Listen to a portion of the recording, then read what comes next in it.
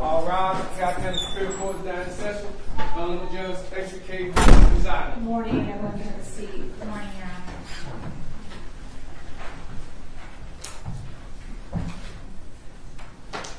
All right, before we get started, one of the jurors called and was in a little fender bender and is waiting for the police to come, and so we'll be a little late. So in the meantime, while we are waiting for him, we can talk briefly about the expert, the motion, not with as far as the qualifications are concerned, but what about the discovery deadline? Was it provided within 10 days before trial? Yes, Your Honor. The report wasn't, but the name of the witness, his expertise, and the summary of what he would be testifying to was. Okay. Mr. Bozarth, do you agree with that? Certainly the name, we met with Ms. Hodder outside of the 10-day window and we spoke about Mr. McDonald's testimony. Okay, so the information was, a summary of the information was provided within the proper time period. Is that what you're saying? Even though you didn't get the actual report? That's correct. Okay. Did anything in the report, was it anything substantively different than what was relayed to you in that meeting? What was relayed to me in that meeting was that Dr. Gonzalez would testify that there was a lot of medicine in his system. Okay. It wasn't anything about if he had any formulas or what he was relying on. Okay. So the idea.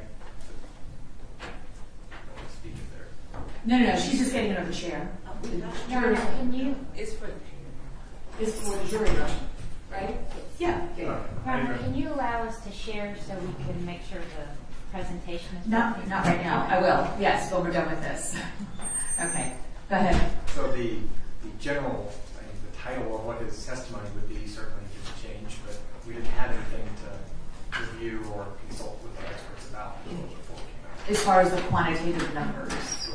Your Honor, the defense did have his phone number and contact information more than 10 days in advance, and could have called and asked how he got to his findings, knowing that a report was in the process.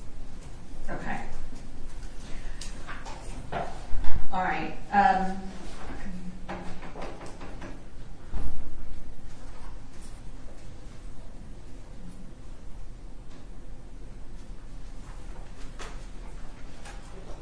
Let me take a look. Oh, I left the report in I read it last night. Oh, has he ever testified before? Yes, Your Honor, many times. Okay. Was he declared an expert in other jurisdictions? Has he been declared an expert in other jurisdictions? Yes, Your Honor. Do you know approximately how many times? I'll have to ask him that, Your Honor. Okay. What about in Georgia? He testifies routinely in Fulton County. Okay. Judge, I was just asking in what field he was Right. an expert in. Yeah, do you Pharmacology. know? Pharmacology? Okay. He's not a medical doctor. No, Your Honor. Pharmacologist. He does have training and experience in death investigations as well, though. Okay.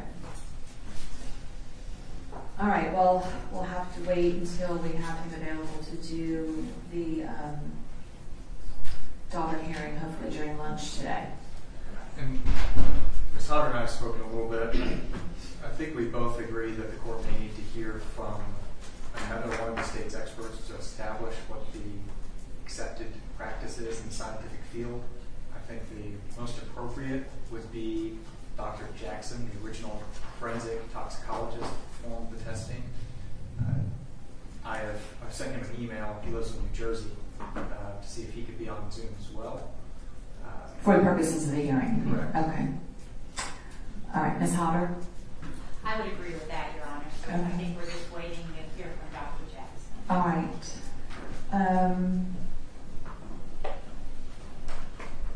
No.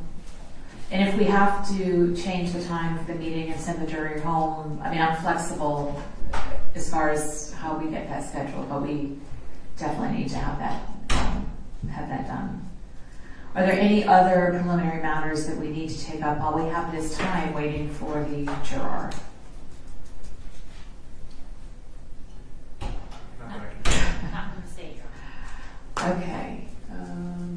Just the technology. All right. Now we can do that. I can only one thought at a time. Let's see.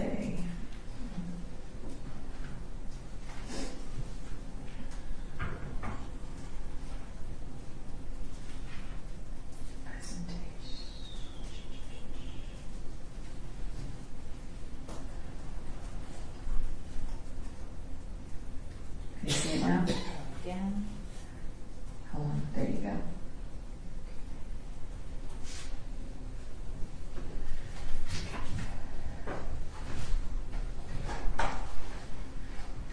Then we are going to kind of be in a holding pattern until we get that juror.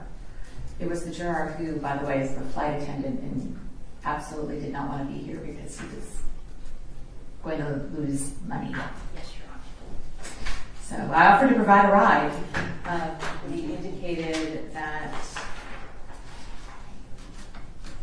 the car was drivable, so. Okay. With regard to the Rule 22 requests that we've been getting, Rule 22 only governs the use of the recording inside the courtroom. So if somebody is recording something outside the courtroom, that's their deal.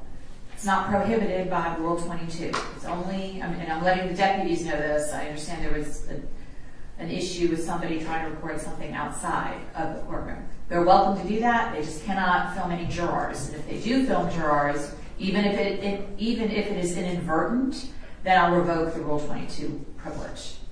So just let folks, if folks are filming something outside the courtroom in the hallways, that's public area. That is not subject to the Rule 22.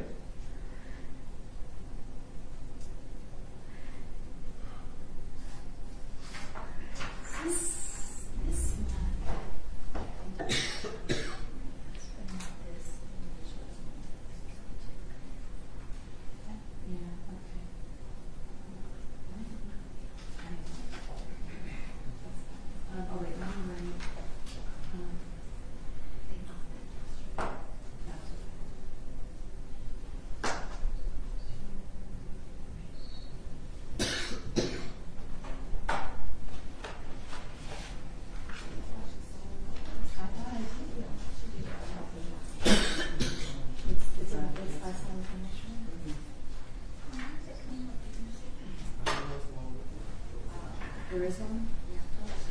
You got it? All right, just remind him that this guy is getting all the footage and everybody else is subject to pooled coverage. Your Honor, my Yes. Investigator just informed me that Dr. Jackson's flight leaves at 10:30 a.m. this morning, so he will be arriving in Atlanta at 1:30 p.m. So we can see if we can just bring him straight Okay. to the courthouse.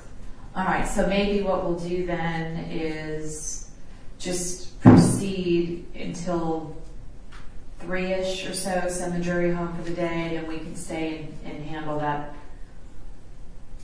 Daubert matter. Is he's the one that is going to lay the foundation for these, what's recognized, correct? Yes, Your Honor. The only issue we would have is Dr. Gowett has a procedure Thursday morning.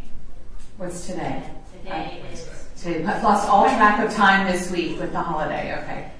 and Today's Wednesday, all right. He will be available Thursday afternoon, but then that puts him much later in the presentation than would make sense.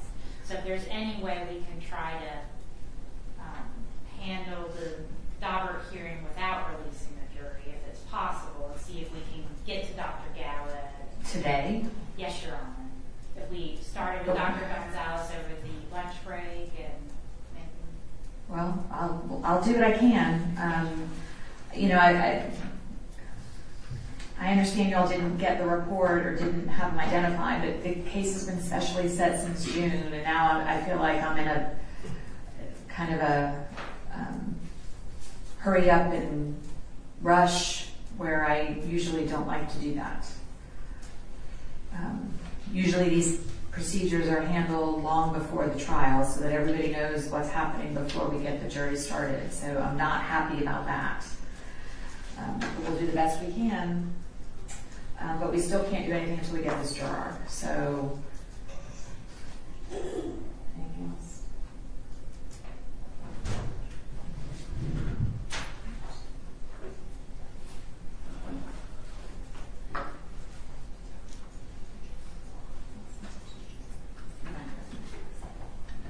All right, and one last question. What this expert pharmacologist, what is he going to testify to that no other witness can testify to? What is he adding to the testimony or to the evidence?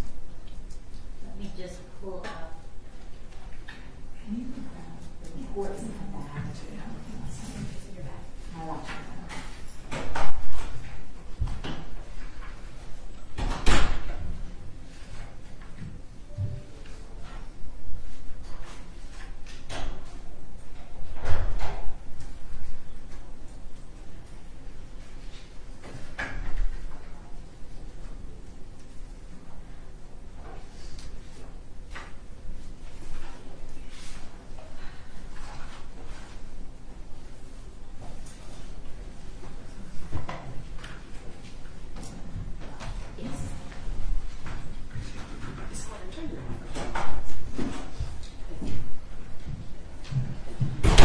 The distinction with Dr. Gonzalez is that while he agrees with Dr. Jackson that you cannot determine the dosage, the exact dosage that the child was given, Dr. Gonzalez says based on his training, experience, and education that he can determine that the drugs at the time of death were at a toxic level and that the muscle would have had less drug than the blood. So the blood level would have been higher. All right, but I thought you said yesterday something about he was not going to be testifying about any specific percentages. The numbers that he calculated are approximations. He's not going to testify that that number is what. Okay, so the approximate blood level could then be calculated. And he's going to say that the blood level would have been higher than what was in the muscle. What did he test? Well, he didn't test anything. Just give me the background so I don't have to do this during the Sauber hearing. Skeletal muscle was harvested during the autopsy. Okay. It was sent to a lab back in '99. And the lab did the screening for illicit or therapeutic drugs, any drug, and found acetaminophen, diphenhydramine, Right. and a metabolite. Okay. And based on those findings... And that was from the skeletal muscle? Yes, Your Honor. Okay, that was what was looked at. Yes, Your Honor. All right. Go ahead. And so Dr. Gonzalez is saying that based on what is present and the amounts present in the skeletal muscle, in addition with the presence of a metabolite of one of those drugs, he can say that the levels were toxic and that the level in the blood would have been higher. So the approximate amount found in the skeletal muscle combined with the metabolite equals higher levels in the blood? Is that what you're saying? Yes, Your Honor. Okay. I just want to make sure I understand it correctly. Plus the presence of metabolite.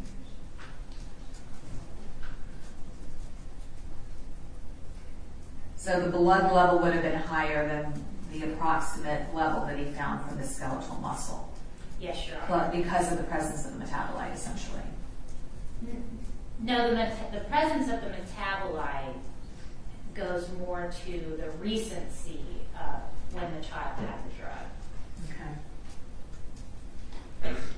Dr. Gonzalez is going to explain from his training and experience that the level in the muscle would have been lower than what would have been in the blood. And based on what was in the muscle, that amount would already have been a toxic level. The other doctors are more conservative and say there are all variables at play, and without knowing the variables, they would not commit to saying the same thing. So do they disagree? Do the others disagree with his assessment of the levels? They would not testify that they have an opinion about the levels, that they can have an opinion about the levels. Okay. Mr. Gosar? But they will testify, and Dr. Jackson, the forensic toxicologist For the state? for the state, Yeah, okay. he is the chief toxicologist for the state of New Jersey currently. I think he gave me the number, it was over 100,000 toxicology analysis that he's done. Mm-hmm. He will say the only thing you can glean from these results is that the child had been exposed to Tylenol and Benadryl at least once. That will be what his testimony is. That is the only thing scientifically you can glean from these results. His opinion will be, and we'll hear from him, but will be that in all of the toxicology reports he's done, he has never relied on skeletal muscle to determine blood levels or dosage levels, because it can't be done on a reliable basis. Dr. Gallup would agree. Dr. Turner, my expert, would agree. It's not that they are, I think saying that they are more conservative is not quite telling the story. They say it cannot be done in a reliable way for a number of reasons. The sources that Dr. Gonzalez cited, he cited two, and I sent them over to the court with highlights. Will you forward those to me? This one? No, I didn't. Okay.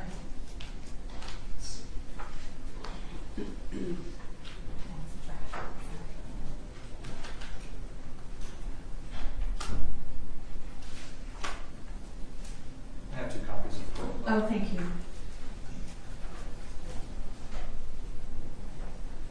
Okay.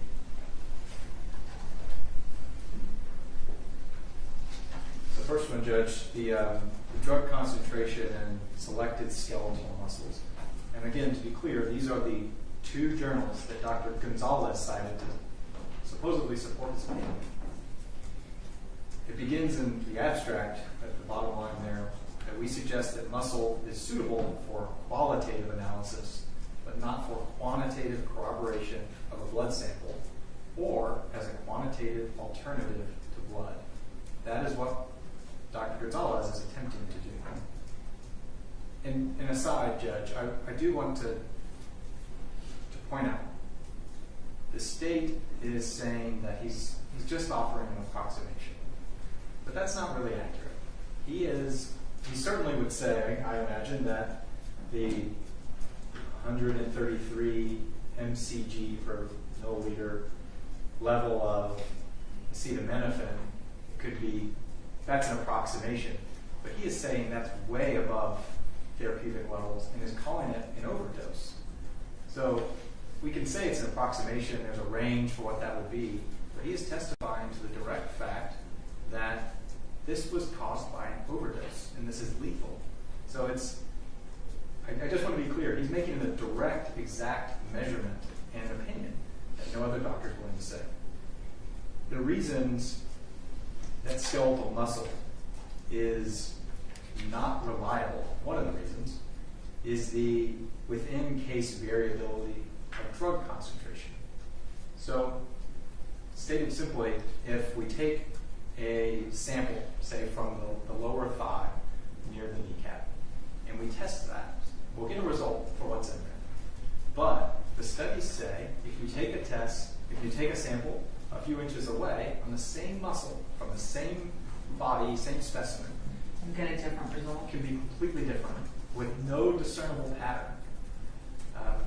That's cited in the reports as well.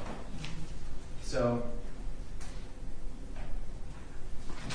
the first article that I mentioned, the drug concentration in selected skeletal muscles, on that third page, it was looking back at other studies as well. And it says, when taken together, the other 4 studies they looked at indicates that there's considerable within-case variability in the drug concentrations in skeletal muscle, with no apparent pattern overall.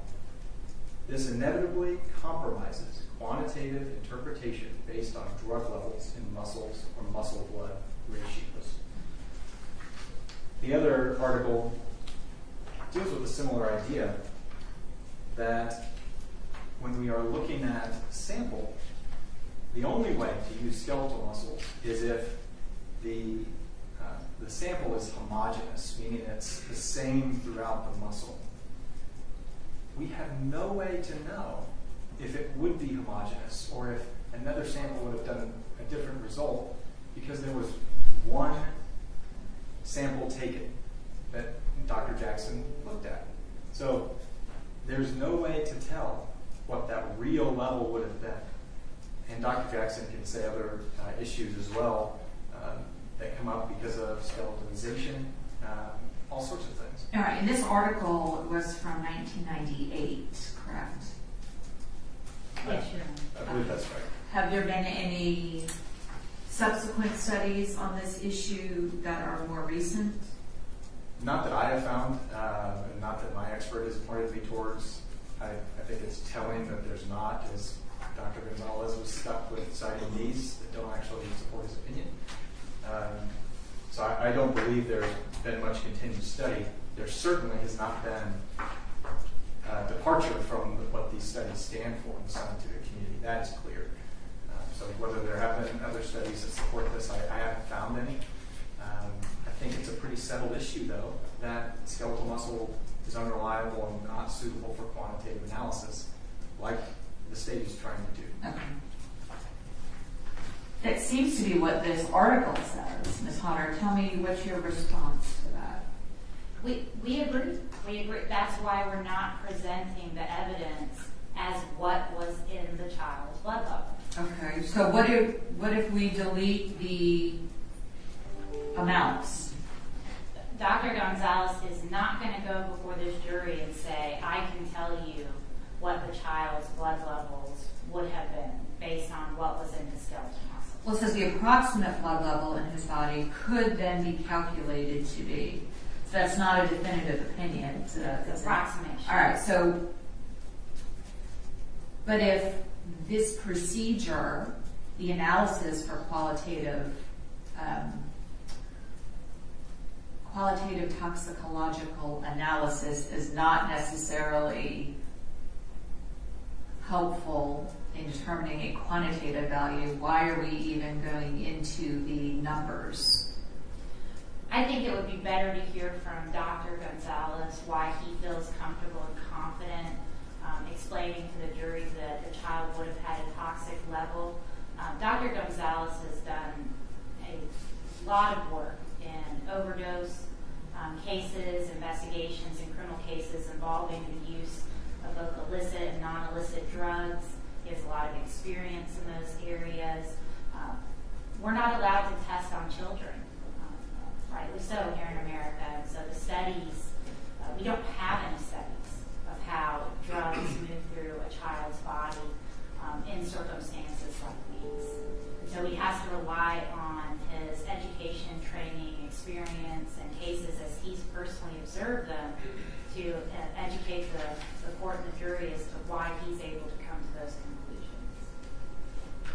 But he is not going to testify that he can tell the jury what the blood level is. That's not what he's doing. But it's in his report. He's saying he The did approximate. approximate it, yes. But Okay. the jury isn't going to get his report. But is he going to testify as to those approximate amounts?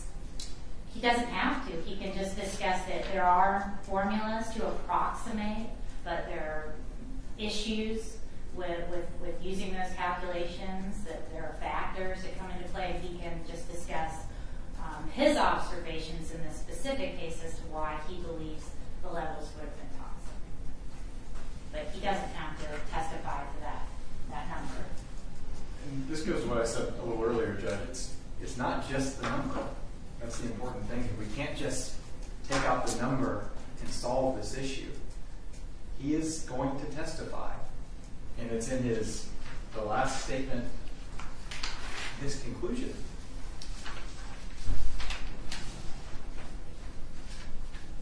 That the levels indicate a chronic use, and also that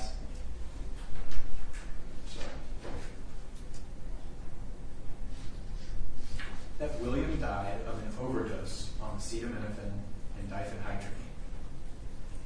That is his opinion. You cannot get to that opinion without relying on this scientific method that he's relying on. So taking out the numbers does not fix this. Understood. All right. Okay. That gives me, that's helpful actually for my analysis. So, Judge, if I could have one last sure. thing. This is a little bit separate, but the other thing that he talks about is the zygomatic arch fracture. Okay. Dr. Gonzalez is a pharmacist. Right. The state is bringing an anthropologist that looks at this already, that is testifying specifically about this fracture. This falls well outside of his scope. We already have a witness that's also saying this. So if we take out the acetaminophen, diphenhydramine portion of this, that would be the only remaining thing. The defense argues that that is not appropriate for Dr. Gonzalez to opine about either. What's your response to that? Your Honor, the state is not going to ask Dr. Gonzalez, even though he has had significant experience in attending death investigations that would, I think, elevate him over the average juror's knowledge and understanding of these sorts of cases. It could be helpful. We do have a better expert that does offer the same opinion, so we're not going to get into that with Dr. Gonzalez. Right. I would say, even if the court decides that Dr. Gonzalez can't give an opinion about the drugs in the skeletal muscle and what they might mean outside of what Dr. Jackson is saying, that we still be allowed to call him to talk about his observations in overdose cases involving children, things of that nature. Okay. All right. I think that is helpful. All right, we're going to go check on the status of our lone juror. I assume all the other jurors are here. Is that, do you know, Deputy? The one is missing? Just the one? Okay. All right, we're going to take a break then for a bit, and I'm going to go check on the status of that juror, and then we'll hopefully get started. All right. All rise.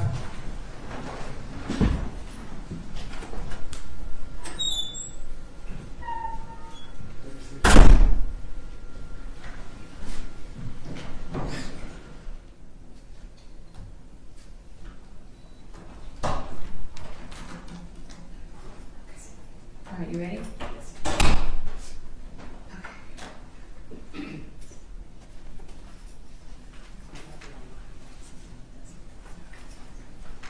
All right, I believe we have all of the jurors now. So let's, anything else we need to take up before we bring them in? Not from the state, Your Honor. No, Your Honor. Okay. All right. Let's bring in the jurors then.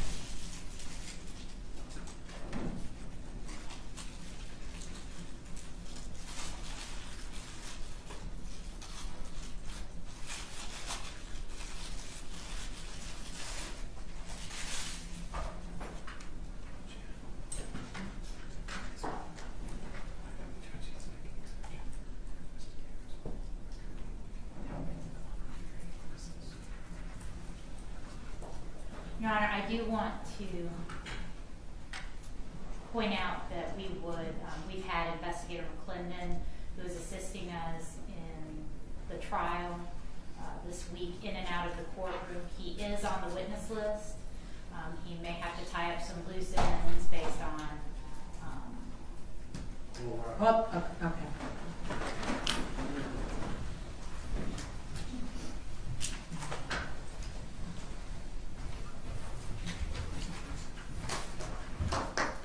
Y'all can have a seat. Good morning.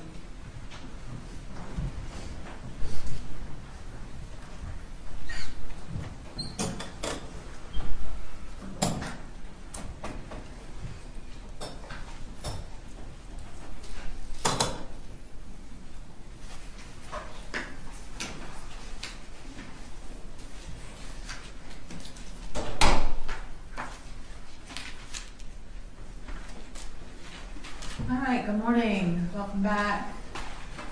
Got everybody. Thank you so much. I know we got a bit of a later start, but we had to wait for everybody to get here. So thank you for your patience, and we are now ready to proceed with the trial. Before we get started, I do need to swear you all in one final time with the official juror oath. So please stand and raise your right hands for me. Do each of you swear or affirm that you shall well and truly try the issue formed upon this bill of indictment between the state of Georgia and Teresa Black, who is charged with the offenses of felony murder, cruelty to children, aggravated assault, and concealing the death of another, and a true verdict give according to the evidence, so help you God? Please say yes if you accept this oath. Yes. Okay, thank you. Have a seat. All right, before we begin the trial, I'm going to cover some basic principles of criminal law with you. I will also explain my role, your role, and the lawyer's role. And finally, I'll tell you how the trial will proceed. Many of you have not served on a jury before, so this should help you understand how a trial works and what is expected of you throughout this trial. You've been selected and sworn to try the criminal case of the state of Georgia versus Teresa Black. The DeKalb County Grand Jury has indicted the defendant, Teresa Black, for the following crimes, which I will read to you now. Again, I just put it down. Okay.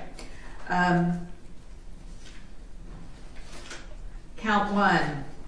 Felony murder. The grand jurors aforesaid in the name of and on behalf of the citizens of the state of Georgia charge and accuse Teresa Black with the offense of felony murder in violation of OCGA 16-5-1C for the said accused person in the county of DeKalb and state of Georgia on, about, and between December 1, 1998 and February 26, 1999, the exact date being unknown to the grand jury, while in the commission of the offense of cruelty to children, a felony, as alleged in count 2 of this indictment, did cause the death of William Hamilton, a human being, by failing to seek medical treatment for William Hamilton.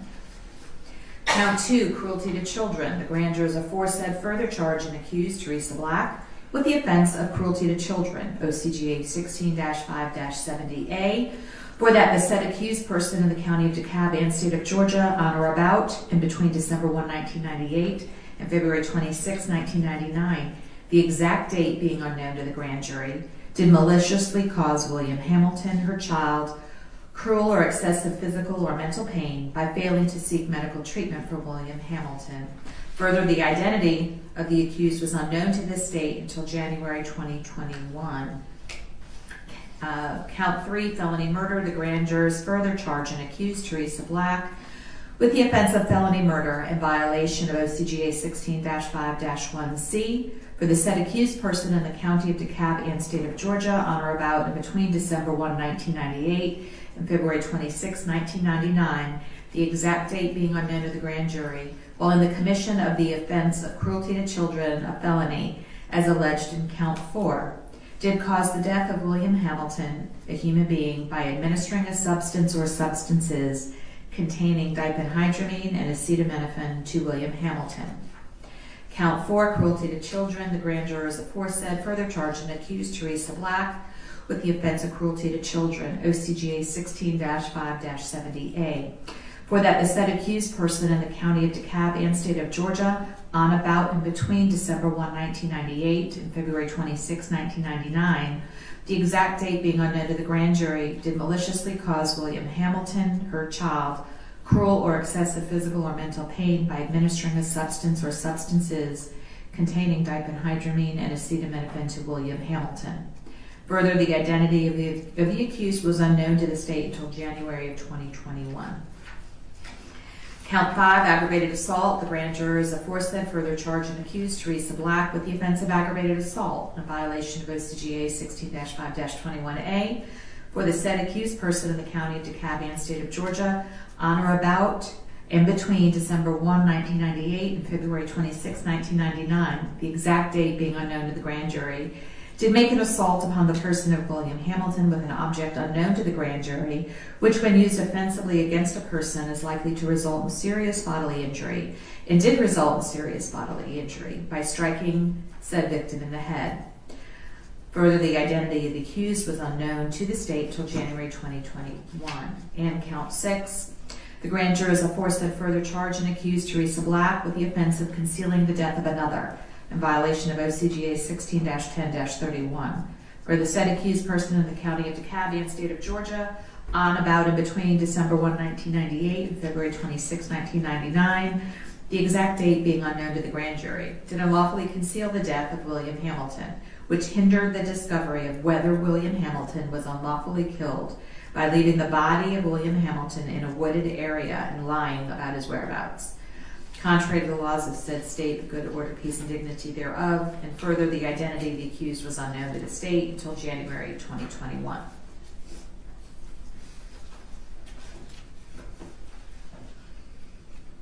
The defendant has pled not guilty to this indictment and denies every charge in it. The indictment and the defendant's plea of not guilty present the issue that you have been selected and sworn to decide. The indictment is the way the defendant is charged with committing crimes that violate the laws of Georgia. The charges in the indictment and the plea of not guilty are not evidence of guilt, and you may not conclude that the defendant is guilty based upon the charges or the not guilty plea.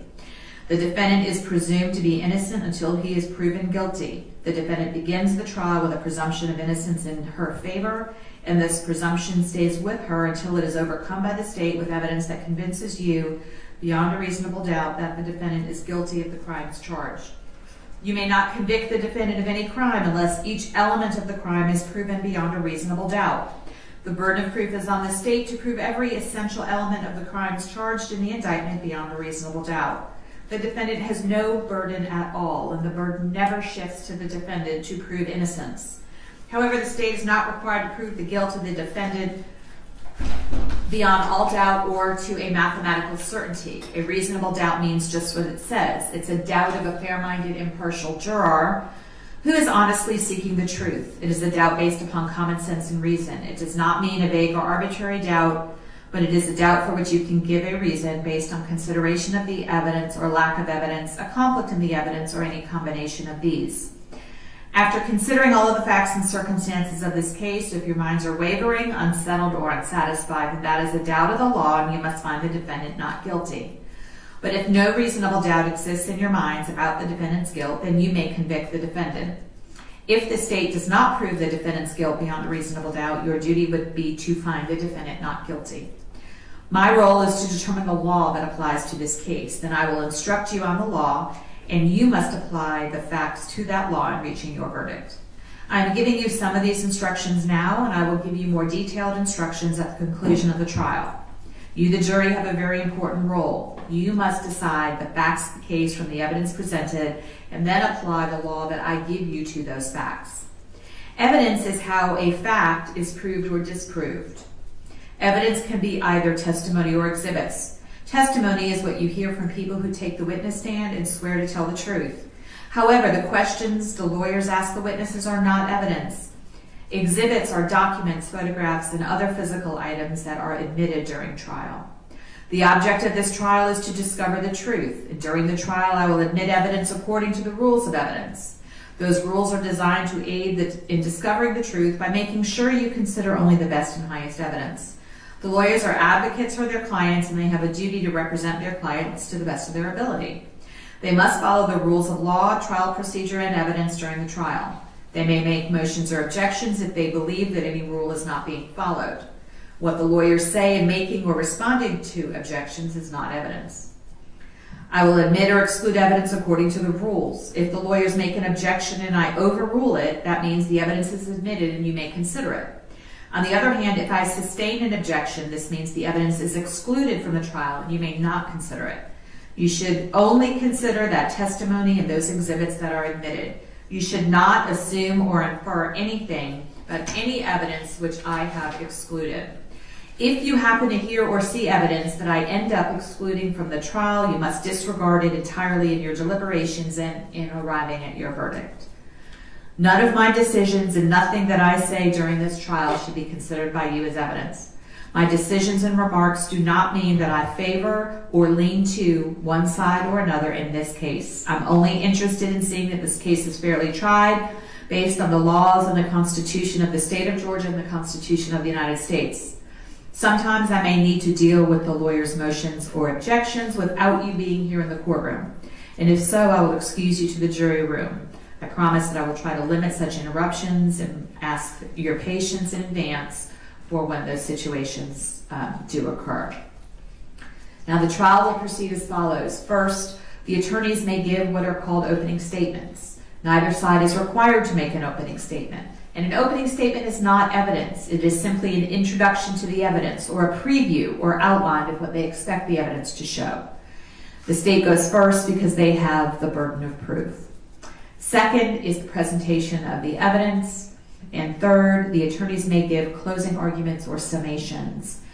During that time, they can discuss the law that applies to this case and discuss how they would like you to consider the law in light of the evidence. They may also point out specific parts of the evidence that they believe supports their position. Please remember that what the lawyers say in closing arguments is not evidence. The goal of a closing argument is to try to persuade you to decide the case in their favor. And fourth, I will explain to you the specific law that applies to this case, and I will then ask you to go to the jury room to deliberate and reach your verdict. It is important that you pay close attention during the trial. There will be no transcript made available to you of what the witnesses testify about. If at any time you cannot see or hear any evidence, or if you're suffering from any discomfort that distracts you, please let me know. And you can raise your hand to try to get my attention, and that'll be my clue that I need to give you a break. But it's critical that we make sure you can hear and see all of the evidence so that you can give it your undivided attention. Remember that jurors are not allowed to question witnesses. If you have a question in mind while the evidence is being presented, please remember that you have not heard all of the evidence yet, and your question very well may be answered by the time the rest of the evidence has been presented. You should consider all the evidence with an open mind and should not reach any final conclusions until the trial is over. Do not jump to any conclusions before all the evidence is presented. To maintain the integrity of the jury system, I remind you that you must decide this case based only on the evidence admitted during the trial and the law that I will explain to you. You may not conduct any research on your own about this case or about any people or places mentioned during the trial. You may not visit any places mentioned in the evidence, and you may not refer to any books or documents that were not admitted during the trial.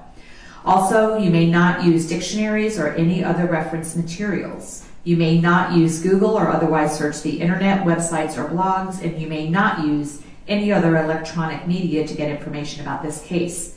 Nor should you use any of these sources to get information about the legal terms or about the law.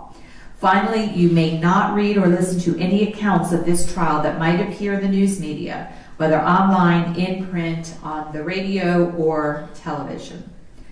Remember, you are the ones who have been qualified as fair and impartial jurors to decide this case. No other influence should affect your decision. For that reason, you may not discuss this case with anyone, including family or friends, or let anyone discuss this case with you or around you. This includes discussing or sharing information by email, texting, blogging, or any form of social media. until actual deliberations begin, that is, after all the evidence has been presented, the closing arguments have been provided, and the law that is applied to the case has been given to you. You must not discuss the case even among yourselves in the jury room during breaks or anywhere else. We've given you notepads and pens to use during the trial. You may take notes if you wish. If you do, please don't let your note-taking distract you from paying full attention to the evidence and the witnesses, and you may not share or discuss your notes with anyone until you start deliberating at the end of the case. Notes are not evidence, they are simply memory aids, and they are not more important than your own impression or memory of what the evidence was. While you may consider another juror's notes to refresh your memory, you should rely on your own memory of the proceedings. Do not be influenced by the notes of other jurors unless their notes help you in determining your own independent memory. You must leave your notes in the jury room except when you are in the courtroom, and we will destroy them at the end of the trial.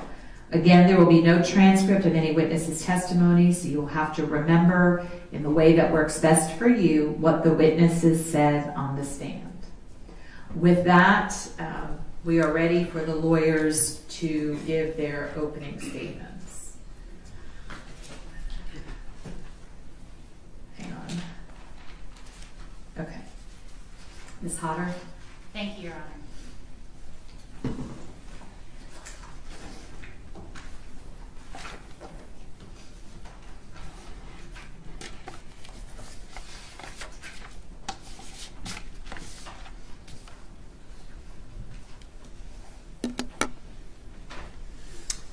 Good morning, everyone. On February the 26th of 1999, the skeletal remains of a small child were discovered in a wooded area in DeKalb County at the intersection of Clifton Springs and Clifton Church Road.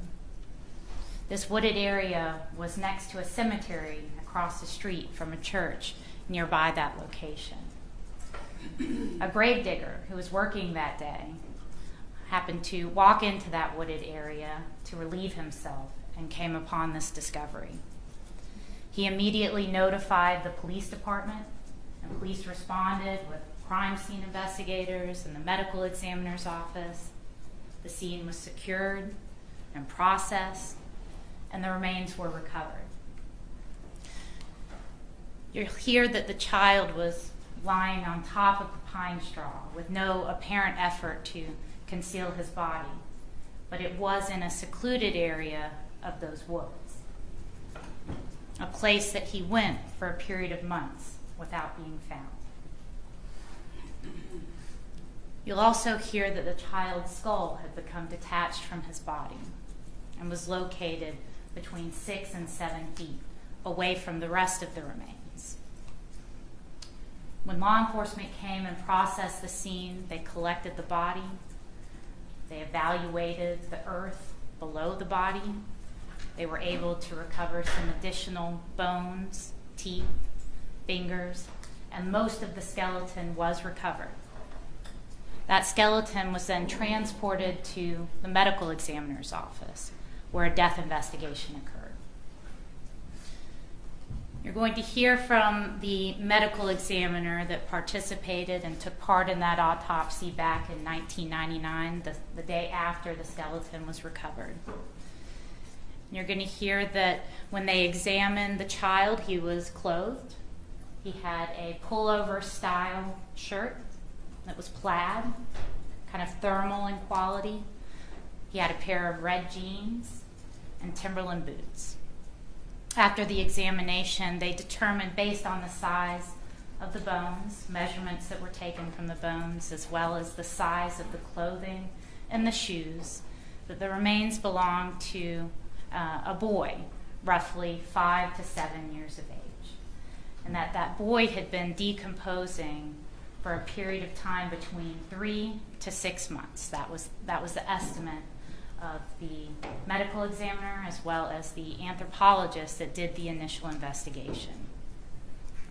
Because the child was so severely decomposed, most of the types of evidence that a medical examiner would traditionally look at to help determine a cause of death was not available. There was very little skin to look for evidence of wounds or trauma. The organs weren't present to evaluate. There was no blood to test.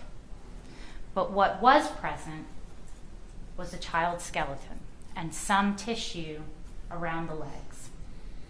The skeleton was evaluated, and the only evidence of trauma was a fracture to the right zygomatic area of the skull. That's going to be just under your eye socket. There were no other indications of trauma located on the skeleton. The professionals are going to tell you that they cannot tell you how this fracture occurred. It could be that this fracture occurred after the child's death, while the child was in the woods. It could be a result of carnivorous scavenging animals that may have disrupted the skeleton while the child was out in the woods. That is a possibility. However, you will hear that typically when you see scavenging activity, that's going to be accompanied by teeth marks, scratch marks surrounding the bone as well, and those were not present. You will also hear that this kind of fracture could occur as a result of a traumatic injury while the child was alive. Blunt force trauma. That could be from striking a child or from the child being in an injury or an accident, such as a car accident where his face was impacted. But what you'll hear is blunt force trauma in this particular area of a child's skull is not very common. And so it is typically seen in abuse cases or, again, something like a car accident. Given the advanced stage of decomposition, the medical examiner had to harvest some of that muscle tissue around the legs, that skeletal muscle, and they sent it off for toxicological examination. When you send tissue for that kind of examination, you're going to hear that what they're looking for is the presence of both illegal drugs and legal drugs. They're going to be looking for your street drugs such as cocaine, crack, marijuana, things of that nature, as well as over-the-counter and prescription medications. Anything that can help give us any indication what might have been going on with this child. And you will hear that 2 drugs and a metabolite were present in the skeletal muscle of this child's tissue: acetaminophen and diphenhydramine.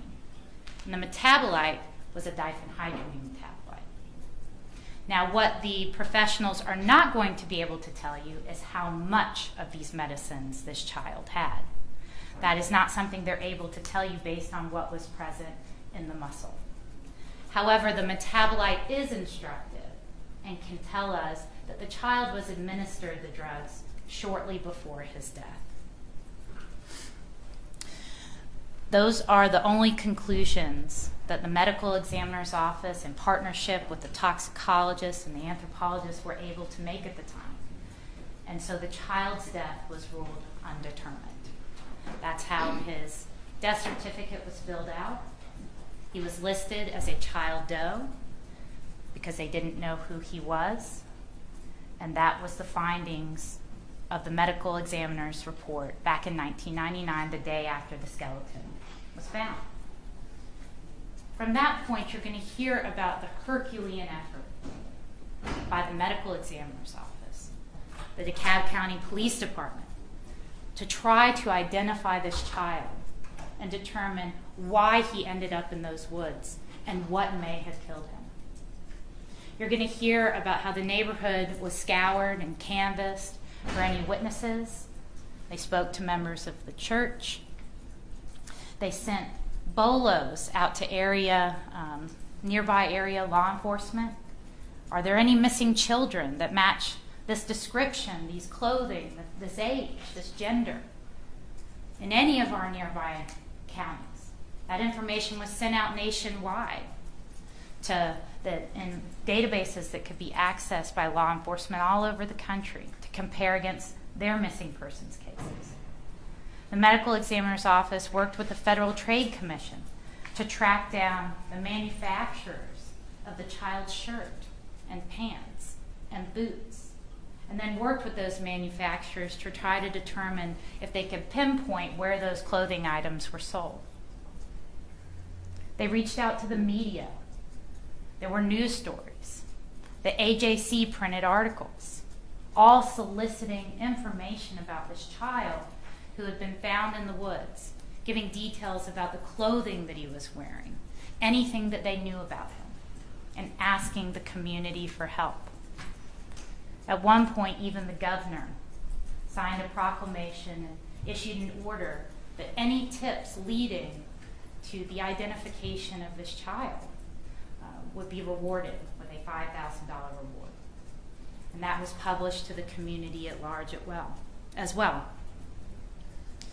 But the case went cold. This child was not identified. There were tips, there were leads, they were all explored, and they were all excluded. From that point, the child was packaged and placed in a cabinet at the medical examiner's office, where he was known as a child Doe or Clifton Doe until the point at which he could be identified. With no family to return his remains to, that little boy's skeleton sat in the medical examiner's office for over 20 years. For over 20 years. It wasn't until a very special person who happened all this time that the DeKalb County Police Department was trying to identify this child, happened to also be searching for him. And it wasn't until she came across an artistic rendering of this little boy that we were able to determine who he was. See, over the years, while William may have been placed in that cabinet at the medical examiner's office, he was not forgotten. No, stories continued to be printed. Podcasts were created. There were clay renderings made of what the child might have looked like. Artistic drawings of what the child might have looked like. These were published through both law enforcement and organizations dedicated to children, missing children, and unidentified deceased children. One of them, known as the National known as NCMEC, actually published one of these renderings that was seen by this woman who knew who the little boy was. And this woman's name is Ava McNeil. Ava McNeil looked for William all those years because she was a friend of William's mother. She met William's mother back in 1995, and they became very good friends. William was about 3 at the time, and she took a real shine to him. She's going to tell you that William was a bright, sweet child, and that she became very attached to him. She and Teresa spent a lot of time together. They were neighbors, they lived very close by, and at one point they were spending almost every day together. So William was a big part of Ava's life. But she worried about William because William didn't seem to have a very good life. William seemed to have a tough time. She's going to tell you how Teresa was not very loving towards William. She spoke roughly towards him, that William often appeared dirty and disheveled, that his clothes smelled as if he wasn't being bathed, that his hair was not routinely cut, and that the school even complained about his odor to his family. This was despite the fact that Teresa took care of herself. You'll hear that she often had her hair and makeup done, had her nails done. She had a good job. She was living with her father at the time and his girlfriend, and before that, her mother before she passed away. She had access to resources, but she didn't share them with her son. You're going to hear that Ava would ask to take William out because she felt sorry for him.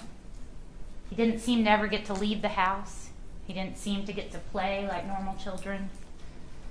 But Teresa wouldn't let him. Other people felt sorry for William too and would give clothing and toys to Teresa. But Teresa would just put them in a closet and never give them to William. Ava will even tell you about 2 separate incidents where she observed Teresa become physical with the child in a way that bothered her. On one occasion, the little boy complained about something he was eating, and Teresa slung him into another room and came after him, and Ava had to intervene so the child could run out of the house.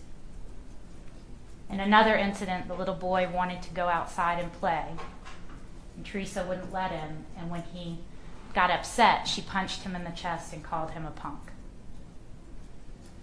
This was the life that William Hamilton was living.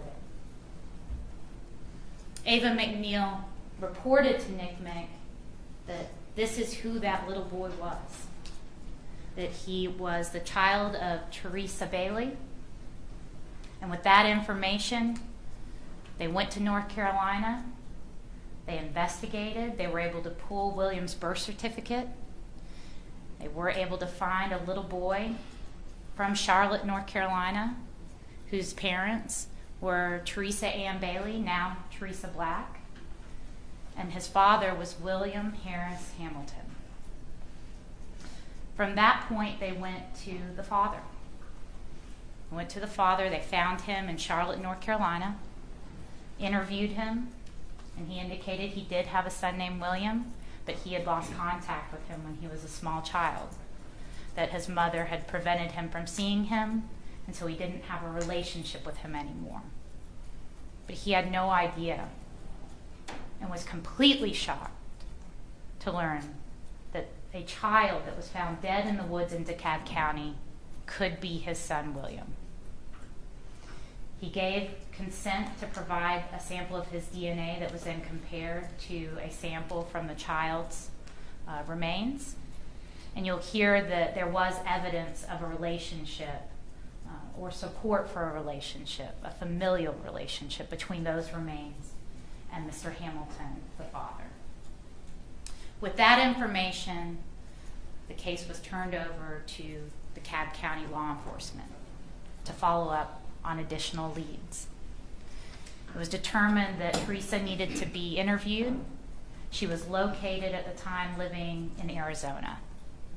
At that point, law enforcement from DeKalb County arranged with the local police department to obtain a search warrant for Teresa's DNA and to try to interview Teresa out in Arizona. That is February the 15th of 2021, excuse me. When they fly out to Arizona to meet with Teresa and bring her into the interview room, she's advised of her rights. She agrees to waive her rights and speak with the officers. And they ask her about where she's lived over the years and if she has any children. Initially, Teresa says nothing about ever living in Georgia and nothing about having a son. She has a 17-year-old daughter that she talks about. They ask if there are any more children, and she says, just my daughter. At that point, the officers ask her about Georgia. And Teresa does admit that, yes, I did spend some time in Georgia. And then pretty quickly, you'll see, because you're going to hear this interview, it was videotaped, you're going to have a chance to see it as well. Pretty quickly, I did have a son. I do have a son. When she begins talking about her son, she initially says that she lost contact with him because she moved to Atlanta with her son, didn't have the means to take care of him, and left him with a friend that she met in Atlanta, and had lost touch with him by the time he was age 7 and hasn't heard from him since. Officers didn't believe that story, and they kept pressing. They challenged it. They said, so you really believe that you have a 30-year-old son alive out there living in Atlanta? She said she did. She did. They show her the artistic rendering of the little boy that was found dead in DeKalb County. They tell her that they believe that William is dead, and they believe she knows something about it. For a while, she keeps up the act. Very surprised, can't believe he's dead, very upset. But finally, Teresa admits that not only does she know that William was dead, but she was with him and he was in her care when he died. She tells officers that she moved to Atlanta looking for a fresh start with William.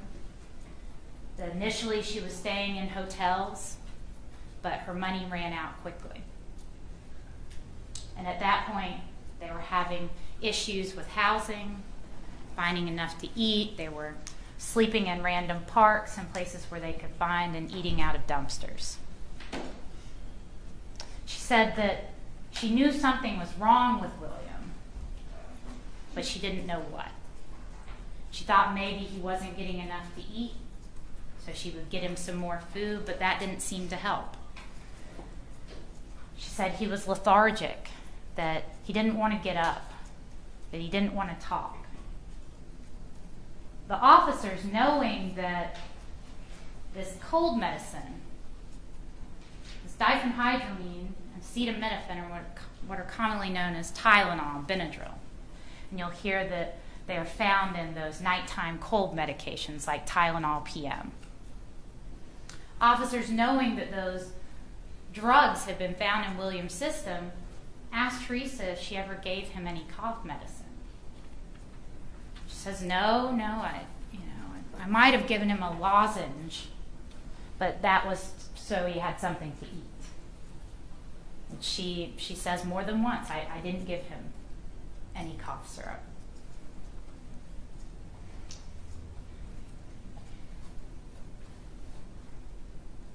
Teresa also indicates that at this time,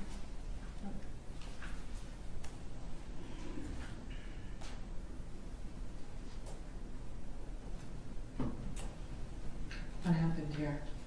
says we have lost the signal. Hold on. If you don't touch the screen for a while, does it wiggle the mouse? Oh, it's showing up there. Wiggle the mouse, Ms. Jackson.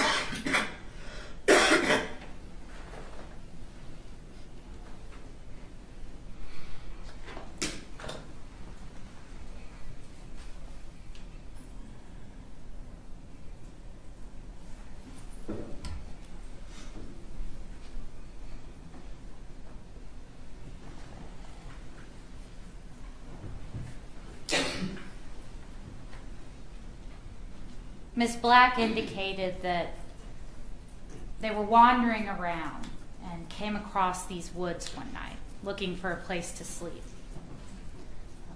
That she knew something was wrong with William, and she never went to a doctor. She never took him to a hospital or an urgent care center.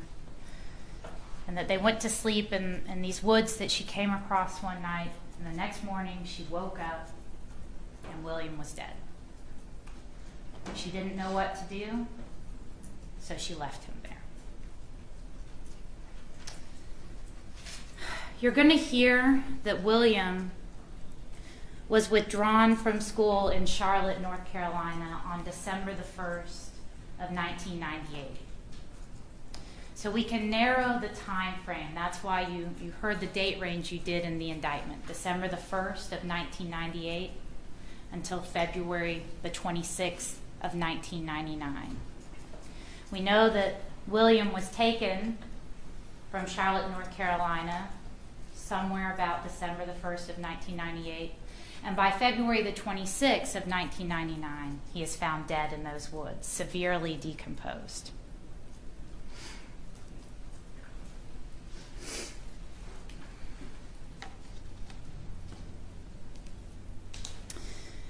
You'll also hear that in the course of Ms. Black's interview, she admitted that she never enrolled William in school while he was in Georgia. Given the advanced stage of decomposition, you'll hear from experts that William couldn't have been in Atlanta for very long, given the fact that they're estimating that he had been decomposing for about 3 months. So William died shortly after he got to Atlanta. In the context of the relationship that he had with his mother, the way he was being treated, the way his body was hidden in the woods, the fact that Teresa was not honest about giving him medications, this all became very concerning. You're going to hear that while these are over-the-counter substances, diphenhydramine and acetaminophen can be toxic to children. And you have to be very careful in how you administer these drugs to children. And that's why, as I'm sure you all know from your common experience, there are lots of instructions about properly medicating children with these substances. And in fact, in children under 6, it's often not even advised that you give these types of medications without the consult and advice of a doctor. And again, that is because these drugs can be specifically toxic to children if not given in the correct doses or if used for an improper purpose. You're going to hear that even if a child is given too much of these medications or the wrong amounts, that can be treated. If you go to the hospital, there are ways to treat that. But if it goes untreated, a child can die a very slow and painful death. The symptoms of this sort of toxicity in a child would be nausea, confusion, fatigue, lethargy, the very symptoms Ms. Black described William having in her interview with the police department. You're going to hear from a number of witnesses during the course of this trial who not only are going to tell you about where these remains were recovered, how they were recovered in the area, but they're also going to tell you about Ms. Black, her friends, her life, about William. You're going to hear from a number of medical experts. And I do want to do a little housekeeping.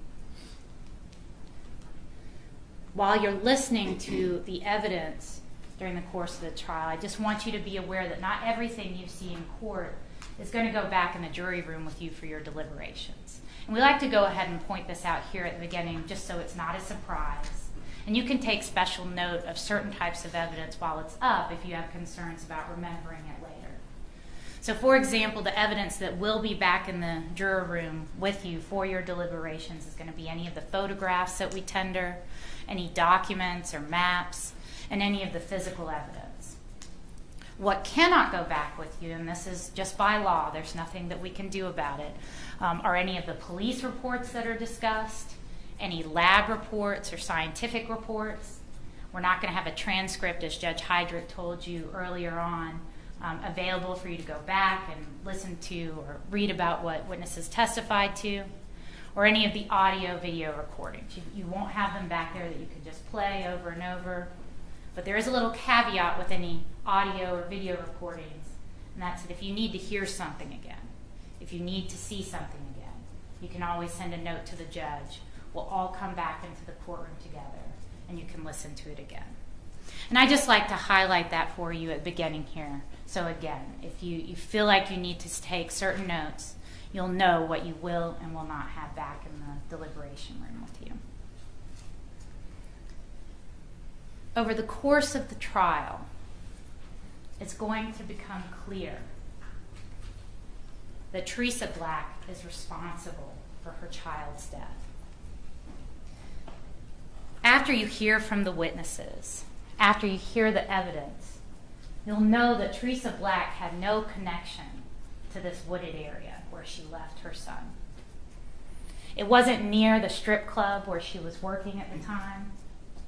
It wasn't near the Decatur area where she thinks she might have been staying at one point.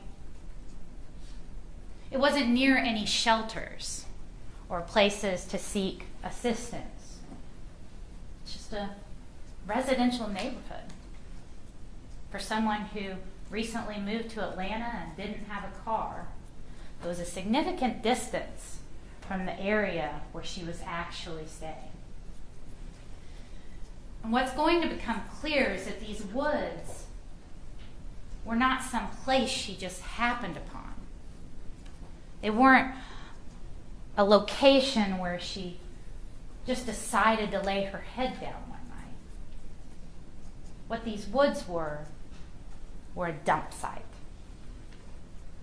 These woods were where she chose to dump William's body, to conceal his death, to prevent the discovery of the fact that her child had died in her care, and to prevent the authorities from being able to determine exactly how it was that he died. Over the course of the trial, it will become clear that Teresa Black is responsible. That she took this child away from his home. Ava will tell you she didn't know of anyone that Teresa had in Atlanta, any friends or any family. She questioned Teresa why she was going to Atlanta, and the best she could tell, Teresa wanted a fresh start. But she didn't have anything there.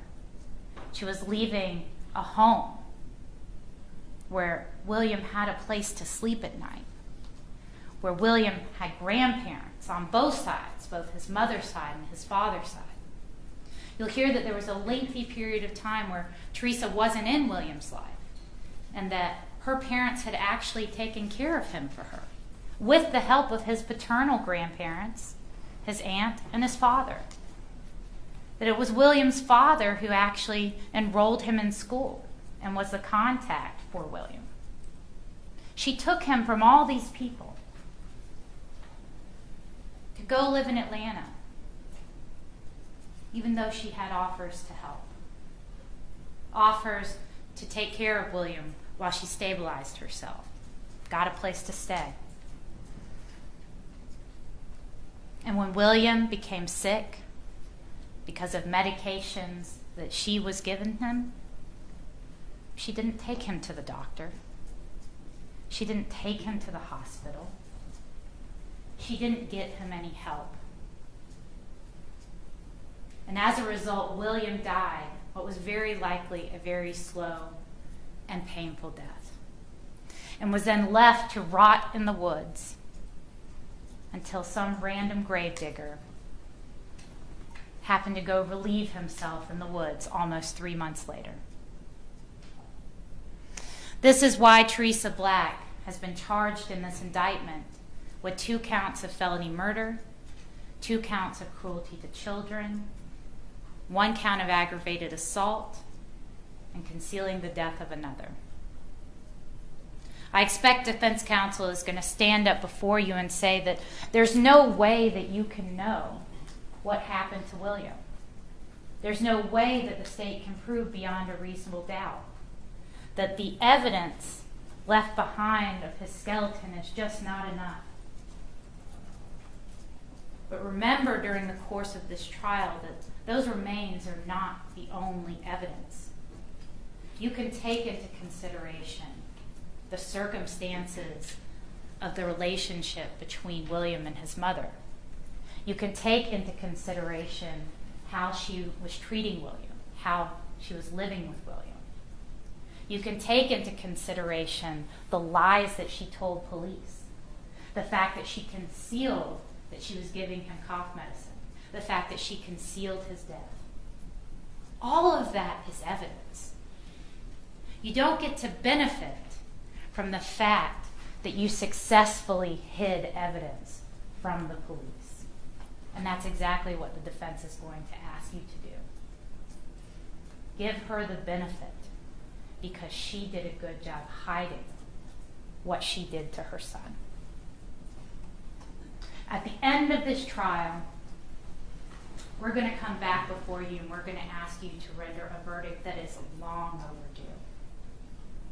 Long overdue.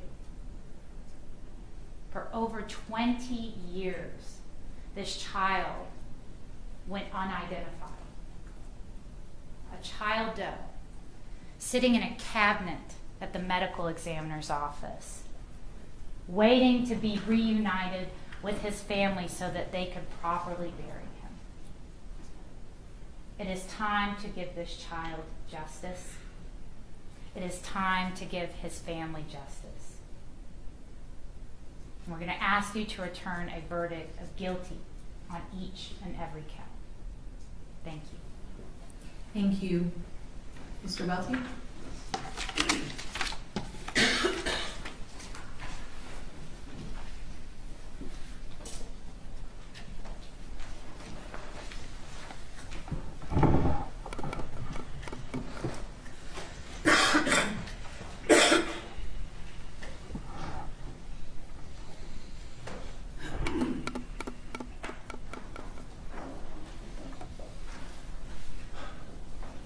Timberland boots, double knotted, dressed appropriate for the weather, no cavities. These are the observations of DeKalb County Police and DeKalb County medical examiners when they found William in February of 1999. I'm Sam Welty, my co-counsel is Ryan Bozarth, and we have the privilege of representing Miss Teresa Black in this case.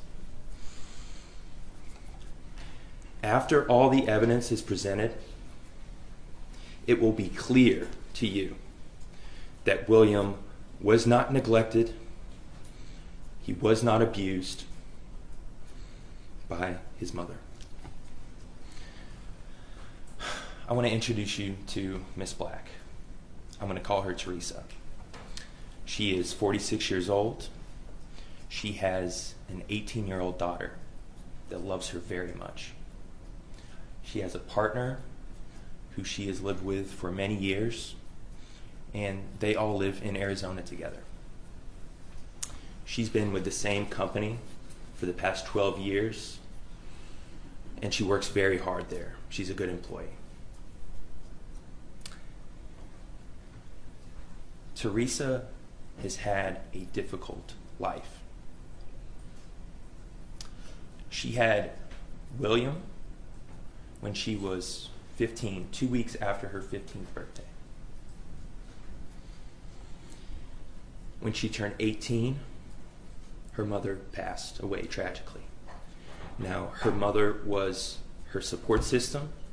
Her mother was part of William's support system. That was a tragic blow to that family, that Teresa's mother passed away when she was only 18 years old with a 3-year-old son. William's father really wasn't in the picture much. He didn't really contribute financially. So it was at that point, when she was 18 in Charlotte, it was Teresa and William fending for themselves.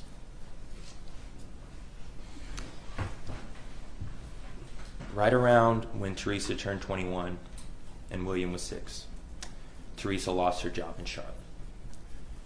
And she couldn't find work right away. It was tough. Like I said, it was her and William on their own. So she made a decision.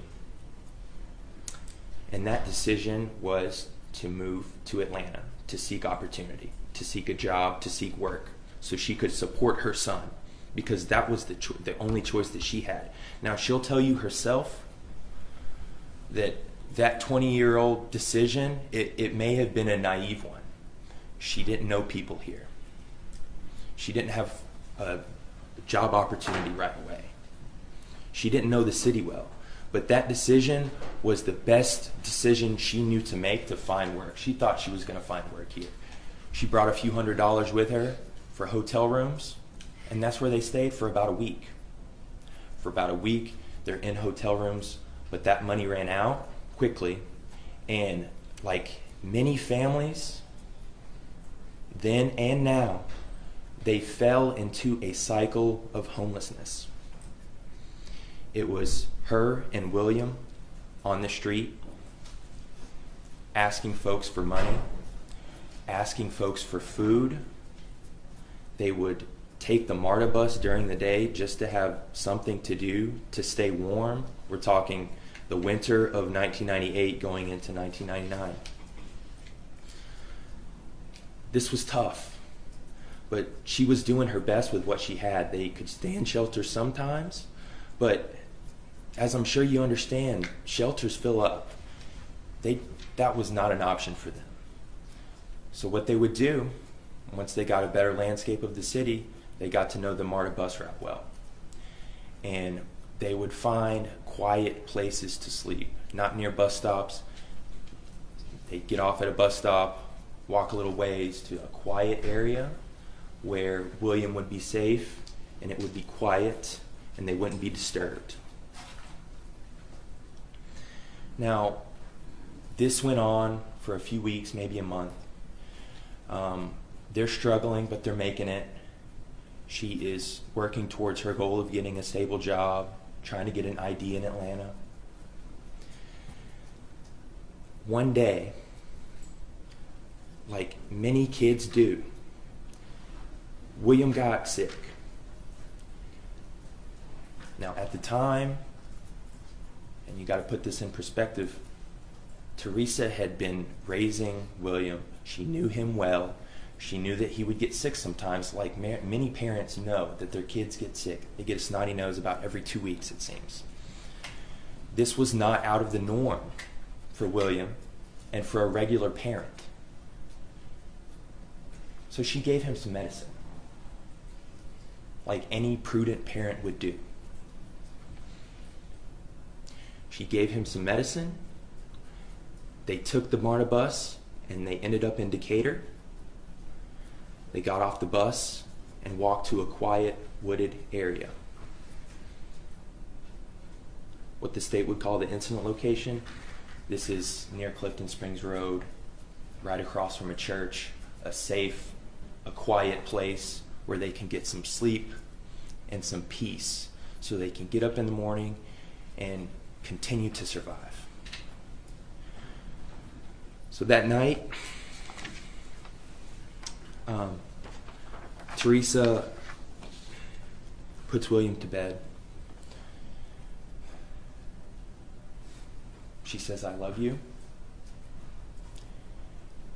And she kisses him goodnight, and they go to sleep together, alone.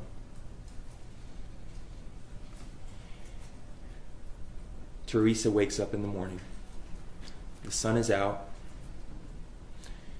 and she shakes William to try to get him up, like she's done hundreds of times, like parents do, wake their kids up.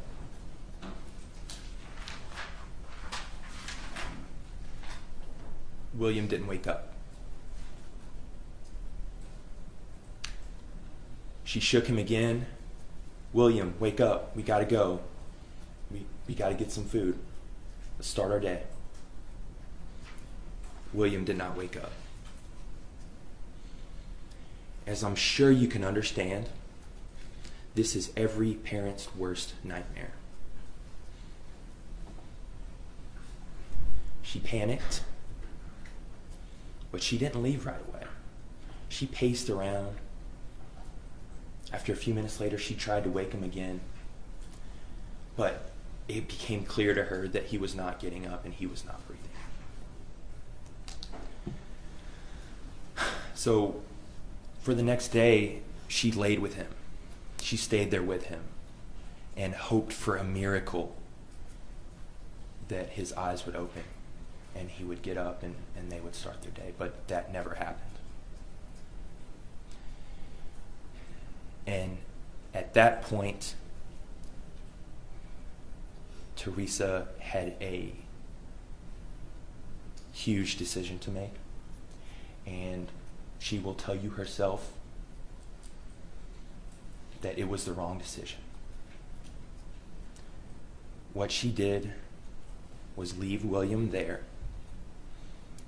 in his Timberland boots, double knotted, with his thermal jacket and his pants, and she walked away.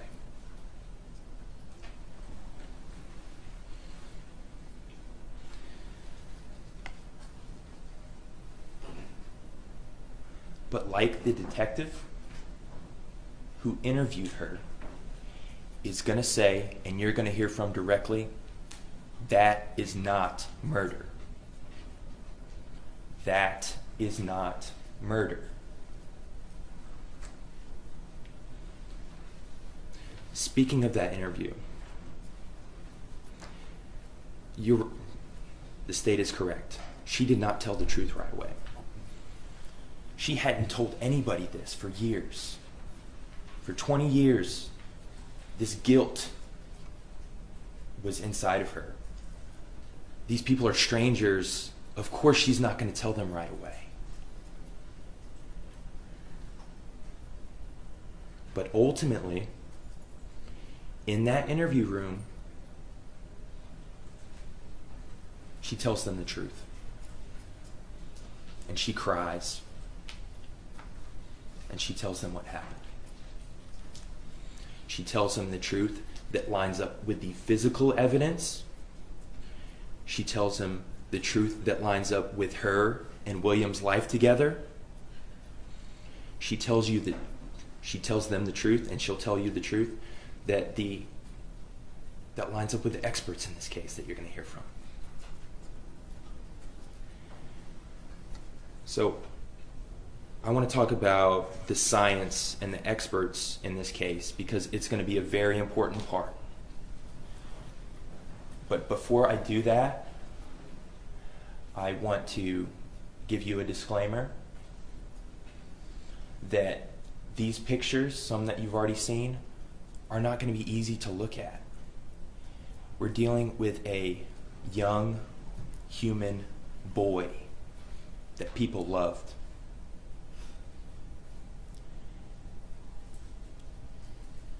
But the fact of the matter is that his mother, Miss Black, Teresa, is on trial for his murder. Okay? So, as callous as it may seem sometimes, when we're looking at his bones and we're looking at his skeleton, please, and I'm sure you will, remember that he is a human boy that people loved. But we have to know, and we have to look into the science. We have to look into his body. We have to look into how it was found. And that's why we picked you. We picked you as jurors because we know that those emotions are going to be natural. But you're going to look at the evidence as it is and set aside those emotions. As I said, the science and the experts are crucial in this case. For one reason, because it's so long ago.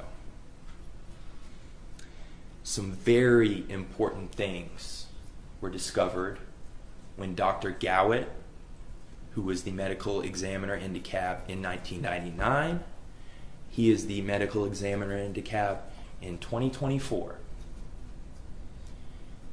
He uncovered some very important things, and we have an expert as well who is a medical examiner who also came to some very important conclusions that I want to highlight for you. As it pertains to the skeletal muscle that they found of Williams, the state's correct. No conclusions, these medical examiners will tell you no conclusions can be drawn from that skeletal muscle. No conclusions can be drawn about how much was in his system. They can tell you it was in his system. They can tell you it was near his death. They cannot tell you how much, and they will not, because it's not scientifically possible to.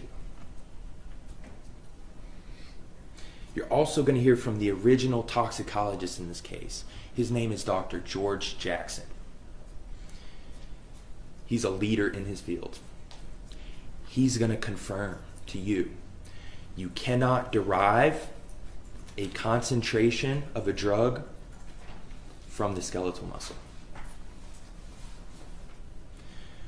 The state's theory in this case is undermined by science.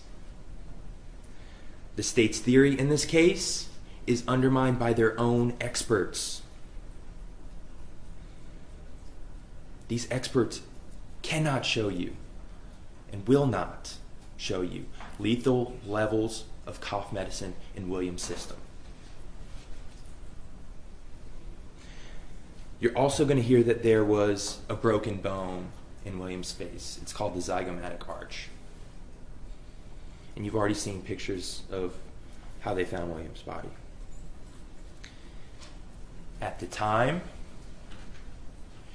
in 2013, when they looked at this case again, when different experts, anthropologists looked at this case again, and in 2023, when they looked at this case again, their conclusion from the medical examiners, from the anthropologists, is this: that injury to his zygomatic arch is likely the result of post-mortem animal scavenging. And you've seen some of the pictures yourself. That scene was not perfectly preserved. His body was not peacefully lying there, as sad as that is. So it's clear, and the experts are going to tell you, that that was their conclusion. See where things are at this scene. Look closely. Like I said, I know these pictures aren't going to be easy to look at. Use your common sense. Listen to what the experts say. These are experts.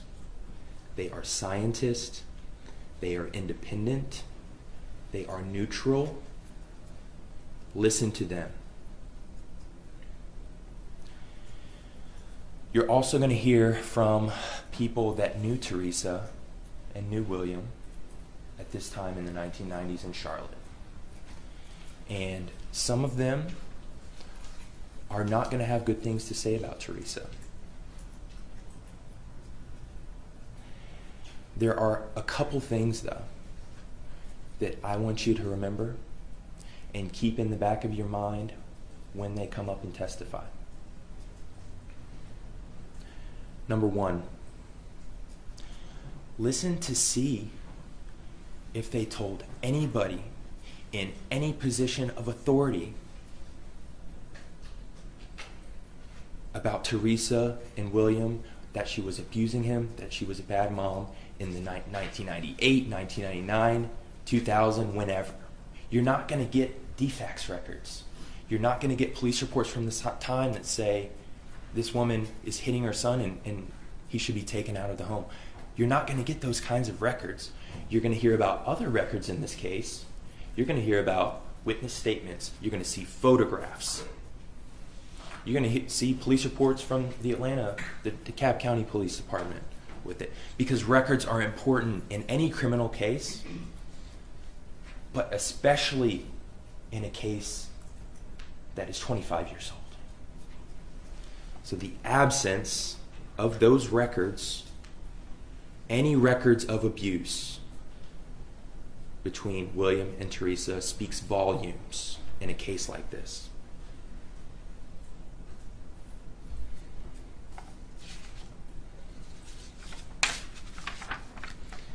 I also want you to pay attention and keep in the back of your mind how these people feel about Teresa in the year 2024. And how this case, this indictment, and the media coverage has affected their perception of her, how it's affected their memories. They're looking at Teresa, they're looking at this case in a 2024 lens. They cannot take those glasses off and look at this case through a 1998 or a 1999 lens. They cannot do it. So 2 questions that you can please remember when these folks testify. Can they really, truly remember these details and events from the 90s? And did they ever say or report anything to any person of authority that could have done something? Make a report. The answer to both of those questions is no. There are no reports because there's no record of abuse, because abuse did not happen. And finally, I want to talk to you about the state's investigation.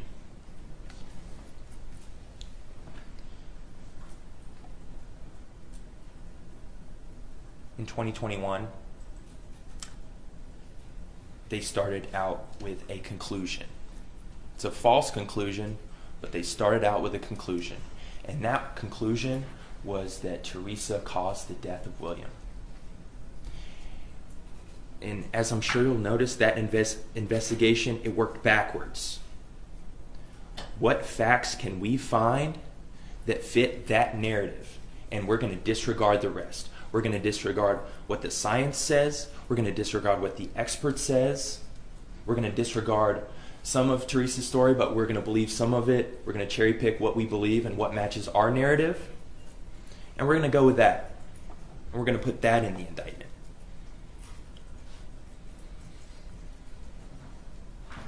Your job as jurors is to hold the state to the correct standard. They must prove each element, each material element of each count in this indictment beyond a reasonable doubt. As crazy as it sounds, the words in that indictment are all that matter. You might feel the urge, the absolutely human urge, to judge the actions of Teresa at this time in the 90s. That if you were there, you personally would have done it differently. That she could have gone to somewhere to find housing. She could have gone to police. She could have done this or she could have done that. Okay? All of that can be true. And she can still not be guilty of these charges as indicted.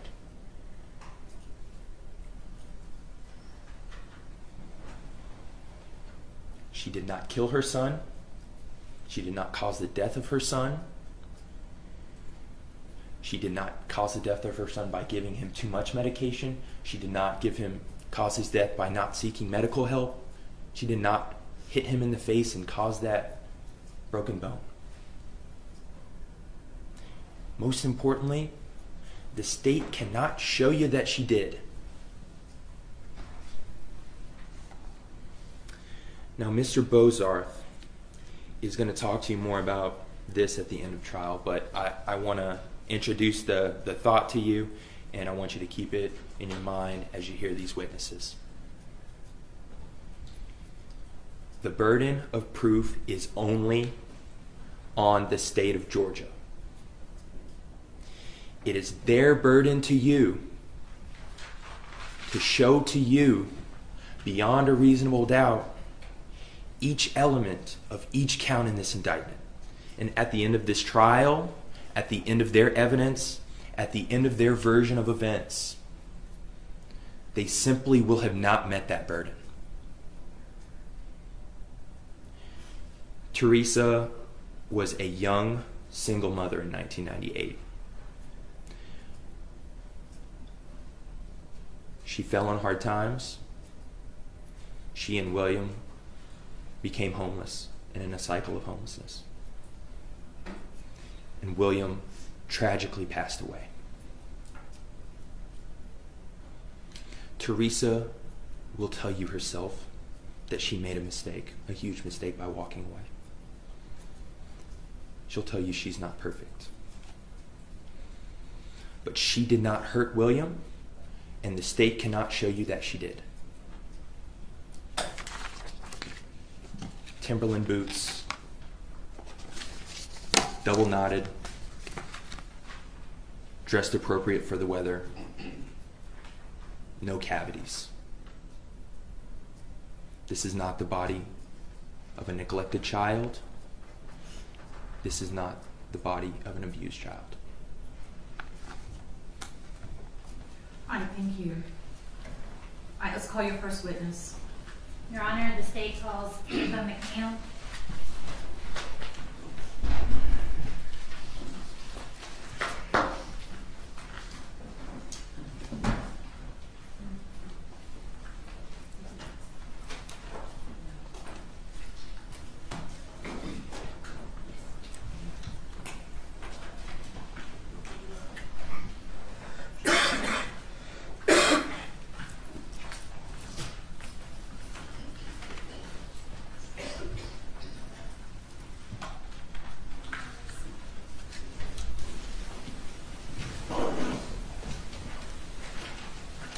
Everybody hear me?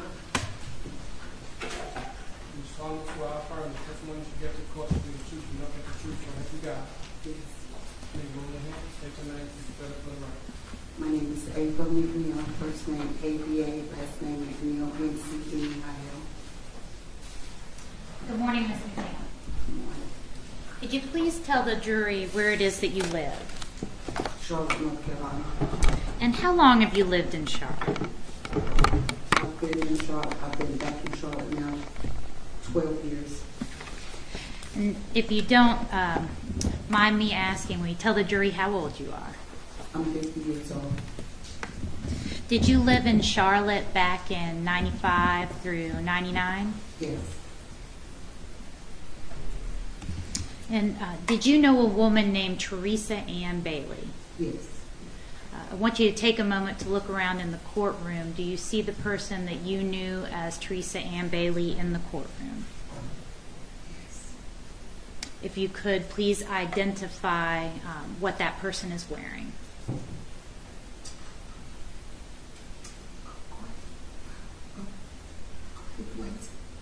And where's that person seated?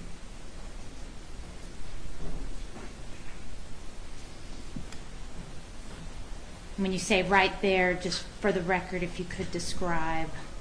She has braids. She's in the middle of those two men right there. Your Honor, I believe the witness has identified the defendant. Any objection? Objection. All right.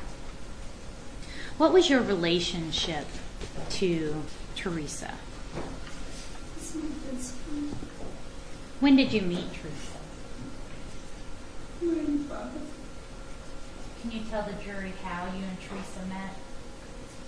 We were passing in our neighborhood, and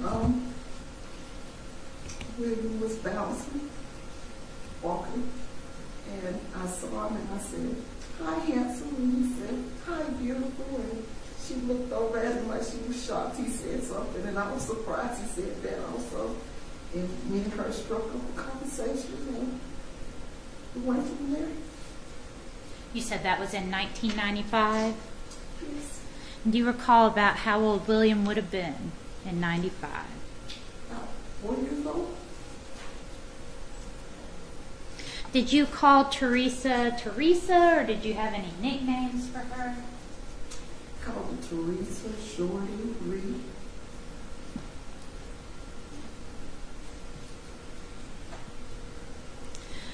Tell the jury what William was like. He was fun. He was smart, very smart. To be a 4-year-old, he was a 4-year-old that could read an encyclopedia. had never been in school before. He was funny. He liked trucks. He just was fun. He was a fun kid. Permission to approach the witness, Your Honor. Okay.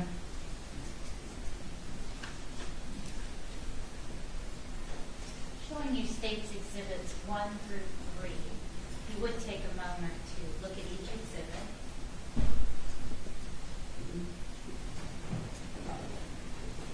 That's where he lived. This is where he would go over Miss Tina sometime after school. Do you recognize exhibits 1, 2, and 3? Yes. Starting with exhibit 1, how do you recognize this exhibit? It was William Dashawn one way ago. That's a picture of William in kindergarten. Is it a yes? Yes. And does that picture fairly and accurately depict what William looked like? Yes. Your Honor, the state tenders exhibit 1 into evidence. Any objection? No objection. All right, submitted. And exhibit 2, how do you recognize exhibit 2? This is the house they lived in. They had changed the color, but that's what that house. And is that the house that Teresa and William lived in? And is it fairly and accurately depicted in that photograph aside from being a different color? Yes, this is the house. Your Honor, the state tenders exhibit 2 into evidence. No Excuse me, objection. any objection? No. Okay, thank you. It's submitted. Then exhibit 3, do you recognize this exhibit?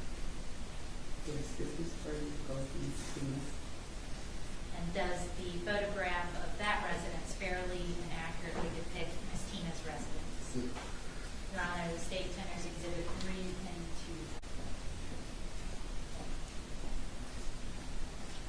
2. Are you not connected? It doesn't look like.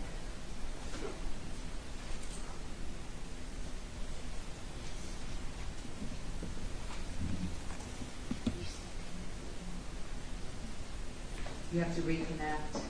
I just unplugged just- and plugged it back in, Your Honor. All right.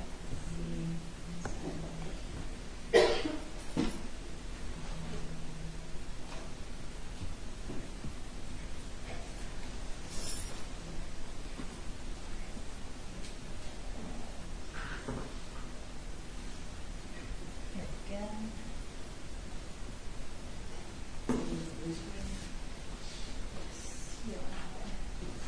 Sharing is that yours? Yeah, yeah, Your Honor.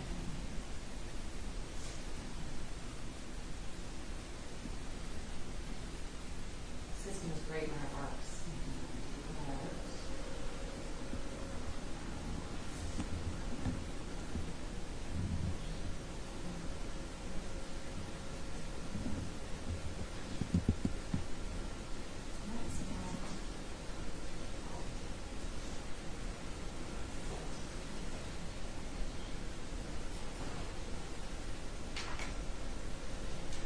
Just a signal. Y'all doing okay? Any break? All right, just hang tight. I don't know why it keeps off. Can you reconnect, take out the plug, unplug and recharge? Yes, Your Honor. Which is my favorite way.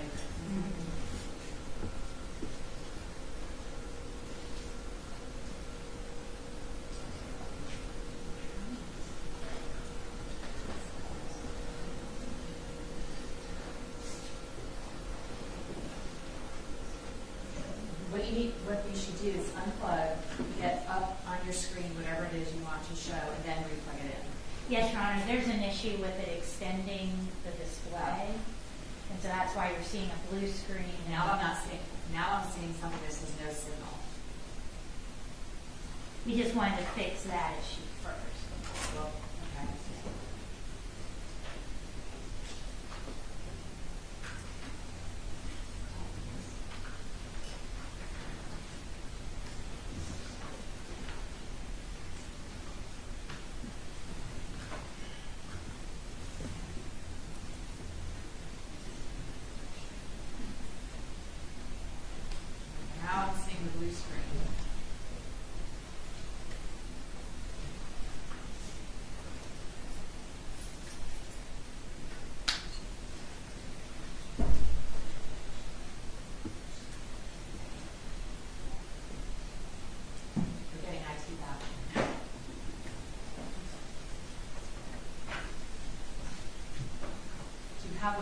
want to show on your screen?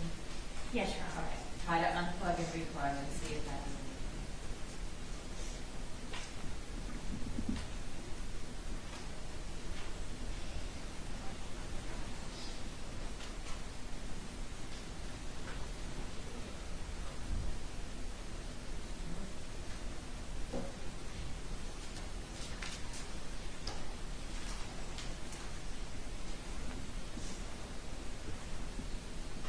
Now it's back to the blue screen. Oh, there we go. Okay.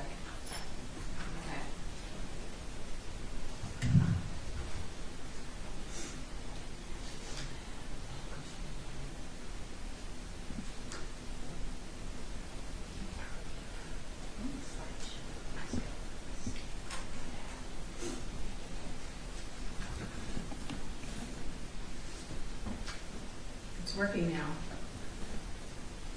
Yes, Your Honor.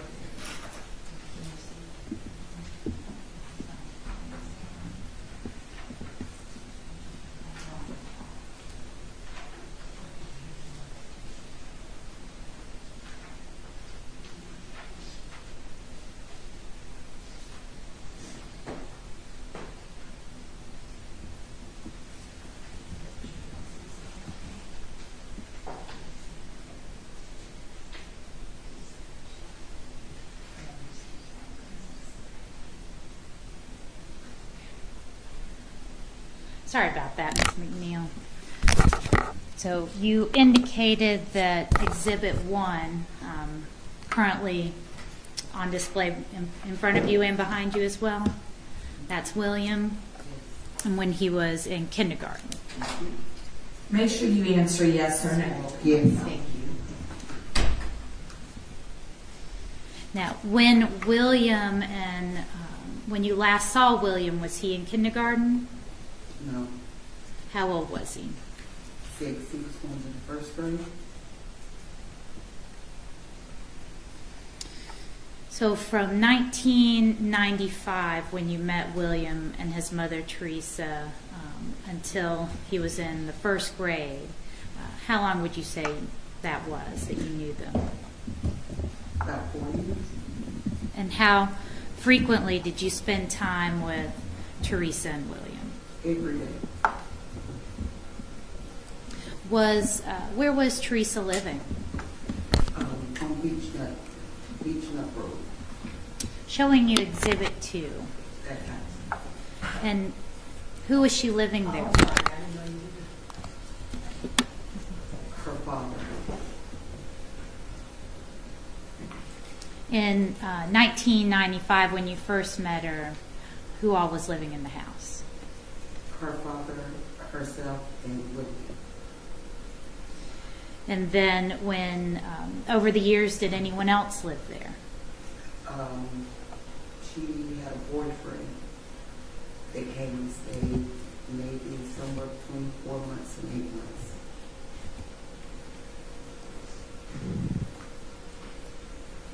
Did her father ever have a girlfriend, or did you Yes. ever meet Teresa's mother? Never met her mother. Her father had a girlfriend at the time. And did her father's girlfriend ever stay in the house? Yes. Was Teresa working? Yes. What did Teresa do? She worked for a uniform service named Airmark. Was she working there when you last saw her? Yes. Are you aware of her losing that job? No. Did Teresa ever tell you she lost her job? No. Did you have any other indications from the community about whether Teresa may or may not have lost her job? Did you know people that worked with Teresa? When Teresa left, did they ask where Teresa was? Yes. Did Teresa help her father with the expenses at that house? Yes. And what was their situation financially? Good. Did Teresa have enough money to buy groceries? Judge, speculation. Why don't you establish the foundation? What's the sustained objection? Your Honor, the witness has already testified that she knew Teresa for 4 years and spent almost every day with her. Well, ask that her. She was employed. All right, so ask her if she's from what her familiarity is with their financial circumstances. And Ms. McNeil, did you have the opportunity to observe Teresa and her spending habits? Yes. Did you and Teresa discuss her obligations and her spending? Yes. And did Teresa have money for groceries? Yes. Did Teresa have fun money? Yes. Did you and Teresa ever go out? Yes. What kinds of things would you and Teresa do? At the time, we were both young, so we smoked weed. Would you go out for out to bars, No. restaurants, No. things like that? No.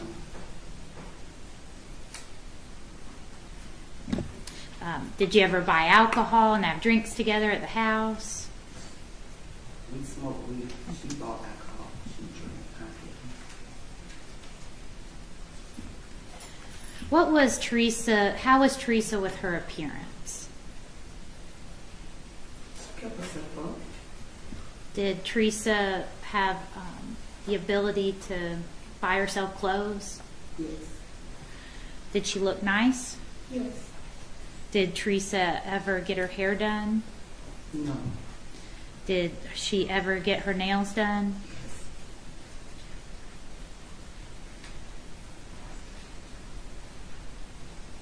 Did Teresa have a car? No. Did Teresa have access to a car? No.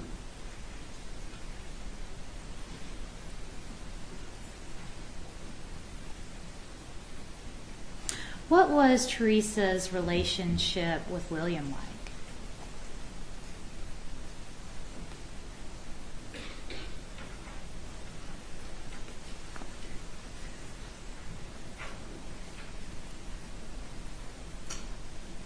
Standoffish. Like, I don't know. Like maybe she didn't really want to be bothered. How would Teresa communicate with William?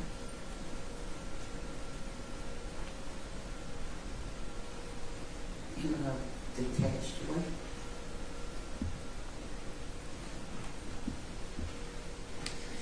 Did you have any observations about William or his appearance that caused you any concern? Yes. What did you observe? She didn't like people's haircut. He wasn't regularly bathed. He did have nice clothes. You indicated that he wasn't regularly bathed. How could you tell? Because I bathed him. And the water would be muddy. Were there any other indications? Did he ever smell? Yes, the school notified us that his shoes had a bad odor and he was smelling. And there was an issue.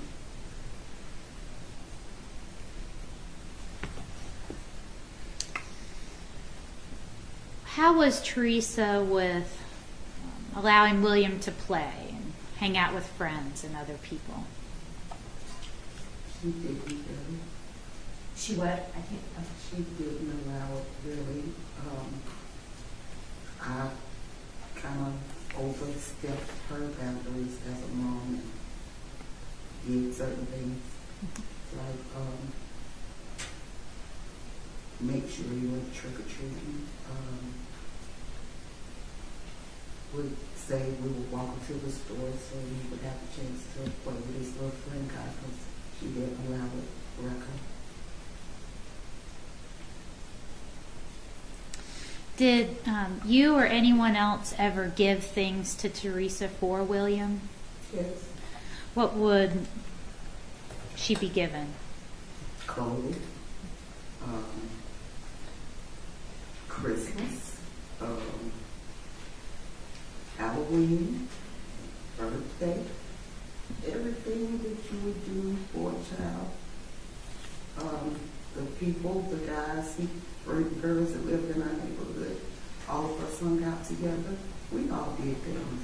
Kept his haircut, bought stuff for Christmas, birthday, come over birthday, have a party. We would play with him in the yard. I would go trick-or-treating for him when she didn't allow me to go. I would go. I would take up money and we would all buy a big bag of candy from the corner store, like maybe $150, but everybody give me $3, $5, $2 to get up to like $150. Go to the store, buy 2 big bags of candy for him for Halloween because she wouldn't allow me to go trick-or-treating. Did she ever withhold any of these gifts from William that people were giving to her? Yes. Did she tell you why? No. I questioned her. It just would be, oh, I'm not worried about that. He doesn't need that. It was just more or less downplayed. Did you ever meet William's father? Yes. About how many times did you have an opportunity to meet him? Twice. Was that while William was alive? The first time, yes. So only once while William was alive? And once after. Did you know if William got to see his dad?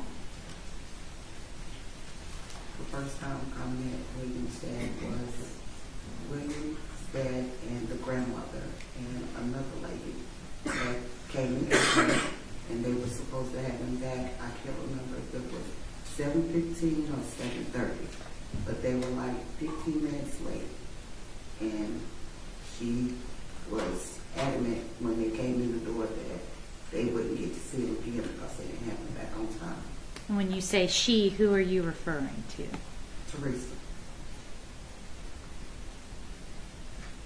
And again, this is because they were late returning William? Yes.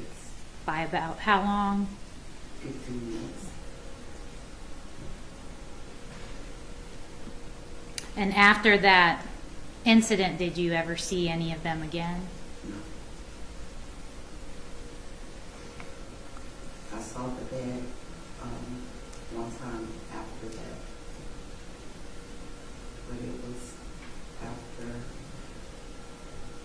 We'll get to that a little bit later. Did you ever observe any physical abuse between or from Teresa with William? No, nothing that would warrant you to think that she would hurt him. No. Did you ever observe her being physical with him? Yes. How many times? Twice. Tell me about the first incident.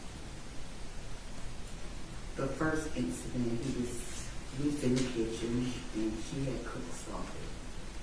I don't know what it was she had cooked, but I guess it wasn't to his taste buds or something, and he made a comment about it, and she kind of shoved him in the chest, but nothing it didn't hurt him. The next time was he was wanting to go out. It was a pretty day, and that day she pushed him in the chair in the beginning, but that didn't hurt him either. Did you feel the need to intervene? I did, just because I knew he wanted to go outside and I knew she didn't allow him to go. So that day I just kind of grabbed him and ran out the door, and we just made a joke of it, but it was no big deal. And me and him ran around in the backyard for maybe like 15 minutes or 20 minutes or so, and right back in the house.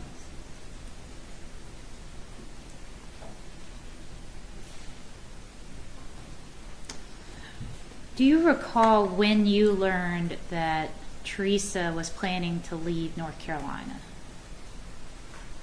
The day before she left, but the night before she left, we were best friends. We hung out.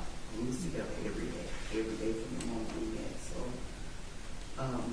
we were just talking and smoking, and she said, I'm moving tomorrow. And I was like, girl, what's out of town we moving on? And she was like, I'm moving to Georgia. I was like, hey, moving to Georgia. You don't know nobody down there. So we kind of both laughed it off. And I went on out to the club and she stayed to the house. Well, the next morning, something kicked in. Like, get up, she get ready to leave for real. And when I ran around to her house, she was leaving. Do you recall approximately what month or year that was? I know it's been a long time.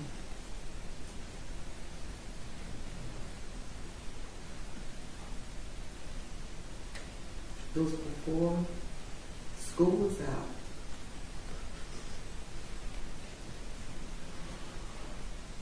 School was out and it was before his birthday. That's for sure. And do you remember when William's birthday was? June 22nd.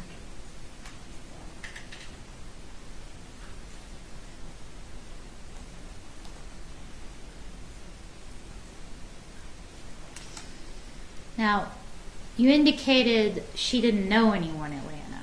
Had Teresa ever talked about friends or family in Atlanta? No. I just recalled one person. And the one person, who was that to Teresa? That was a man she met named Mike that she had met a year prior. I remember he was a big dark-skinned guy that drove a red, I can't remember if it was red or black, Mitsubishi GT. I remember her saying that he was from Atlanta, Georgia, or somewhere in Georgia. And you said a year prior, is that a year prior to her moving? Yes. Did she give you any indication that she was moving to be with Mike? No, from our conversation, it was as though after her and Mike spent those couple of days together, she never spoke of him after that. So I had no reason to think that's where she would be going. You said you went out to the club and Teresa stayed home, and the next morning you kind of wanted to go back over there and see what was going on. Yeah, I don't know, I was asleep and so people just woke me up like, get around and like she get ready to go right now. And when I ran around there, she was actually really getting ready to go. Before you saw her packing up to go, did you believe she was moving to Atlanta? No. Why not? We were best friends. We worked together every day from sometime in the mornings before we went to work. We got together and smoked. Most definitely every afternoon after we got out from work. We worked together until we decided to part because the night either she was having company or I was having company or we just was spending time together and it was just the end of the night for us. Did William have anyone else in his life that helped take care of him aside from his mother? No. Did he ever go to daycare? Yes, Miss Tina would get him sometimes. And was William the only child Miss Tina looked after? No. Showing you Exhibit 3. What are we looking at here? The house he would go to. Is that for daycare? Yes. Or after school care, yeah. Do you know who paid Tina? Teresa.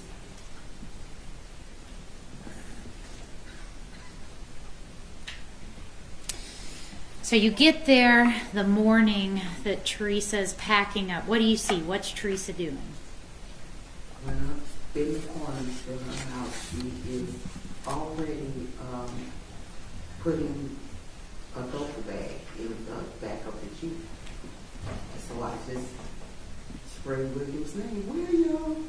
And he turned around and saw me and he came running and I ran to him and we was hugging each other. And I said, you see that baby? He said, yes. And I kept saying my name.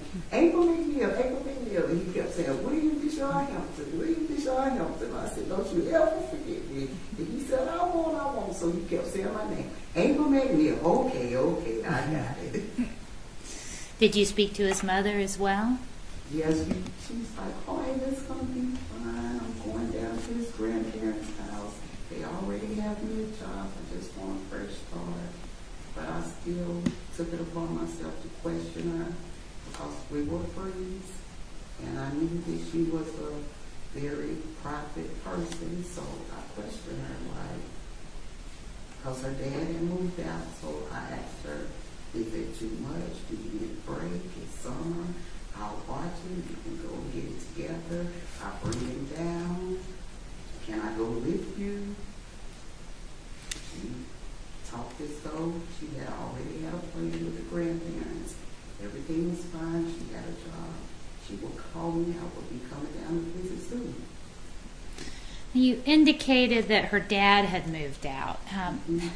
Was she, Is that a yes? Yes, I'm sorry. That's okay. and is that the house in Exhibit 2 at Beach Nut? Yes, he moved from that.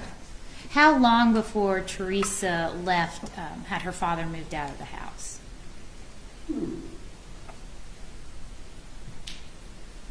Not maybe.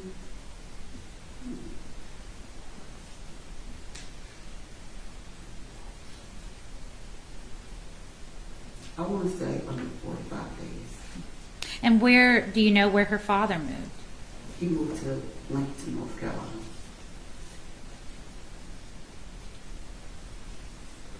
Did Teresa have any other family, any siblings?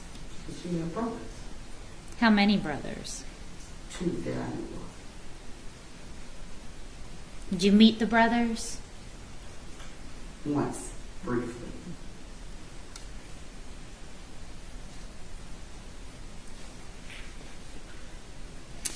And you said that Teresa's father had moved out. Was Teresa needing to leave because she couldn't afford the house? Did she tell you? No, she didn't. And do you know what happened to the house after Teresa left? She gave me the keys, but then she left and told me I could have it. But I thought she'd come back, so I didn't go back there for like maybe a month and a half. And after a month and a half, I went and I looked around, and I just figured she gave me the keys because she would return for going on to the 4th month for a note to be put on the door stating that that was the last month that she was allowed to stay because the rent was paid up for 4 months. So is that 4 months after Teresa left, the rent was paid up? Yes.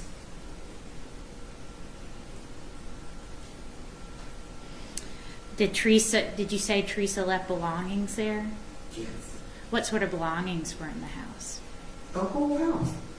Just like you go Kmart, Walmart, and buy new things, and you come home and you put them in your new duffel bag you bought, and you turn the key and lock the door and just leave. Furniture? Furniture, clothes, silverware, memorabilia, just a whole house. The candy from Halloween the year before, knotted up in the closet, they had clumped together. When you came back after the 4 months were up and the notice was on the door, did you do anything with the belongings? I took the furniture.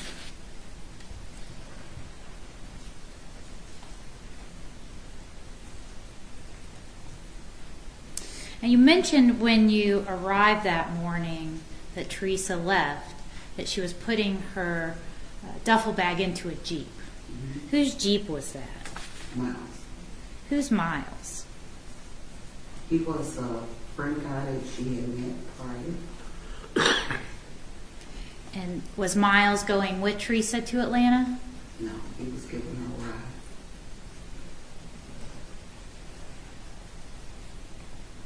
Do you know where he was giving her a ride? To the bus station.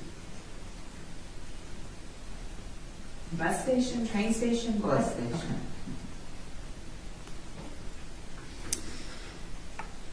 You indicated that you and William said goodbye to each other and had this kind of intimate moment where you were remembering each other's faces. Did you have an opportunity to notice what clothing he was wearing that day?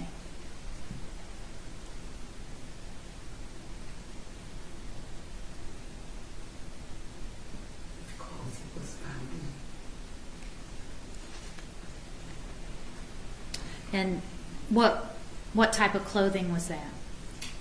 Like a hoodie shirt and some jeans and some hiking timber boots.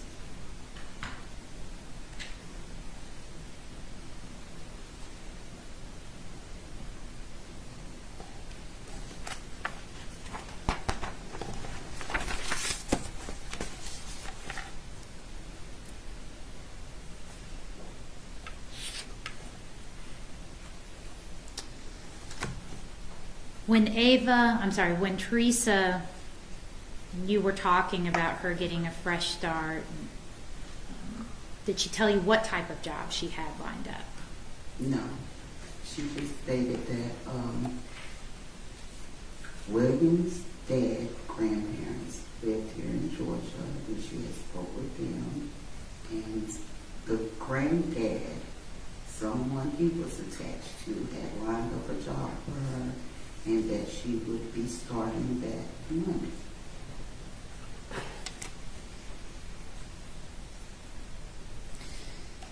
Did you have any concerns about Teresa and William leaving in that manner? Yes. Why did you have concerns? Because I thought that was my best friend, and we talked about everything every day. So for you to say that you were moving the night before and make it a joke instead of telling me that you really actually were moving, so yeah, it raised a red flag for me.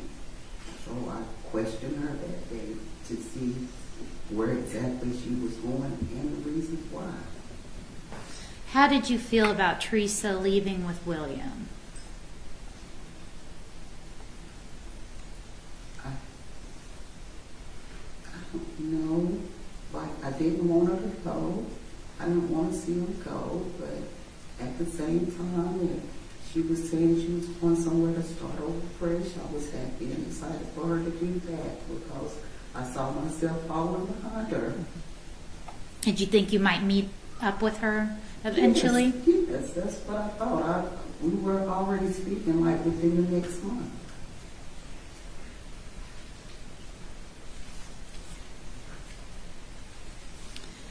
Did you offer to let William stay with you while she got on her feet? Yes. What did you tell her? That's when I questioned her about her reasons for leaving just like that. I asked her, was she tired of being alone? Did she need a break? Was she going to start over? Was there someone there she was interested in? She said no to all the above. I even asked her, could I keep William until she went and got things situated? I asked her, did she not want to be a mom anymore? If she did, and that, did she want to stay in Charlotte, or could I get him? And did she want us to move out of town, or did she want us to stay in town and she move out of town? And she just kind of made the joke, like, girl, I'm not giving you my baby. And I was like, okay now, just know I got your back. And she was like, I know, we fine, we're going down here, I'm going to call you. You come and visit us. So that's how we left off. Like I would be coming to visit. And did Teresa call you when she got to Atlanta? She called me sometime later. Like it was over, I'm going to say it was over a week later when she finally reached out. And what did she say when she called you? When she reached out, she was under the influence and sounded like she was in a phone booth because a lot of change was dropping. And I asked her where William was. And she said, he's in the room with my friends. And I said, you don't have any damn friends there. Go back in there with my baby and call me. And when the door shut, should nobody be in there but you and him. And I didn't hear from her again. How did you feel after that phone call? Weary for her and for him because they were both out of state.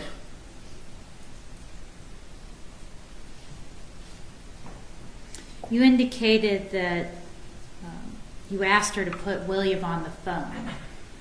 What did she say? He was in the room with her friends. And was she willing to go get him? No, she was under the influence. I've been her friend for 4 years. I know how she sounds when she's guilty, so to speak. So I knew, and once I heard all the change dropping, sound like maybe $10 worth of change dropping in her phone booth that she had to pick up, so I was just screaming in the phone. Excuse me, but these were my exact words. Fuck the change. Get in there with our baby. Get back to that room. And that was the last conversation we had. Did she respond to that, or did she just sort of wander off? Wandered off. And you indicated that was the last time, the only time she called you from Atlanta. Did you ever see Teresa again? She came back December 98, a couple of days before New Year's. She arrived at my house around, say about something 12 at night. I remember we were watching Showtime at the Apollo that night. Me and my boyfriend at the time, she actually called my mom for my mom to come and pick her up from the bus station. And you remember that as being 1998? Yes, 98, December 98. If William was withdrawn from school in December of 1998, would that change your opinion of when that might have been? Mm-hmm. What was that? If he was what? If he was withdrawn from the first grade in December of 1998. Judge, objection. This witness can't testify as to his record in school. And that hasn't been admitted through this witness. All right. Overrule the objection. That wasn't what she was asking. Go ahead, ask the question. And if you were to learn that William had been withdrawn from school at December 1st, 1998, would that change your opinion of when Teresa came back from Atlanta? No. So she left when William was in kindergarten? She left when William was going to the first grade. And came back a year after that? No.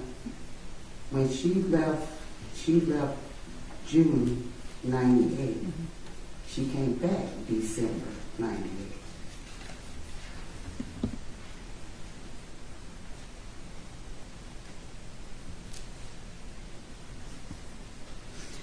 And then how long was she there for in December of 98? She stayed in my house for a week. Why did she come back? She said she came back to do her taxes, get her paperwork for her taxes, and she was to return back to Georgia. Did she have William with her? No. Did you ask about William? Yes. What did she say, or where did she say William was? First she said she didn't bring him because she did not want him. She didn't have time to, she had too much running around to do, so she didn't want to bring him in. She didn't plan on staying long. That's what she said the night she arrived. The next day, I told her I had 3 long distance that we could call. Then she said he was with friends of hers. She didn't call. The next day, she said that he was with the grandparents. The grandparents were older. She didn't want to call because she didn't want him whining about her rushing back. The next day, he's in the hospital with pneumonia, but she didn't want to tell me because she didn't want me to get upset. But she couldn't call the hospital. So then that's when I told her if you couldn't tell me, she couldn't tell me where he was, that she couldn't stay.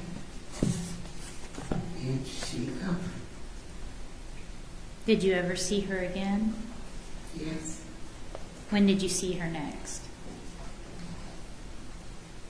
The next time I ran across her, she was going in a convenience store. I was going in, she was coming out. So I backed out and I approached her and I kind of held her hands. We held hands. And I asked her, Teresa, tell me where our baby is, what's going on. I said, because if you don't, I'm never going to stop looking like what my heart needs. And I told her, I'm your friend. If you've done anything or anything happened, tell me. I won't turn you in because I know God will bring it. God will get justice. That's what I told her. But she just snatched away from me and she said, what? You think I killed him? And I said, I don't know, bitch. And I cried. And I separate ways. How long after she came home to do her taxes do you think you saw her at the convenience store? That was the following summer.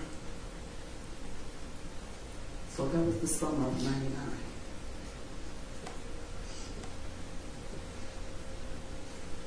Did you ever see her again after the convenience store? Yes, I was on her.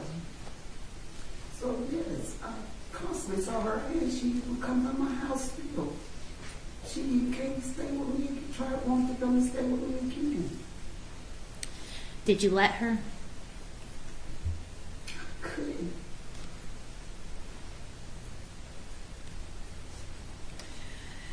Did you ever see William's father? Yes. And what was that interaction? How did you run into William's father? I was riding up the street in Charlotte. It's Bradford Drive. I was riding up Bradford Drive and had the music blaring loud. So I was about 7 months pregnant. And when I looked in the rearview, I just seen people running in the yard waving like, stop, stop. And I'm looking back and I'm like, I don't know any of these people. But as I kept going, it was like everybody was just stop, stop. So I backed up and they all was pointing back. And it was William's dad. And he was like, where's my son? Judge, objection to hearsay. Sustained. Your Honor, a question is not hearsay. It's not a declarative statement. It's not assertive conduct. Questions are not hearsay. Oh, because he asked a question? He asked a He question. asked me. He asked a question. Response to that? Just a continuing objection to hearsay. Okay. All right. I'll allow it. Overrule the objection. So William's father asks you, where is his son? Correct. And what do you say? He's with your grandparents. And what happens then? He grabbed the door of my car and he said no. Hearsay, Judge. Objection to hearsay. Well, she didn't say anything as far as what he said. She was explaining what she observed. And I'm just getting in front of it because I Okay. feel that she's about to. All right. Ms. And- Mother? You indicated, and I'll build some more foundation. Okay. You indicated William's father grabbed your door. Did he seem upset? Yes. Did he seem excited? Upset. And did he say something while he was upset in response to you? Yes. Your Honor, this is an excited utterance. What did he say? Okay, hold on. Mr. Welty? Continuing objection to hearsay, Judge. All right. Is the father going to be testifying? Yes, Your Honor. Okay, Mhm. I'll allow it. Go ahead. As an excited utterance. What did he say after you said he's with your grandparents? He said my grandparents are dead. They have been dead since I was 9. How did you feel learning that? Horrible. Sad. Scared. How close to where you and Teresa and everyone was living was William's father? Like maybe 12 minutes away in a car. And you said you were 7 months pregnant at the time. Based on that, approximately what month and year would you have run into William? April Of what year? 99. This is April 2000. 2000. Did you ever report your concerns to the police? Yes. And who did you report them to? I didn't know what to do, so I called 911 and said it was a disturbance outside my house. And when they arrived, I asked them to make her tell them where he was. But they stated to me that I wasn't a custodial parent. I had no leeway. They could not make her give me any information, and their hands were tied as to what they could do about what I thought. Did you ever make any other attempts to report your concerns? I called every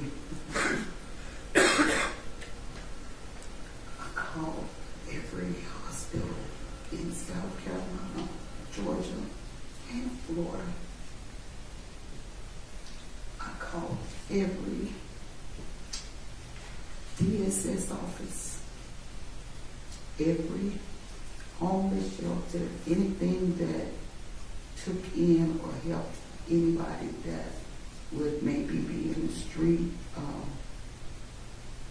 I just called and made reports with people over the phone, from me calling every day to after you calling people every day, 3, 4, 5 years, they tell you call 3 times a week, maybe 2 times a week. They try to break it down, but I made reports with these people because I call relentless. Did you ever try to find William yourself as the years went by? Yes.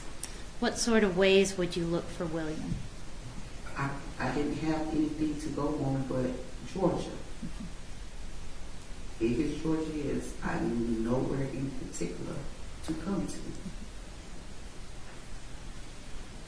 Did you ever, when social media started getting popular, did you look for William on social media? Yes. What about missing children? Yes, I looked at everything except for children that were not alive. I refused to look for them. I didn't look at that. When did you start looking at missing children's posters and publications? I just would go on the internet and put in missing children and whatever images come up, I would look through those. I would never really actually go on a site because the site would also show kids that were unalive, and I wanted to find them alive. So my mind would not let me go toward any kids that were alive. When did that change? My oldest daughter, 3 years ago, my oldest daughter, she said, Mom. Judge, objection to hearsay. Hold on. Your Honor, this goes to effect on the listener. Just asked Repeat when. the question, please. When did that change? All right, can you answer that without, go back to the prior question. When did you ever look for deceased children? Okay. She said no. When did that change? Okay. Answer the question without relaying what somebody may have told you, if you can.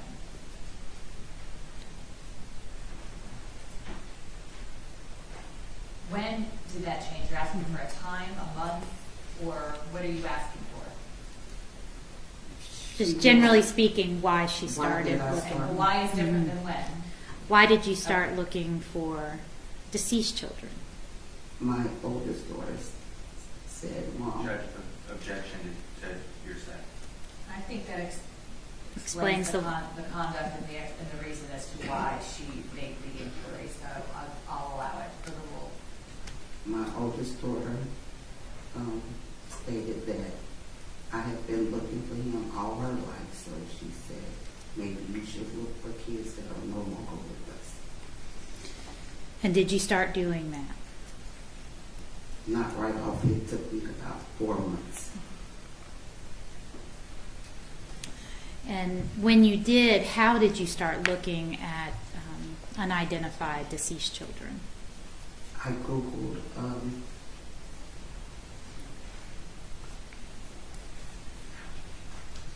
dead black little boys in Georgia. Do you remember when you did that? I had been doing it for so long. I had been searching for him so long. I could say it was, I started 3 months before I actually came across his picture. So for 3 months, would you access the site and look through pictures? Yes.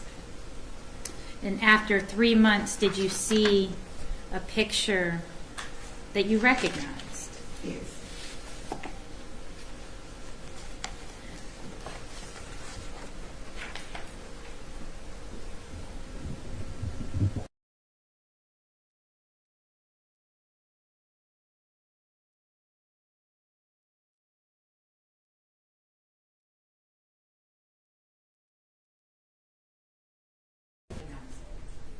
I saw that as William. I seen that as this being his mom and that being his dad.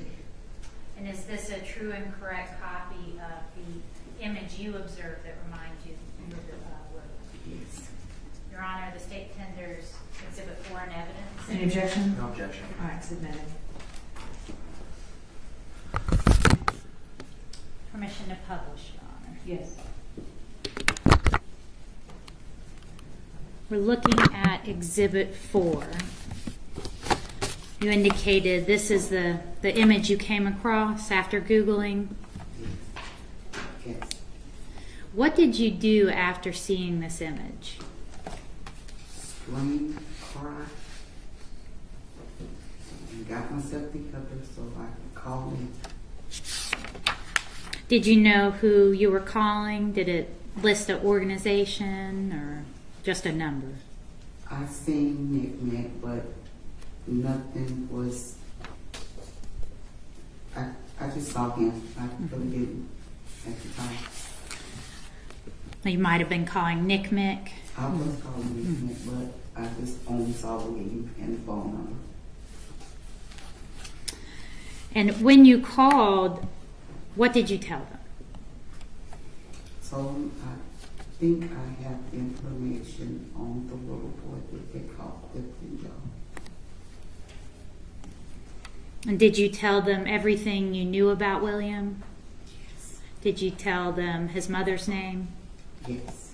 Did you tell them where William was from? Yes. I told the lady I had information, and she said that as I started to talk, she said she would have a detective call me within 10 minutes, and he did. And did you provide the detective with all the information that you knew? Since you made that tip to the organization, have you been interviewed by law enforcement as well? Yes. With the district attorney's office? Yes. With the police department? Yes. And have you cooperated with each agency? Yes.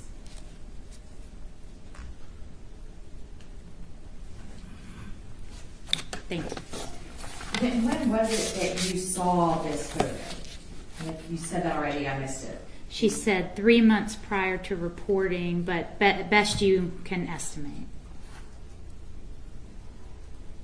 No, tell me what you said. When did you, what month, day, time, approximately, do you remember seeing this picture? What year? Say 2020. All right, that works. Thank you. Any further questions? No, Your Honor. Ross? Judge, so I'm going to take some time. Do we want to see if people need a break or? Do y'all need a break? Yes, okay. Council, can you guys approach, I know this is a scheduling, procedural matter, Mr. Bozarth. Are you okay with that? Yes. Okay.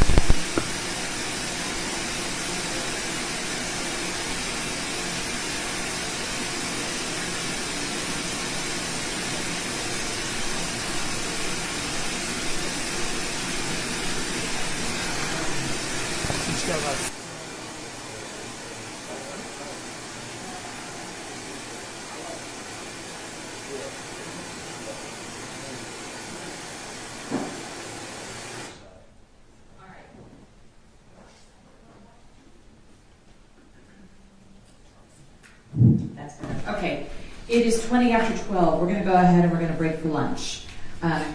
Same rules remain in effect. Please don't discuss this case with anyone. If you see anybody outside involved in this case, do not talk to them. If you happen to see any folks with media, stay away because they'll probably be talking about the case.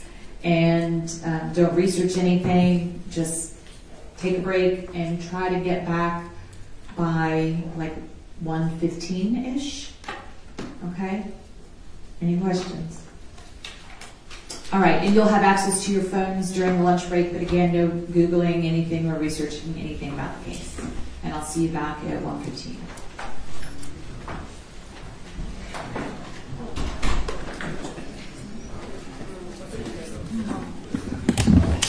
I do have a question. Will we keep these in here or text them? No, we'll keep them in the box in your room. Good question, though.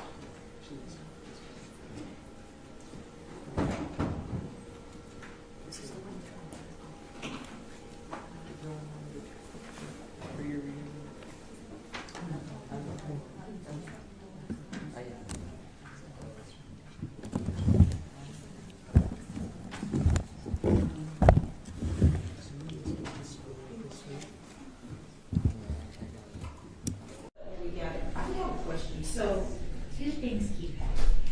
When we hit, what does it need to have on? We need to have on because we have All rise. Court come to order. Go ahead and see.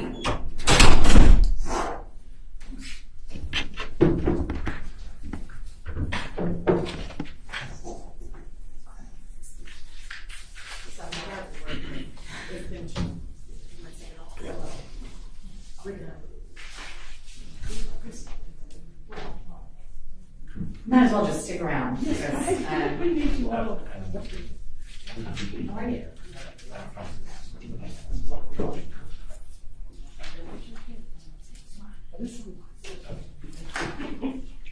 All right, we've got, you got all the jurors, I understand? Yes. Anything we need to take out before we bring the jurors back? No, Your Honor. Okay. Then, Deputy? Thank you.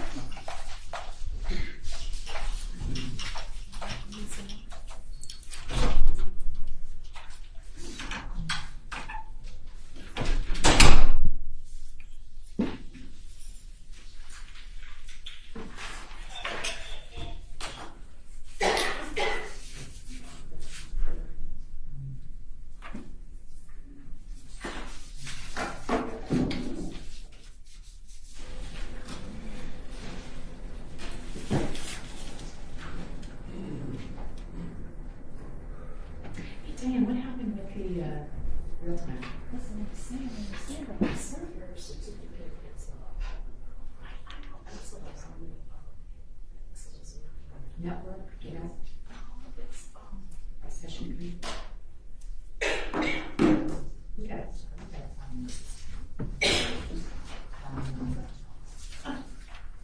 This is like we were something wrong. AC servers. There's something screws. They don't know software. They don't know what software. They know. It says that you to do Same stuff, I agree. I'm gonna address that at the next meeting. okay, that would be.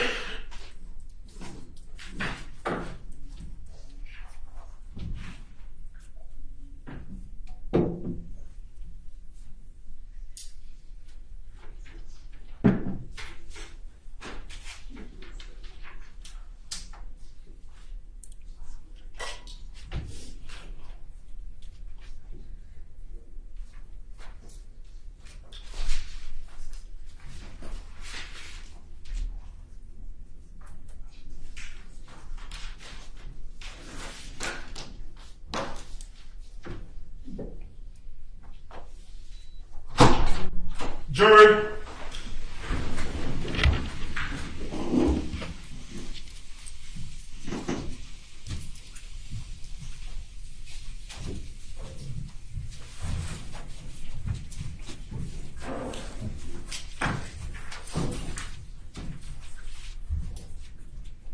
Hurry up and see.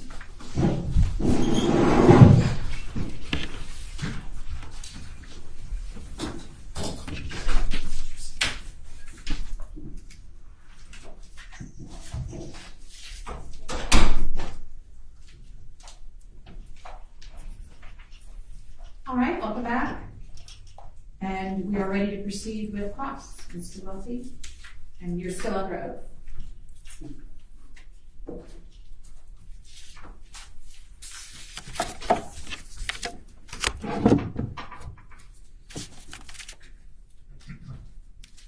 Hi, Ms. McNeil. I'm going to ask you a few questions, okay? Okay. All right, so you testified that you met Teresa around 1995. Okay, make sure you answer. Yes. Yes. Okay. And from that point on, you spent a lot of time with her. Yes. You spent a lot of time with William. Yes.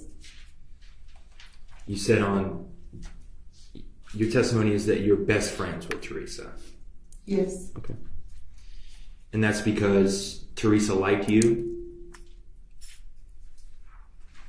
That's because we thought of each other as best friends. She Yeah. said I was her best friend. I told her she was mine. You're right, so you liked each other. Right. Right. And you like to spend time with each other. Yes. And that's how you ended up spending the next 4 years as close friends. Yes. Okay. And you got to know this family well, you'd say. Yes.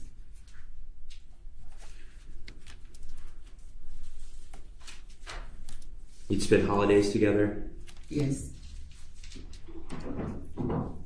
You got to know her dad. Yes. You got to know her son, William. Yes. Not many people knew that house and knew this family like you did. Correct.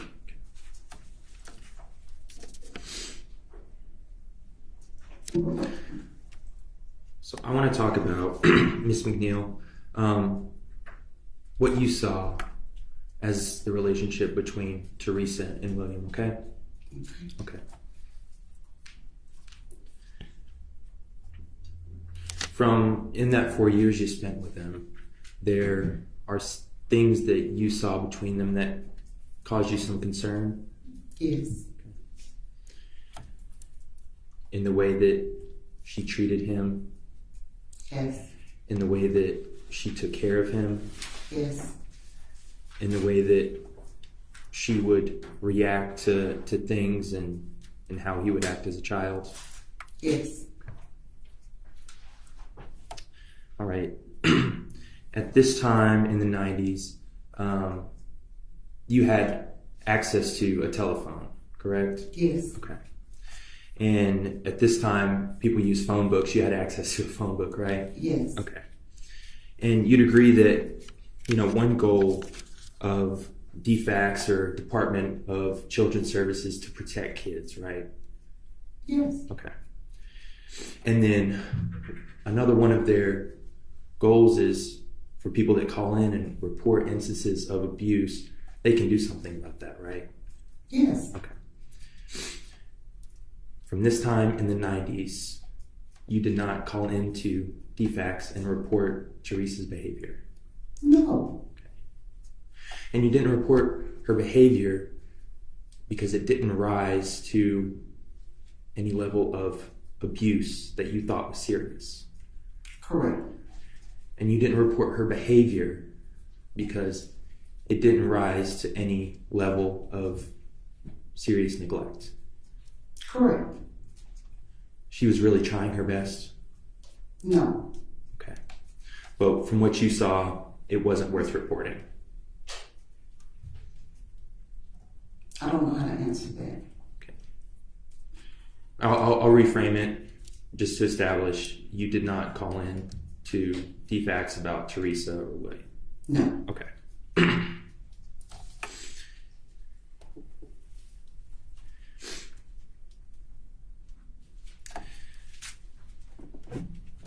All right.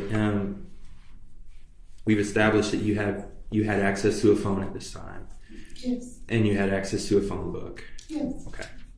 And you'd agree with me that one role of police is to protect children, correct? Yes. Okay.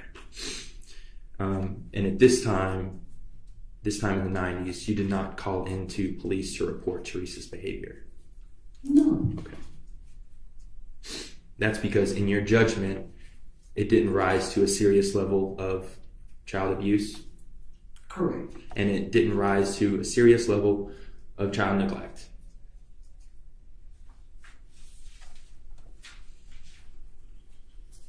I don't know how to answer that. Okay. Bottom line, you did not call into the police to report what you saw from Teresa and William. No. Okay.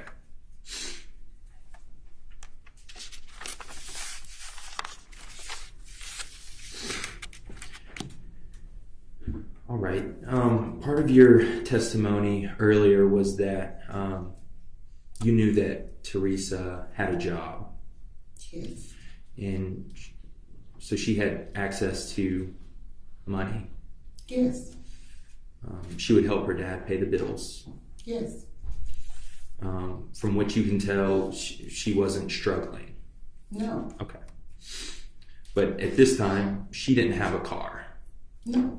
And she didn't have access to any kind of car? No. Okay. I had a car. You had a car, Yeah. but she didn't have a car. No. Okay. All right. I want to talk to you just briefly about William's father, okay? Okay. All right. So you testified earlier that you have seen William's father twice. Correct. And that's throughout your entire life. Yes. Okay. And one of those times was between this 4-year period from 95 to 99. Correct. And the other time that you saw him was maybe 2000 at some point. Correct. So this time, I think we've established this, but you saw Teresa every day. Yes. You saw William every day. Yes. You spent time with him every day. Yes. And from your understanding, William's father was 12 minutes away? Yes. Okay. And in those 4 years that you knew this family, you saw William's father once?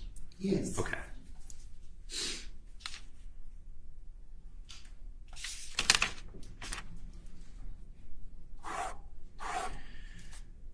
All right, Ms. McNeil, I want to talk about the specific instances where you talked about Teresa getting physical with William, okay? Okay. All right.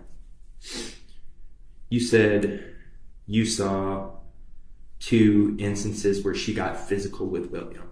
Yes. And we've established that you saw her every day. Yes. And you saw William every day. Yes. And you spent time in their house. Yes. And then in those 4 years, you saw 2 instances where she got physical with William. Yes. Okay. And that's it. Yes. Okay.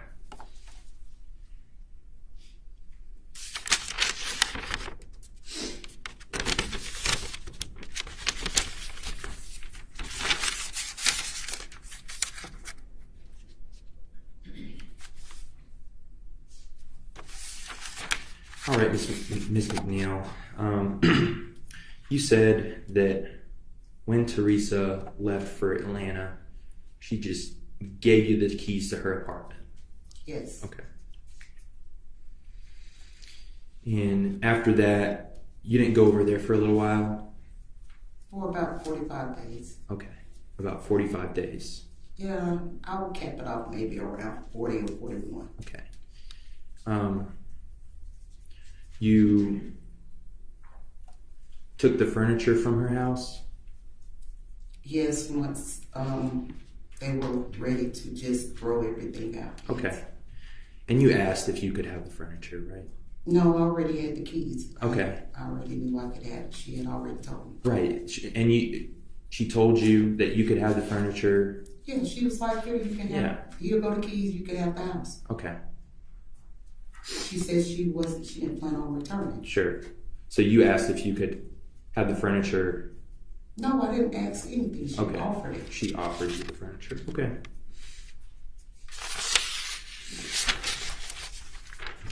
All right. You testified that when she left for Atlanta, she maybe gave you a call about a week later? Yes. That sound right? And then once she was in Atlanta, you didn't hear from her until she got back? She left. She was gone a little over a week before she reached out to me. And once she reached out to me that time, that was the only time I didn't hear from her again until she showed up to the front door. Understood. Thank you.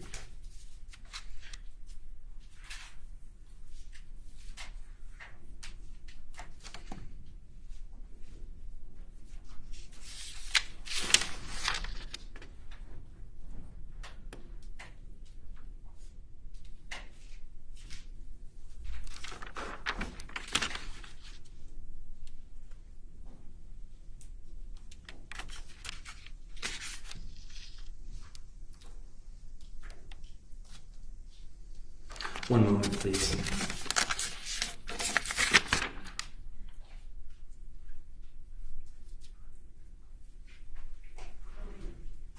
No further questions. Thank you.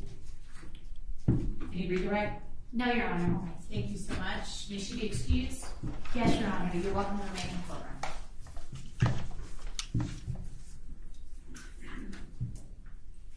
All right, you can call your next witness. Our state calls Miles Boyce. Okay.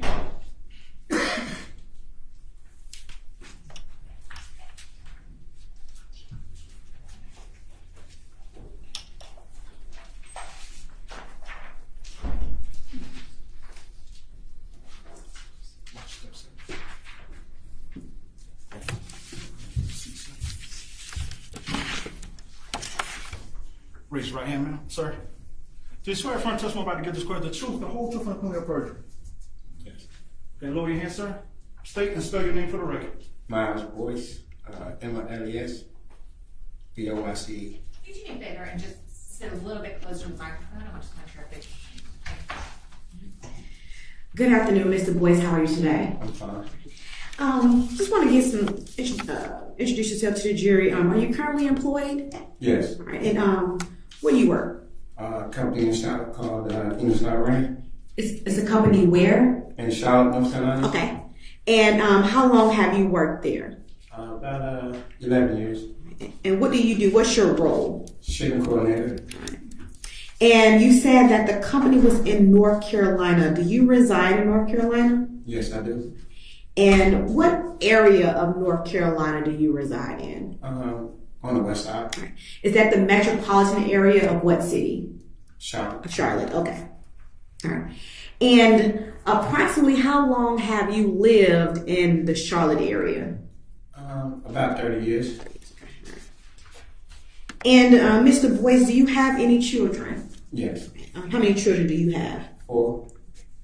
So I want to take you back to the late 1998, early 1999, that time frame. Where were you residing at that time in Charlotte? What was the name of the neighborhood? Clanton Park. Clanton Park? Clanton Park. Right. And at that time, who were you residing with? Just me and myself. And do you recall the approximate age of your children around that time frame? I had 2 sons around about 5 or 6 at that time. And back in the late 1998, early 1999, what kind of car did you drive? I think it was a Suzuki Sidekick. Okay. Is that kind of like a Jeep, kind of, sort of? Yes. Okay, all right, gotcha. And back in late 1998, early 1999, did you meet a person, did you ever meet a person named Teresa Ann Bailey? Yes. When did you meet her? Either 97 or 98, somewhere. And can you tell me what kind of relationship that you had with Teresa Ann Bailey? We were basically friends. Good one, okay. And do you see Teresa, the person you knew as Teresa Ann Bailey, in the courtroom here today? Yes. All right. Can you ID her by her location in the courtroom, what she's wearing? Like a gray jacket. All right. How's her hair? Gray. Gray. All right, Your Honor. What color? Braided or braided? Braided. Braided. Okay. Here, let the record reflect that the witnesses identified the defendant. The objection. All right. Back when you knew Teresa Ann Bailey, did you know whether or not she had any children? Yes. All right. How many children did she have that you knew of? 1 that I knew of. All right. And was it a boy or girl? Boy. All right. Do you remember his name? William. All right. And did you get a chance to meet William? Yes. Do you recall approximately how old William was when you met him? About 5 or 6.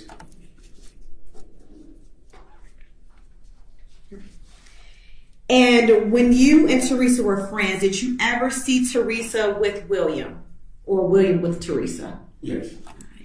And where did you see them at? They came to my house. Okay. And did Teresa ever leave William with you at any time? Not that I can recall. And when you were able to observe William, can you tell the jury about clothing he was wearing, his hygiene, or anything of that nature that you remember? It's hard to remember, but I remember some things about his hygiene. And what about his hygiene do you remember? Well, not to my standards. Do you believe that he may have looked dirty? Is that what you... Bleeding. Sustain the objection. Rephrase the question.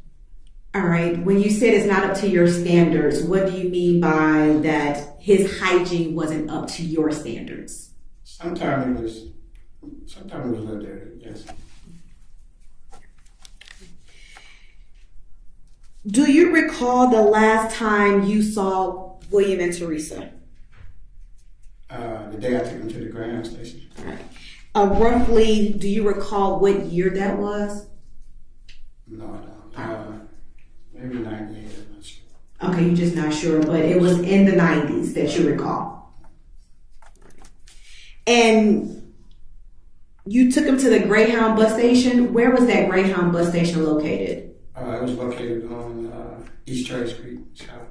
In Charlotte? Mm-hmm. Your Honor, may I approach? Yes. I'm showing you what's been marked as State's Exhibit 5 for identification purposes. Mr. Boyce, what is depicted in State's Exhibit 5? Charlotte Greyhound Station. Is that a fair, accurate depiction of what the Greyhound station looked like back in late 1998, 1999? Yes, at that time, yes. Your Honor, at this time, the State would like to tender what's been marked as State's Exhibit 5. Any objection? No objection. All right, submitted. Commissioner Publish, Your Honor. Sure.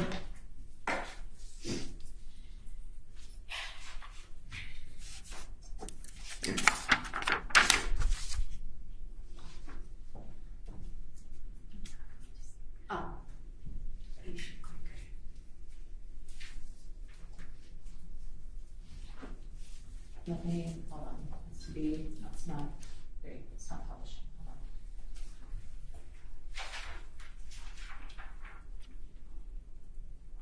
on. I have it, Your Honor. Okay. Okay. All right. And so, Mr. Boyce, This was the place that you last saw William and Teresa together. Yes. Do you recall, if anything, what William was wearing at that time? Not really. Or do you recall any kind of shoes he had at that time? The Timberlands, I remember those. Okay. And do you recall what color those Timberlands were? Not really, no. Remember color. Okay. You should remember that he had some Timberland boots. Right.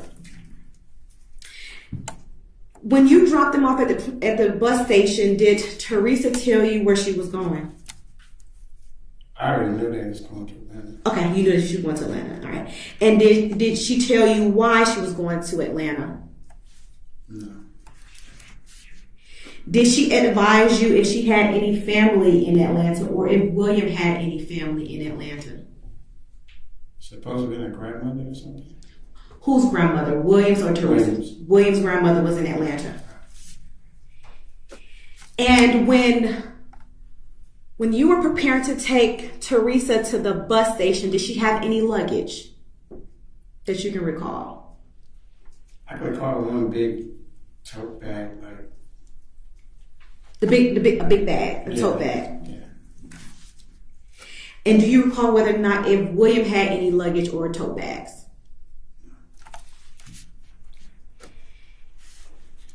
No, I can't.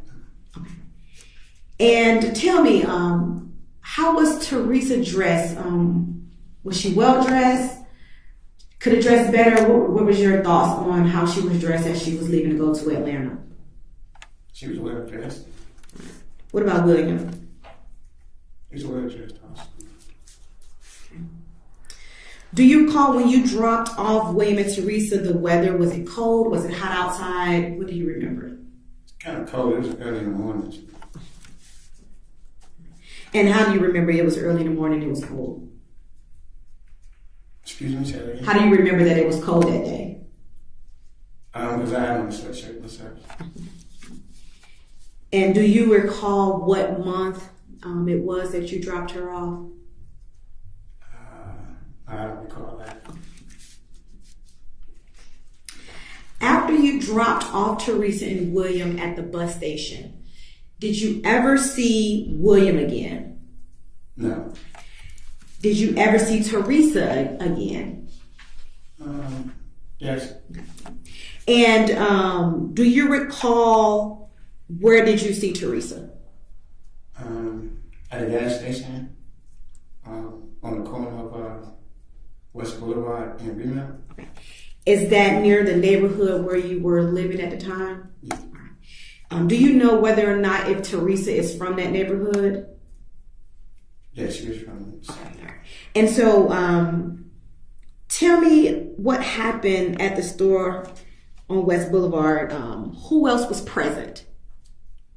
Ava was present. Ava was present, okay. And so it was you, Ava, and Teresa. Were you and Ava together or was you and Teresa together? How? Explain the dynamics to me. I can't recall that. Okay. I know I was at the gas pump and they was there too, so I don't remember, was we all together or what? Okay. And while all three of you all were at the store, did anybody ask Teresa any questions in reference to William? Yes. All right. And what did you ask? Where was he? Where was William? And what was Teresa's response? With his grandparents. And when you were talking to Teresa at the convenience store or at the gas station, about William, how was her demeanor? It was okay. It was okay. Was it anything out of the ordinary? No. Nothing alarming? Not to me. And so when Teresa told you that William was with his grandparents, was he with his grandparents in Atlanta or somewhere else? Yes. And being that wasn't her demeanor, didn't seem out of the ordinary, was that something you believe based off the statement she said to you? I didn't question it. At any point or any time after that incident where you are at the gas station, has Teresa ever discussed William with you? No. Did Teresa ever tell you that William was in fact deceased? No.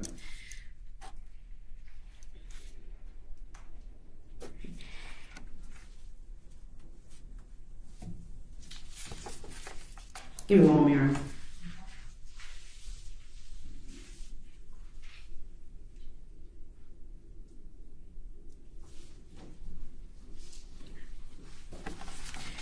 Did you ever come to learn that William was in fact deceased?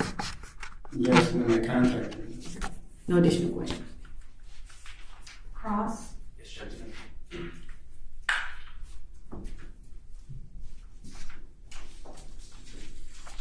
Hi, Mr. Boyce. Hi. I have a few follow-up questions for you, okay? Okay. All right. So, Mr. Boyce, you testified today that based on your relationship with Teresa, you consider yourself friends with her at some point. Correct.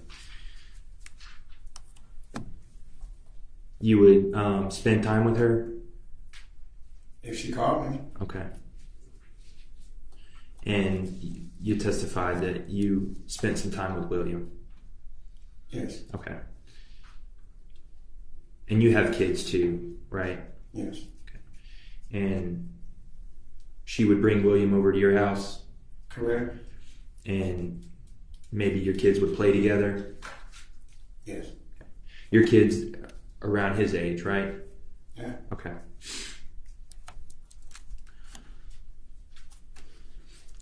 So like you testified earlier, you got to see how Teresa acted around William. Yes, I did. Okay. On several occasions. Several occasions. Yeah. And it was over a number of years that you knew her. No, it wasn't that long. Okay. But you saw her and she came over to your house on several occasions. Yes. And okay, and that was with William.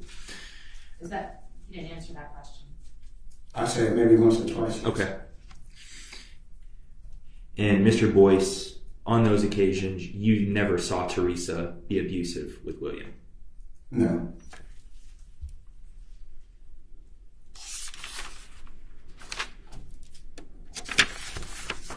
Thank you. You're welcome. Any redirect? No, Your Honor. And you be excused. You may be excused. Thank you. All right, you're free to go. You can stay in courtroom if you like. And call your next witness. Your Honor, say calls Maria Dial.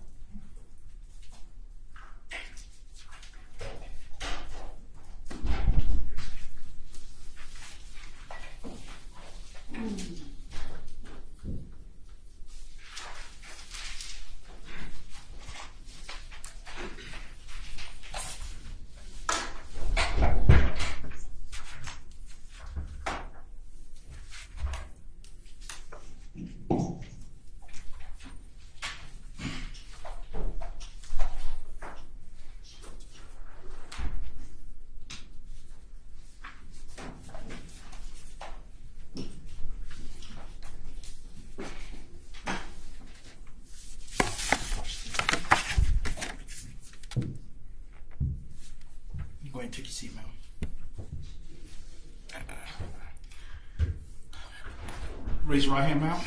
Do you swear affirm testimony about to give this court the truth, the whole truth, and nothing but perjury? Okay. Yes, I do. Okay, lower your hand, ma'am. State and spell your name for the record. Martha Marie Dow. Ms. Dow, if you would just speed up and talk into the microphone, please. Okay, Martha Marie Dow. MARTHA, MARIEDIAL. Good afternoon, Ms. Dow. Good afternoon. Hi. All right, Ms. Dow, are you currently working right now? No. All right, I want to talk about one of your previous employments. Have you ever worked at an adult entertainment center? Yes. All right. Which one did you work at? The last one was Pleasers. Pleasers, okay. And how long had you worked at Pleasers? 18.5 years. And tell me about when you first started working at Pleasers, what was your job? When I first started there, I started as a waitress. All right, and then after a waitress, what role did you then have? A waitress and bartender. At the end, I was day shift manager for the last 10 years. And when did you stop working at Pleasers? 2007. And I know I said that it's an adult entertainment center, but what generally, what type of establishment is an adult entertainment center known as Pleasers? New dancing. And where was Pleasers located? 849 Cleveland Avenue, Atlanta.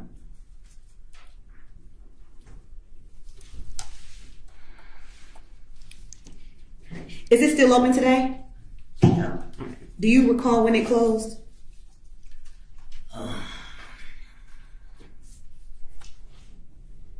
Maybe 2010, 2011 when it got set on fire. Okay, all right. And while at this establishment, can you tell me about the dancers and how people come to be able to dance at Pleasers? Well, first they have to talk to Johnny. Johnny's the one that hired all the dancers. Okay. And then once they get hired, get their permits, then they have to, they get a list of our rules. Tells them so they don't have no questions. You know, our rules is we didn't have hours because they're self-contractors. Like most strip clubs. You say they are self-contractors, you're talking about the dancers? Yes, okay. They are self-contractors. Most clubs make them work 8 to 12, 4 to 12, 12 to 8, 8 to 4. We didn't do that. Okay. When they came in, they paid the house $40. They helped pay for the DJ, the doorman, security. Once they make their money, they can leave. The rules is once you leave, you can't come back to the next day. And you said they have to have a license. What kind of license did the exotic dancers or the dancers have to have? It was a liquor license, but it's for all strip clubs. No matter what you do, you gotta have a license to work there. So each individual dancer had to procure their own license. Right. Okay. And how did Pleasers go about making sure that all of the dancers had their own license? Oh, they have to turn them in to us. We have a photo book, and then we would keep them labeled. So we would let them know if their permit's getting ready to expire.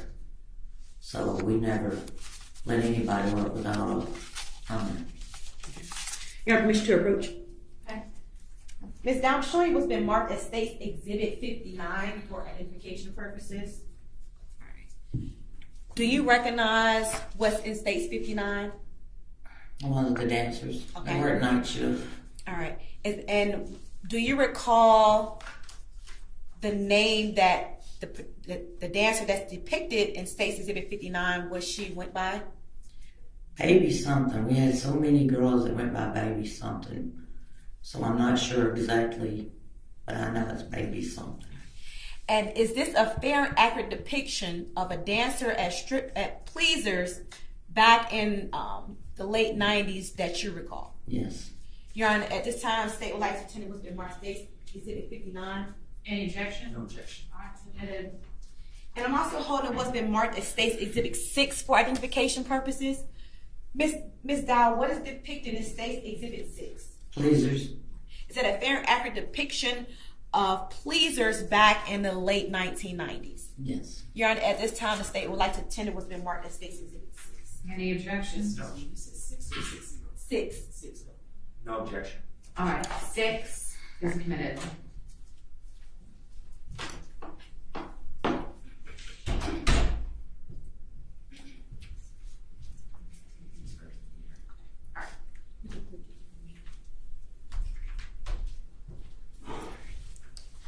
All right, so I want to speak with you in reference to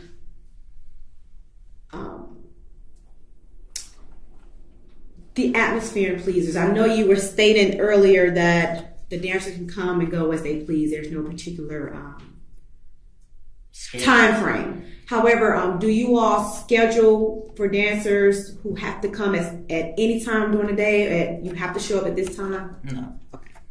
All right. And are the exotic dancers allowed to bring their children into this establishment? No.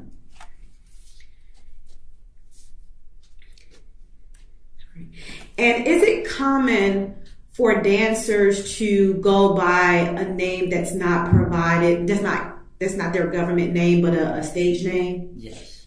And so is it common for people within pleasers to not know government names? Yes. I want to show.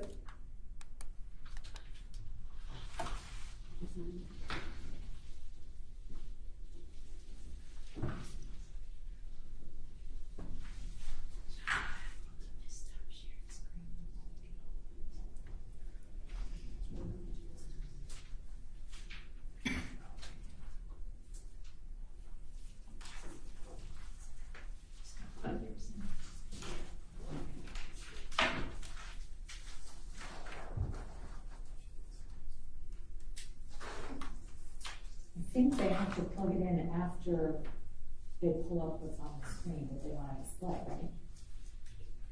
Okay. Because it keeps cutting it out.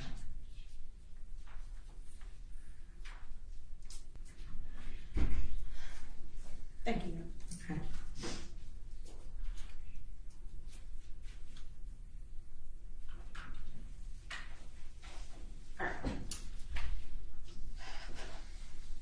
Ms. Dow, do you see the screen in front of you? Yes.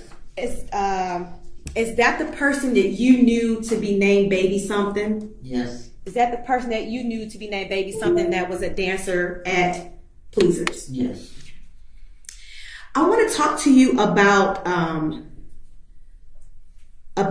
their length of time dancing at Pleasers. Do you recall if this was one of your longtime dancers or was there for a short period of time? A short period. Do you recall how long, if anything? No, because they didn't have a schedule, but she wasn't there long enough for the girls to know her, besides in the club. Okay. I want to talk to you about the term trick baby. Can you tell the jury what is a trick baby? Some of the girls that we know that come in the club and they come there to pick up guys. Okay. Once they find a money guy, they leave. And did you come to know whether or not this particular dancer was also known as a trick baby? She was known as one.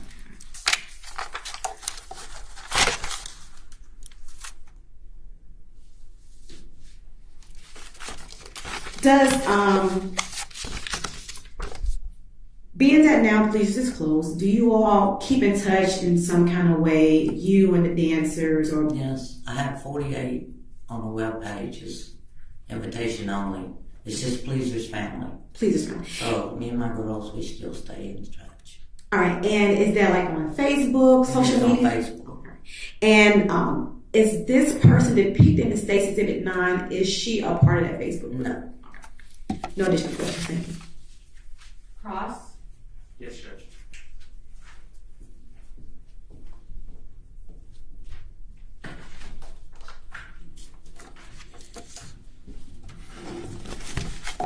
Hi, Miss Dial. I'm going to ask you a few questions, okay? Okay. All right. So, going back to your history of your employment history at Pleasers, okay? You said you were there for about 18 and a half years, right? Yes. Okay. Since the end of 1988 or the beginning of 1989. Okay. Because I had a wedding reception there in 1990. So Okay. I know I was there a little over a year then. Okay. So we're talking your start date would be sometime between 1988 and 1989. Okay. Yes. And then you left there in 2007. Yes. Okay. You said you started as a waitress. Yes. And then moved up to a bartender. Yes. And then became the day shift manager. Yes. Okay.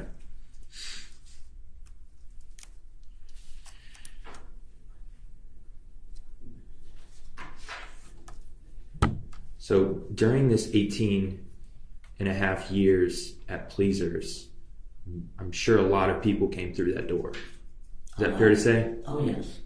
And a lot of those people included different employees, right? Yes. Different dancers. Yes. Most of them stayed the whole time. Okay. But I'm sure you've got a lot of turnover between the time you started in 88 and then when you left in 2007. Is that fair to say? That's for sure. Okay.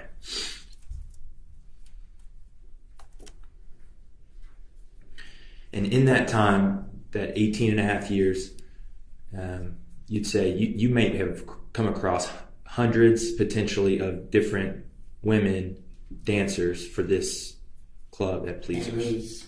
At least. We could be... From when I first started in 95, originally Pleasers was a white club.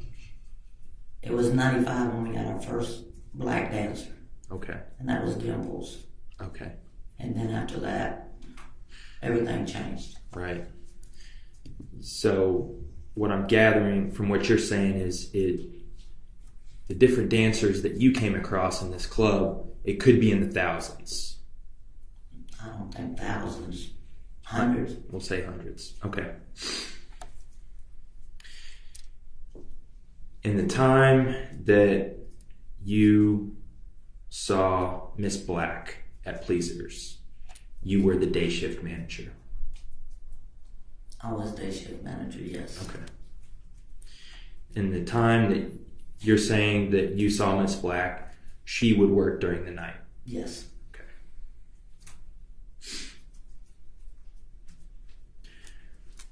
So you would say you really never got a chance to know Miss Black, right? No. And today you couldn't remember her name. Her name? Or No. what she went by. I can only remember when they asked me, when they sent me the picture, and I said she was one of my dancers. Okay. I knew it was a baby something, because a lot of times, if my regular girl's been there for a while, if they're having a birthday party at the club, I was always there to celebrate with them. Mm-hmm. But for her, that wouldn't be one of those people, No. right? You just never really got a chance to be that close with her. Right. Okay.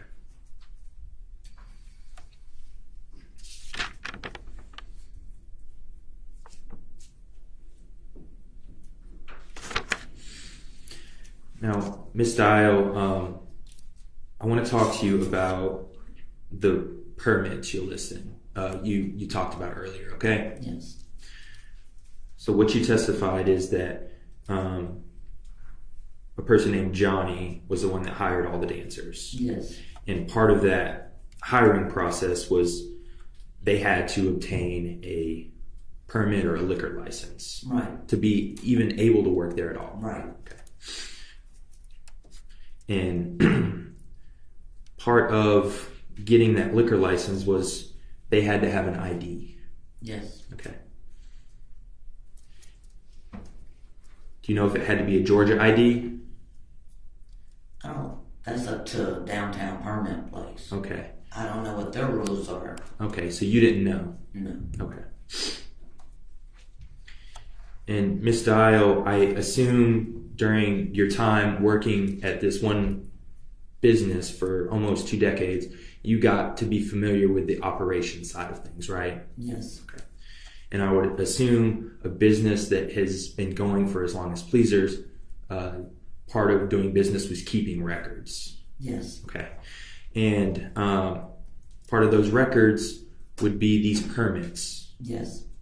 Because they had to keep the permits for all the dancers. Yes. And because they would then let them know if it was about to expire. Right. Okay. We had a general manager, Kathy Blake. Okay. She's the one that kept up with all that. Right. We run everything, and she kept up with the business end of it. Okay. And today, you don't have any of those records with you. Okay. And so you can't look at records and say that this person worked at Pleasers. Not prove it anyhow. Okay. You recognize her. Yes. But through records, you can't say that she worked there. No. And you can't say that she worked there from one time period to another time period. No. Okay.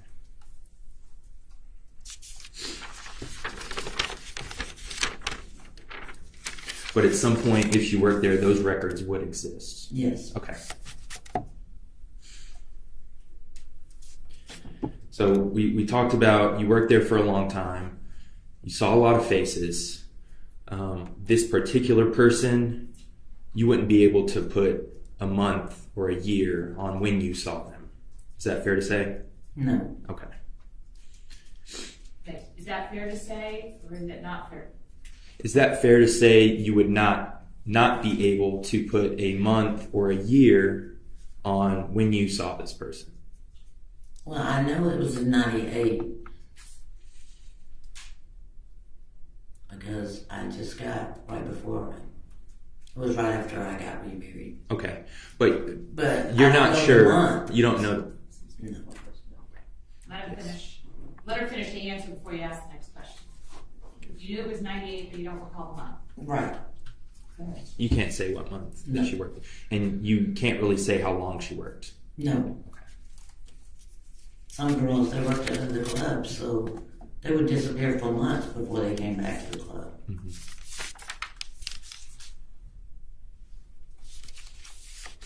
All right, thank you. Can you redirect? Yes, Judge, very briefly. Sure.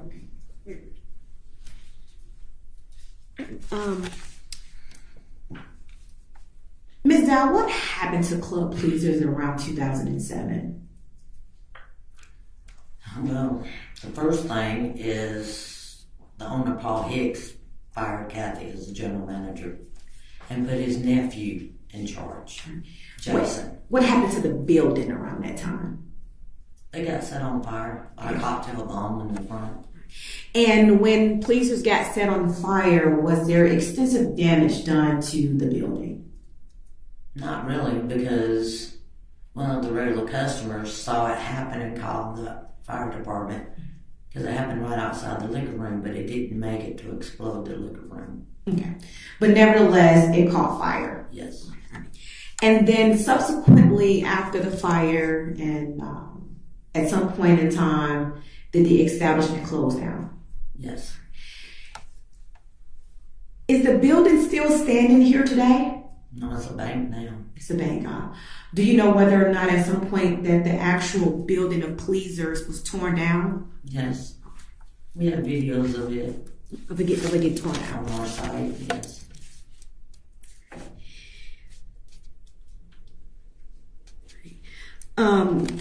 Opposing counsel asked you about familiar operations of Pleasers. I want to ask you some more detail about the operations of how Pleasers worked. What was the protocol in reference to any alcohol or drugs at Pleasers? They couldn't bring any on the property. Okay. And what they got automatically fired. Kathy wouldn't put up with that. All right. And then at some point, Kathy left, right? Kathy was fired. Kathy was fired. After she had went in the hospital to have open heart surgery. All right. And then what became the culture in reference to drugs and alcohol at that time? Once Kathy was gone and Jason took over, I went in there. They was smoking right on the floor.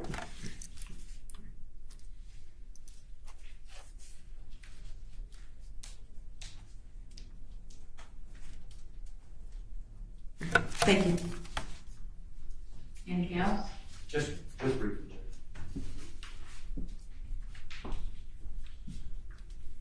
So, Ms. Dial, we'll stay on that exact same topic. You said there was a change in management at Pleasers, right? Yes. And that happened around 2007? That would no, I left in 2007. That happened around 2000, the end of 08 or the beginning of 09. Okay. 2000, because she passed October 11th of 2010. So that management changed around 2008? Okay. And that's when that... Yes. And that's when the culture change you're talking about happened? Yes. All right. Thank you. All right, anything else from this witness? No, Your Honor. Thank you, please. Call your next witness. Your Honor, State calls Mr. Gask. Mr. Who? Mr. Gask. Spell last name. Gasque.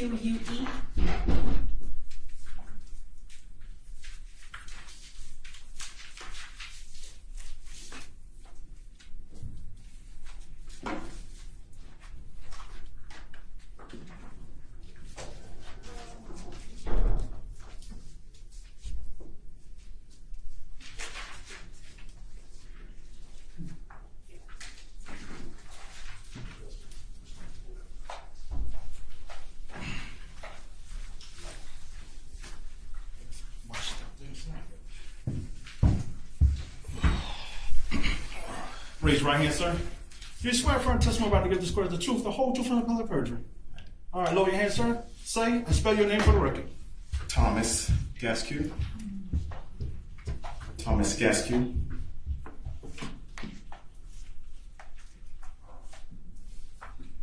afternoon, Mr. Gasque.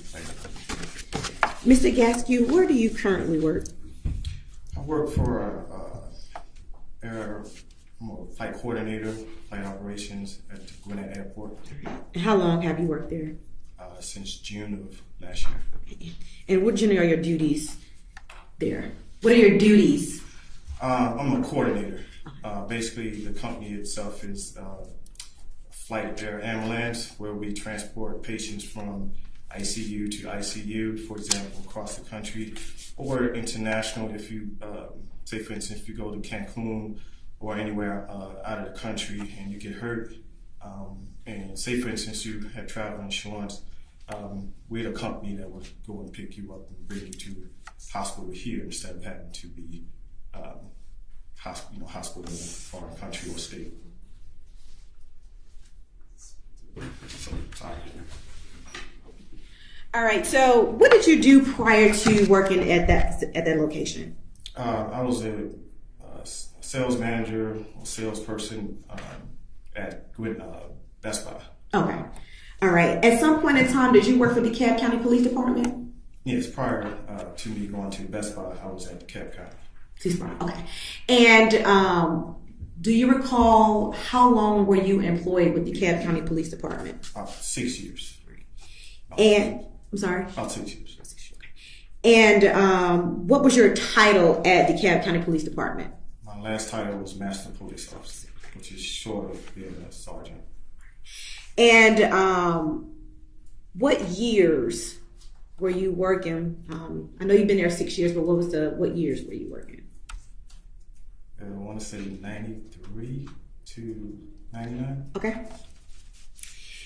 On February 26, 1999, were you still employed with the DeKalb County Police Department? Yes, I was a patrol officer. I want to talk to you about your duties back then around February 1999. What were your duties as a master police officer?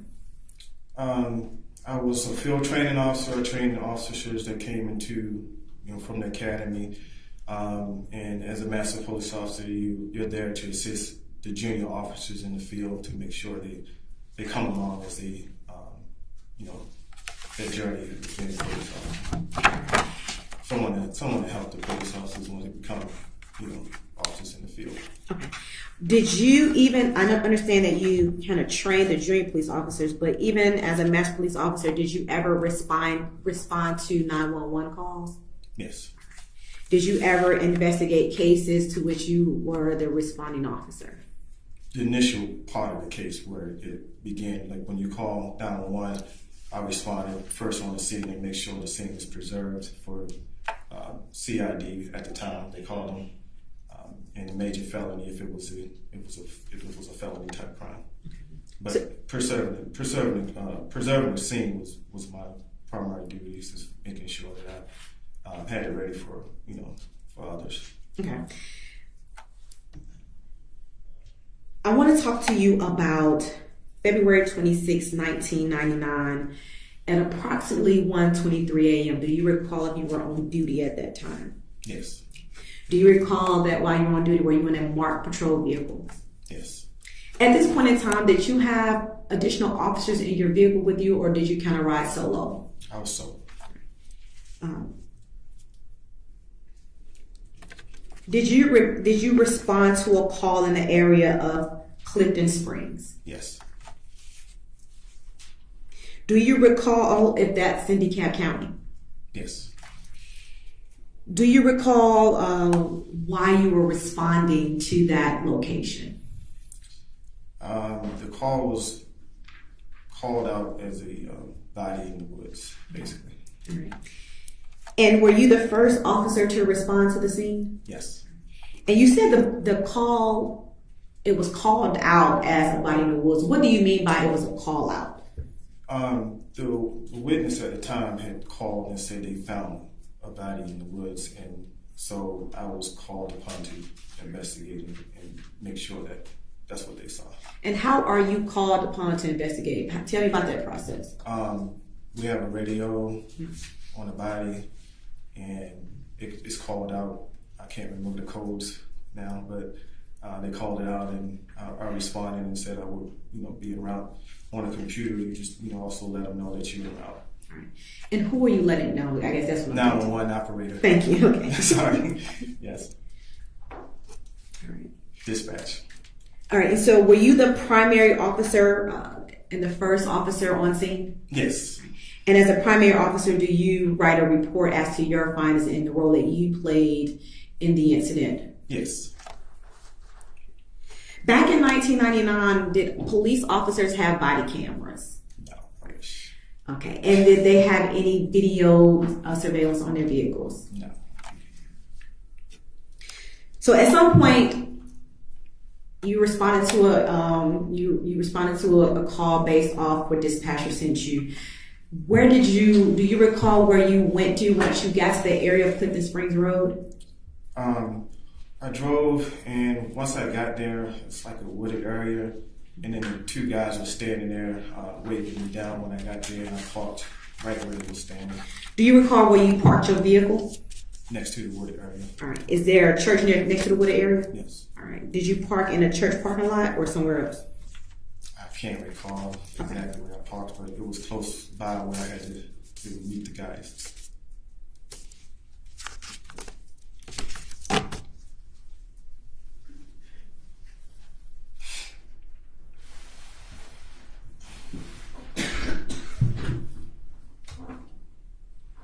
Now may I approach? Yes.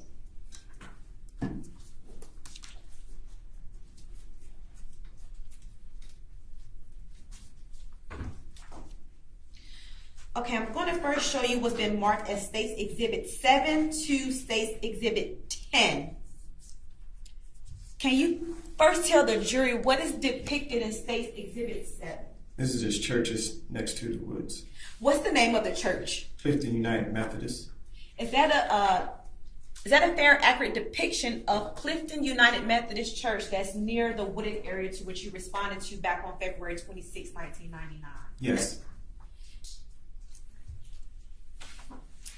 I'm going to show you what's now has been marked as State's Exhibit 8. Can you tell the jury what is depicted in State's Exhibit 8? This is the intersection where I responded to in the wooded area. Is that an overview of the wooded area? Yes. Does that show the streets Clifton Springs and Clifton Church Road? Yes. Is that a fair and accurate depiction of the wooded area to which you responded to back on February 26, 1999? Yes. I'm going to show you what's been marked as State's Exhibit 9 for identification purposes. What is depicted in State's Exhibit 9? It's the wooded area. Is that another aerial view of the wooded area that kind of shows a more view of?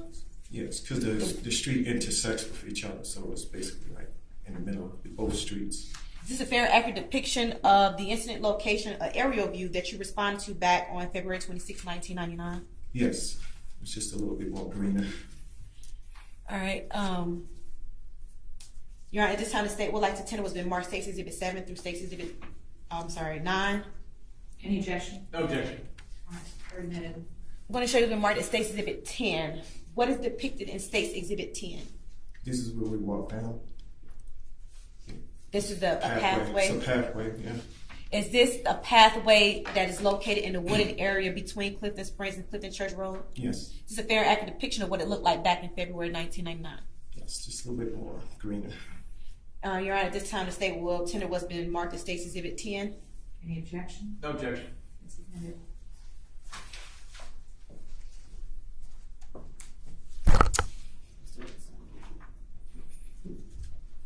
I'm going to show you the marked as State's Exhibit 42 and 43. What is depicted in State's Exhibit 42 and 43? It's the scene of observed once I got there. What is in the pictures in State's Exhibit 42 and 43? The body, and then the head was detached. The skeletal head? Yes. Is that a fair, accurate depiction of what you observed to be the skeletal head in State's Exhibit 43 and the skeletal head and the body in State's Exhibit 42? Yes, I first walked in this area here and then observed the head detached from the body. Right. Is that a fair, accurate depiction of what you saw back in 1999? Yes. And I'm going to show you what's been marked as State's Exhibit 60. What is depicted in State's Exhibit 60? This was what I walked up on, and I remember seeing the body there. Is that a body that is depicted in State's Exhibit 60? Yes. Is that a yes? Yes. Is that a fair, accurate depiction of the scene that you walked upon back on February 26, 1999? Yes. Your Honor, at this time, the state would like to tender what has been marked as State's Exhibit 42, 43, and State's Exhibit 60. 42, 43, and 60. Any objection? Your opinion? I'm sorry, tender. You said. I mean, admitted, sorry. Yes. I knew what you meant. No objection. All right. 42, 43, and you said 6? 60, Your Honor. 60 are in. We already had a 6.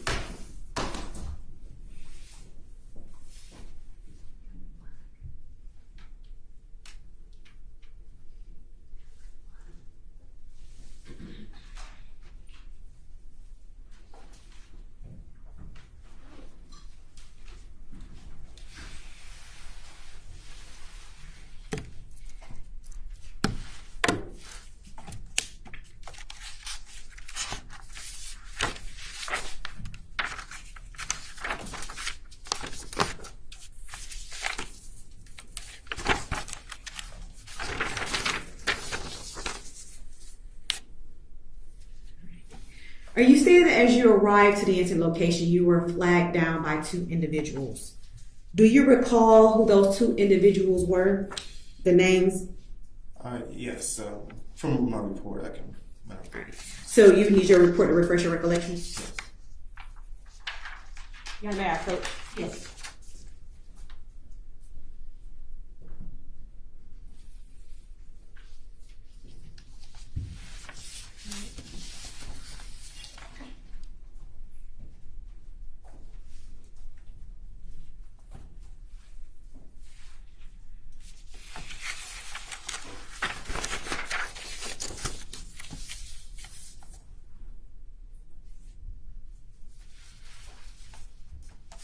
Do you recall who flagged you down as you arrived to the incident location? Yes, Joseph was the initial person that flagged me down as I drove up. All right, and what's Joseph's last name? Joseph Ralph. And that's his middle name. What's his last name? Oh, sorry. Price. Joseph Ralph Price. And was Mr. Price with anyone? Yes.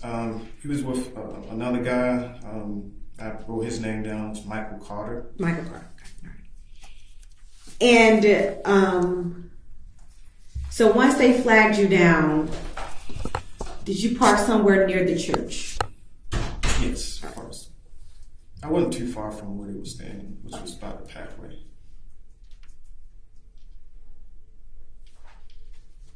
Hold on, 1 second. Bishop, do you know what that alarm is coming from? All right, go ahead.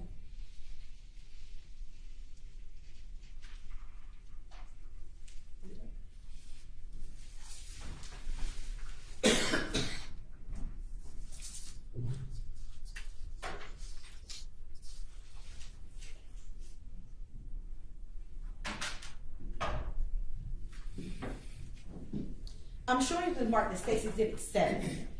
Is this the church that is near the incident location to which you were flagged down by Mr. Price? Yes. And in relation to the church, where is the wooded area located? If I recall, it's like not too far. It's just across the street, basically. All right. So maybe this would be a better shot. I'm going to show you the mark that states Exhibit number 8. Your Honor, do you have the clicker? Do you have a pointer? No. All right. If you don't mind, Mr. Gaskew, can you stand up and look at the screen behind you? And can you show the jurors where's the church area? Where's the church in this photo? So, and that land directly in front, is that a parking lot? Yes, this is the parking lot across the street from the area. And directly across the street from the church, what's that area? This area here. Yes, what is this Yeah, area? this is kind of like it's a cemetery. So the cemetery is to the right? Yes, right. All right. And then you have wooded area, right? Yes, wooded area here. Now I'm going to show you what's been marked as State's Exhibit 9. This is more of an aerial view. Are you now able to see more of the cemetery? Yes. And are you able to see a path? Like a path that was made with people? Somewhere over here, I believe. It had a lot more tree area, a little bit more wood. The trees were thicker there. This was actually taken back in February of 1999. So is the path, can you point to where the path would be? Somewhere over here. All right. And does it go down? All right. Yeah, it goes down that way. And is this the wooded area path that you were discussing? Yes. That you can walk through Yes. within that Yes. wooded area? Okay. All right. You can sit down, sir. Thank you.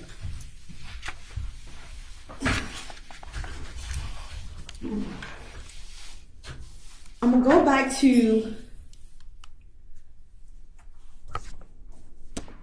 State's Exhibit number 9. All right, so you arrive on scene, you get out your vehicle, and you speak with Mr. Price and Mr. Carter. What do they advise you upon your arrival? They were pretty excited to get me to walk through the woods with them to show me what they saw, and I just followed them. All right, when they arrived, what did they tell you that they saw? They said they saw what they thought was a body. All right. And did they tell you how, did they first tell you why they were there? They once initially called. All right. It flagged me down, basically, when I got there to let me know that they were the ones that called. All right. So tell me, did they tell you why they, why were they in that place to begin with? Your Honor, I'm going to object to this. We can explain his conduct with what he was told that there was a body, but anything else is just hearsay.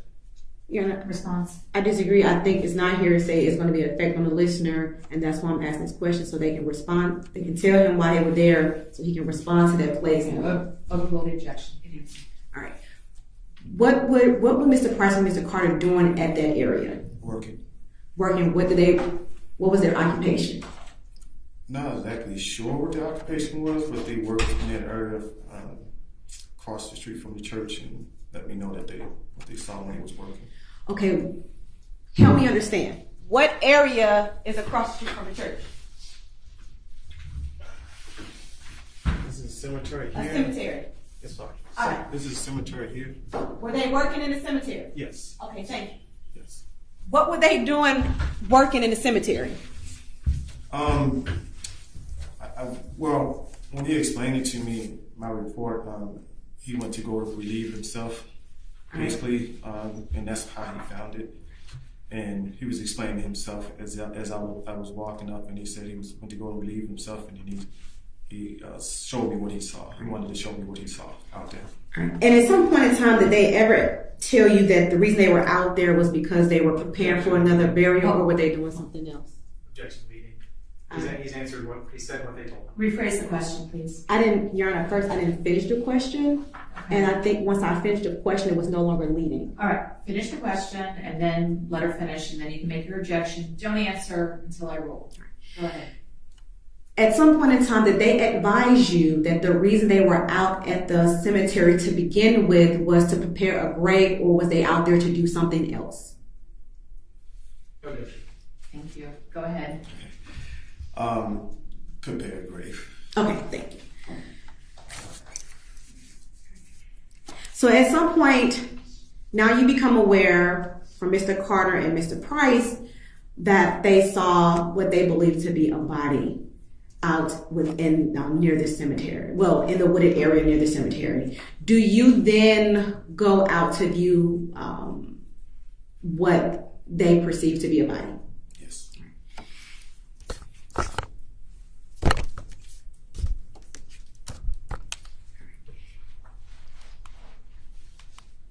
All right.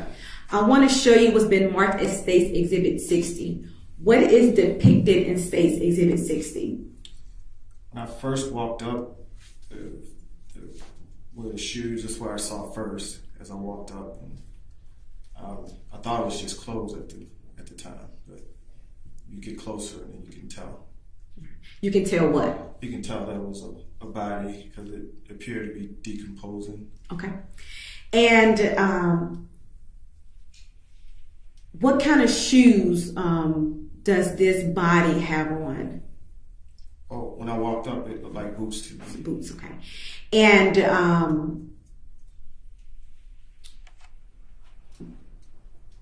was the entire body is the entire body depicted in this photo? No. Okay.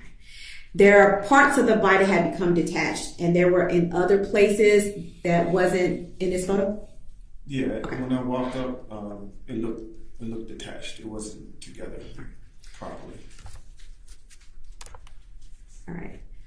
Can you explain to the jury what is depicted in this photo, which is State's Exhibit 42? That was the skull. If you can stand up, I'm sorry, Mr. Gasky, you can stand up and kind of. It's a skull. What is that? The skull. A skull, okay. And what is on the opposite side of the photo? The body. The body. So basically, the skull is here located on the left side of State's Exhibit 42, and then the body is depicted on the far right side of State's Exhibit 42. Yes. Yes, okay.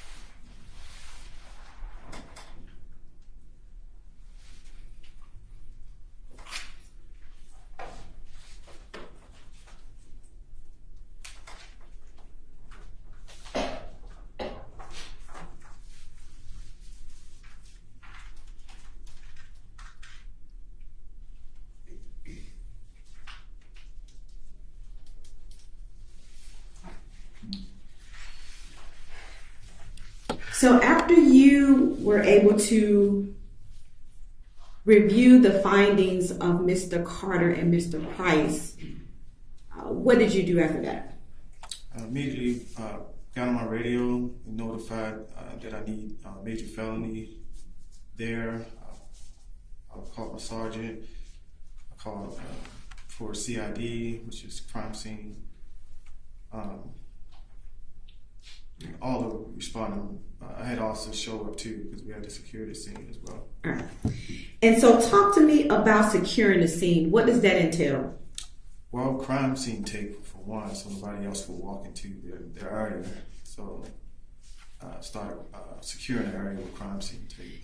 And you saying securing the area, so are you saying where you were able to see where the decomposed body, you put up crime scene tape to prevent other people from coming in? What was the purpose of doing that? So nobody else would walk into the scene, because if you walk into the scene, I would have to record and write it down. Because we didn't have video. So what else did you do as a part of securing the crime scene? Sorry. Aside from putting down tape, is there anything else you did to secure the crime scene?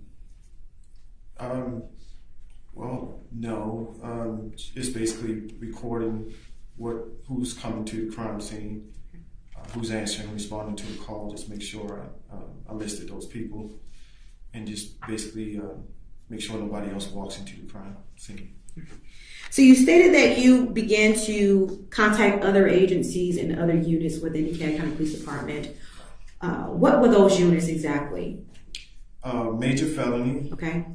Crimes, the medical examiner, and then crime scene. All of the three Okay.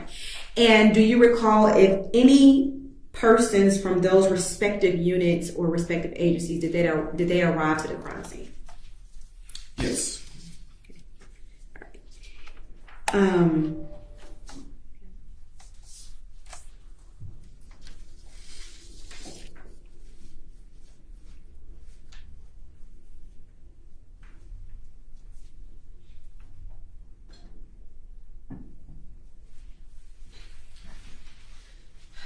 Just wanted to show you one more photo for the jury.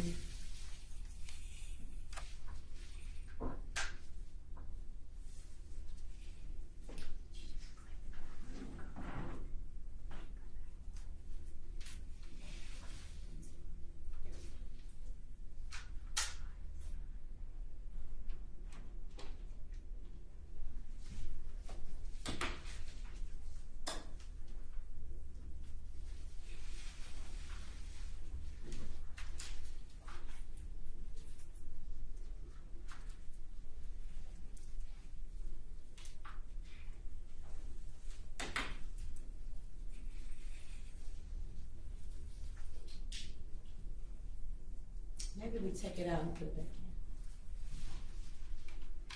in.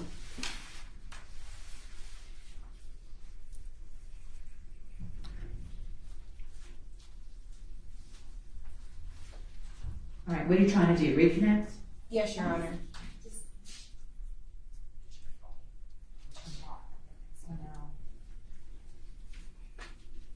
All right, you can't both be doing it. So are you trying to do? Sorry. That's okay. Are you trying to do it from there? I was, but I was. You can go ahead. I just didn't. It can't be good if two computers are trying to access this.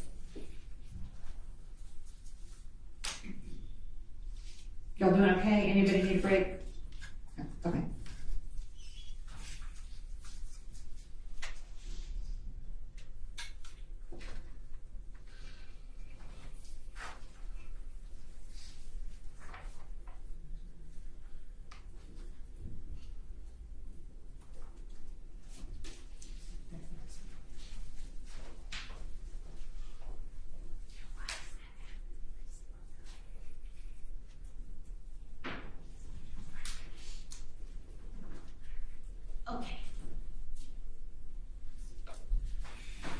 Sorry about that technical difficulty, but I wanted to have you explain to the jury what is also depicted here in State's Exhibit 43. This is the skull that was detached from the body. Is this a more close-up view of the skull that was attached to the body? Yes. All right. And based off what you saw, did the body appear to be that of an adult or a child? A child. And did it appear when you arrived, did it appear that the body had been buried or just placed there? It's placed there.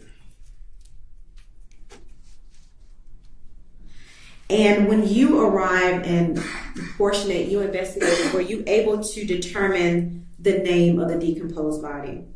No. Were you able to identify the gender? No. Was there any identifying information in reference to who this person was located at the scene? No.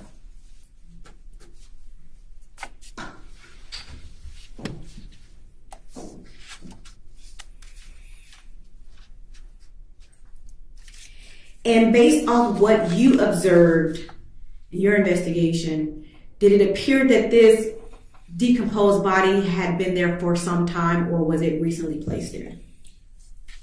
For me, it appeared there sometime.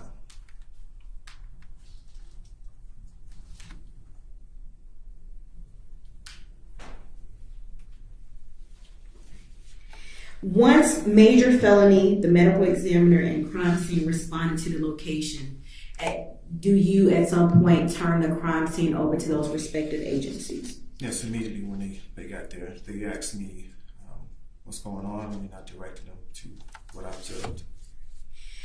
And at that point, once the crime scene is turned over to the Major Felony, the medical examiner, and crime scene analysis, are you now there for support in what they need? Yes. Do you write a report based off your findings? Was it customary for the first responding officer to write a report? Yes. And did you do that? Yes. And did you also, once you secured the crime scene, did you document what other individuals entered the crime scene? Yes. And did you place that information within your report? Yes. And did that include your involvement in this case? Yes. No additional questions. Cross.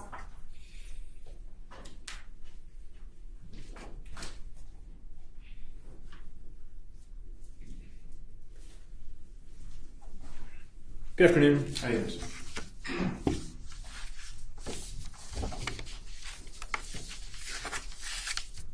All right. To be clear, the wooded area is next to a cemetery, right? Yes. Okay. The body was not found in a cemetery. No. Okay.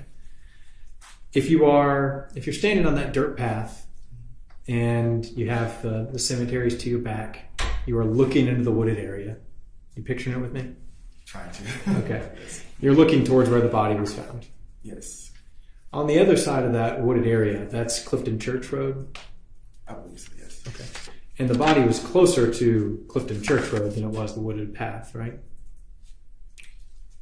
I'm not exactly sure of the roads, but when you walk in, it wasn't too far in, as you walked in, it was not that far in.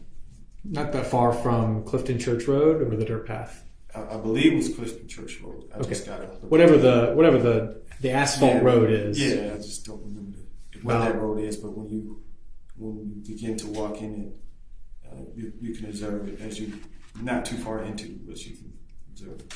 Okay. We're talking 10, 12 yards?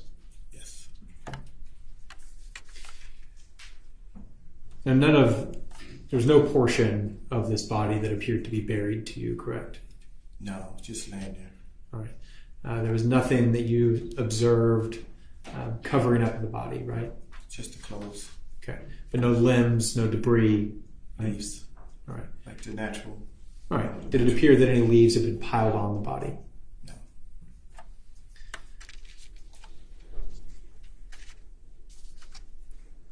All right. And you observed the skull detached from the remainder of the body, correct? Yes. It's about 7 feet apart? You could say it, yeah. Well, is that a close estimate? Do you have a better number? From what I recall, it was pretty close to the body, but you could tell it was detached from what I. Okay. And that's how it was when you found it, Yes. right? Yes. You got no information that the two gentlemen that called did anything to the body, right? No, because they seemed very frightened. Okay. Wanted to get somebody there to observe what they saw. All right. And the pictures you viewed, that is how the scene looked when you arrived, right? Yes. Okay.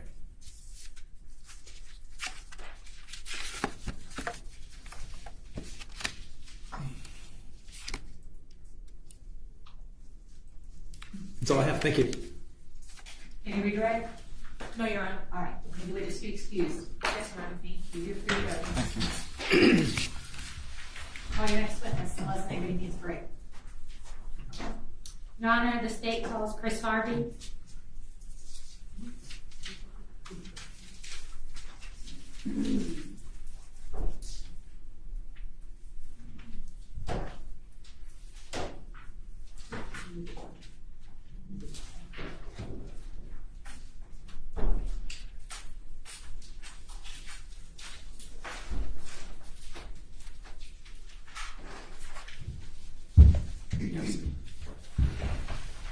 Raise your right hand, please, sir.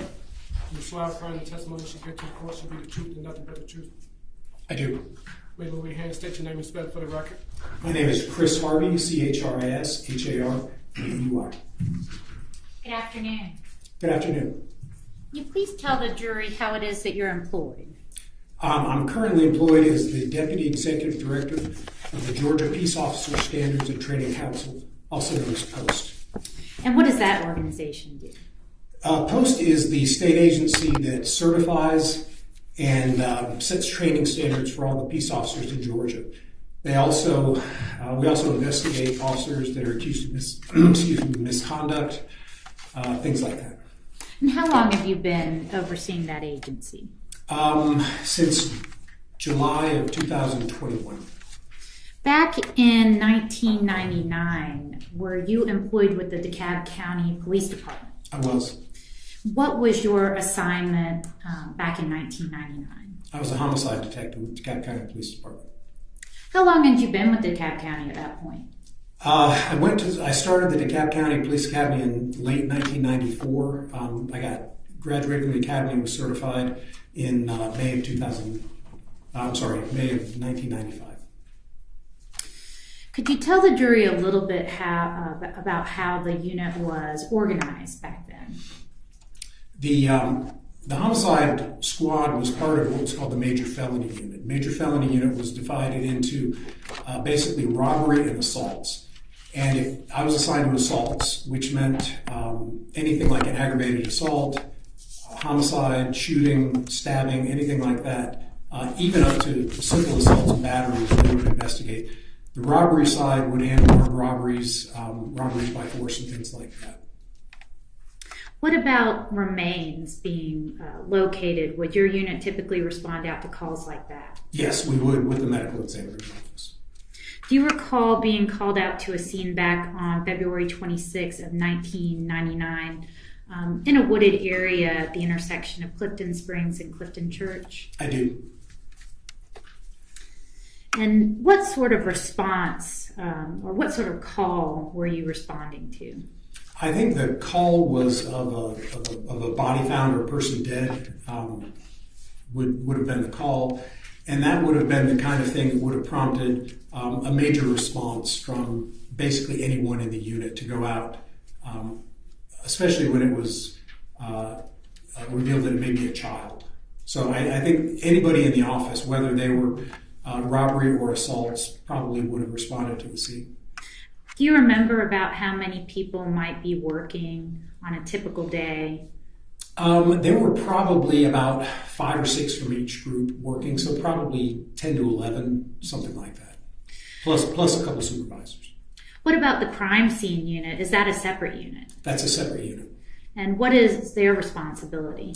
The crime scene unit's responsibility is to go to a scene and, at the direction of the detective or the officer, to basically do whatever they're told to do in terms of creating documentation, whether it's taking photographs, recovering physical evidence,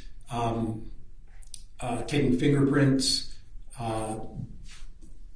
taking video, any of those things that are going to preserve the details of the crime scene. And was crime scene taken with you that day? They responded to the scene also. They didn't go with us necessarily, but they would have certainly responded to that scene, and I remember them being there. What about the medical examiner? The medical examiner would come to any scene of a deceased person. And then once we got to the scene, it was the medical examiner's office responsibility to recover the body and do the basic recovery of the body in terms of handling the body. They would always do that in conjunction or coordination with the homicide detectives, and we would be right there with them, but they would actually remove the body and then they would return it to the medical examiner's office for follow-up, usually an autopsy. And does the medical examiner's office have its own team of investigators that are separate from the DeKalb County Police Department? They do. And does the medical examiner's office conduct its own independent death investigation? They do. When a scene like this is responded to, where you have a report of a body or remains being recovered, does anyone mess with the scene or move anything before it's documented?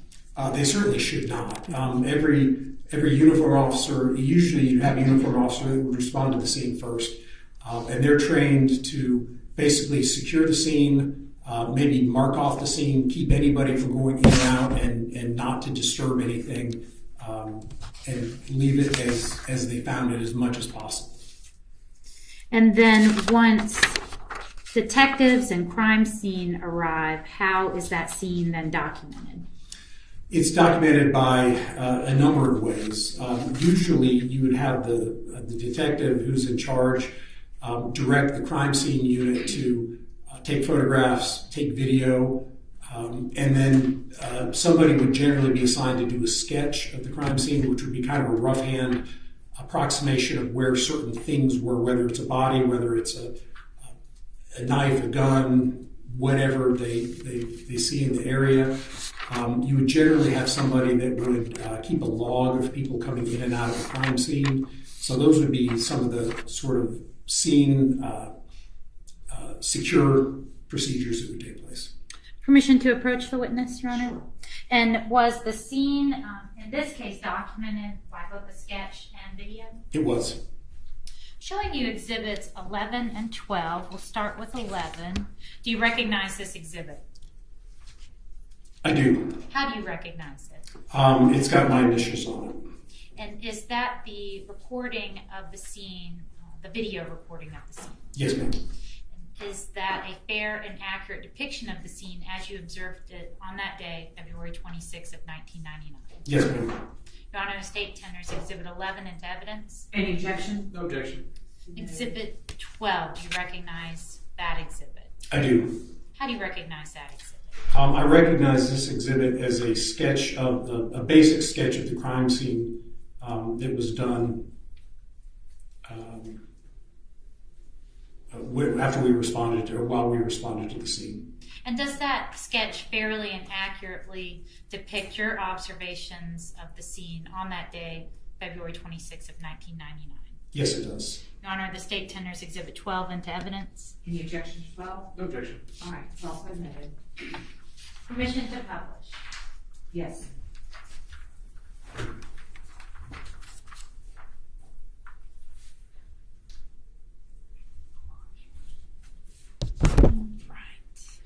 Start with Exhibit 11.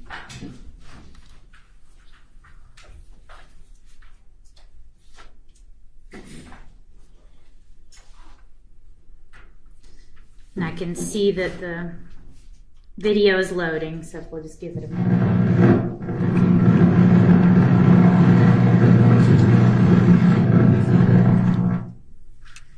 For the record, that's just the quality of the tape, Your Honor. What are we looking at here in the video? This is the wooded area near the intersection of Clifton Springs and Clifton Church Road. You see the yellow crime scene tape that has been set up. This would be the crime scene investigator who's recording, things in the area, the general appearance of the area, and then they'll pick up on individual things they see, and when they get close to where the body was found, they'll zoom in on the body.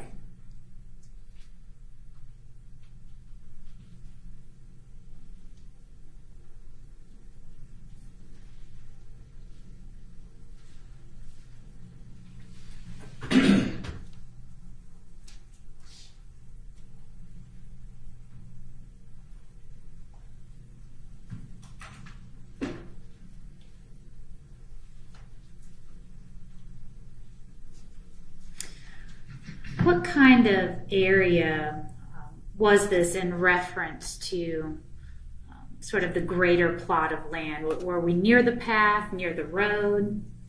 It wasn't terribly far off the road. In some of the shots, you can see where the wood's clear and see some of the roads.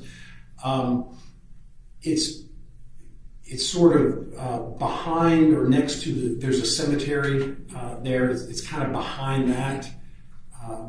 Or I guess in front of that, depending on how you're looking at it. You can see it's pretty heavily wooded with relatively small trees. It's not, there aren't a ton of big trees, but it's pretty thickly undergrown. And you see some, pieces of debris at different points. And do you recall about how far off the path the remains were observed?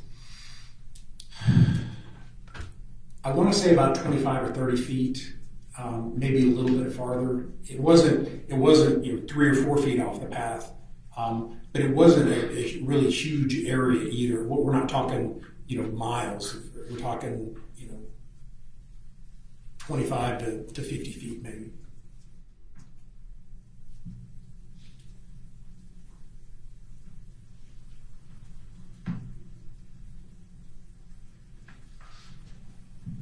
What are we looking at here? That is the torso in the center of the screen. A few seconds ago, you saw the skull about 10 feet upwards from the body. And you'll see that again here in just a second. That object right there is the victim's skull. And is this exactly how the remains were recovered as you found them? Yes, ma'am.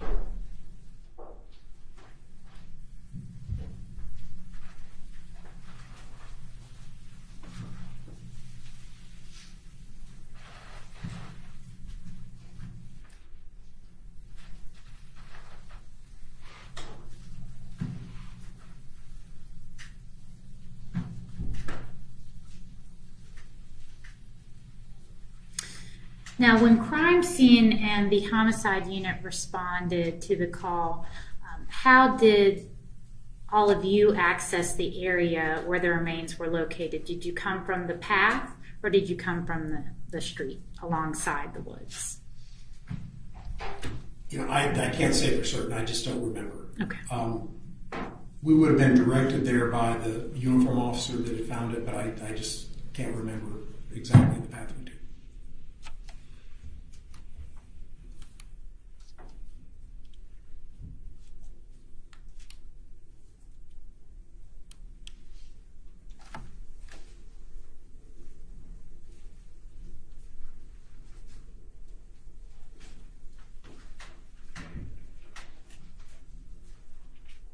Now I'm showing you Exhibit 12. If you could, there is a larger screen behind you. If you wouldn't mind standing, and could you point out for the jury where the remains were located in this sketch? This is the body labeled B, and this is the skull labeled A. And did you depict the path on the sketch? This is the dirt path. And- I didn't create the sketch. Okay. That's the path. And is the cemetery reflected? What side of the path is the cemetery on? The cemetery is below the path. It's back here. And then above the path, what is that area? This is the wooded area at Clifton Church Road. The unit marked a number of items on this scene sketch. What sort of items were indicated? You've got a glove, cloth, t-shirt, a bone, and shoes and rags. And could you indicate to the jury where the glove was located in reference to the remains? The glove is right there, number 1. And the cloth? Cloth is number 2. The t-shirt? Number 3. The bone? The bone is right here, number 4. And the shoes and rags? Shoes and rags are...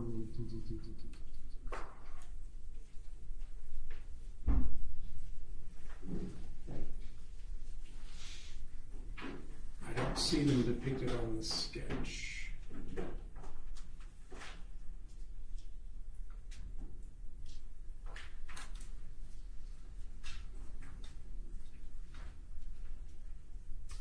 No number 5? I don't see a number 5. No, ma'am. Okay. And were any of these items right with the victim's body? No, ma'am. Okay. You can have a seat. Why were they noted? Because you would, at that point, nobody had any idea of what we were working with. So anything that was out of place would have been noticed and collected for further examination. Did you do any investigation into the area? Were you aware whether or not anyone utilized that path or whether there was any traffic through that cemetery? As I recall, there was some activity through that path. I don't think it would I don't recall it being described as like a high traffic area that a lot of people went through, but the belief was that people occasionally would go into that area. What about the wooded area? Did you get any indications that people were known to frequent that wooded area? I don't recall that it was a place that people would frequent. Again, I think it's something that people may have gone into from time to time, but it wasn't like like currently you would have like a homeless camp or anything. Nothing along those lines. Showing you exhibits 13 through 36, if you'd take a moment to flip through each of those.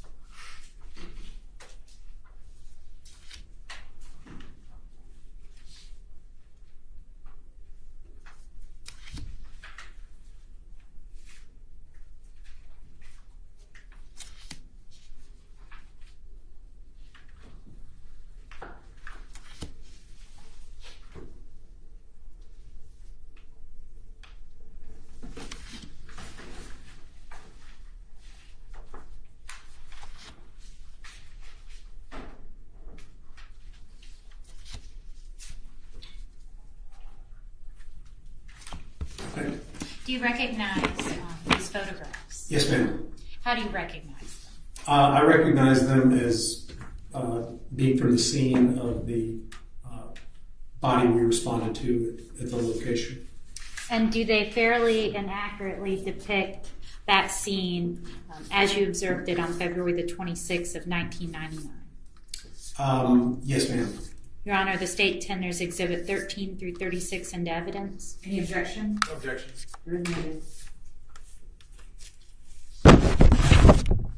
Permission to publish, Your Honor? You may.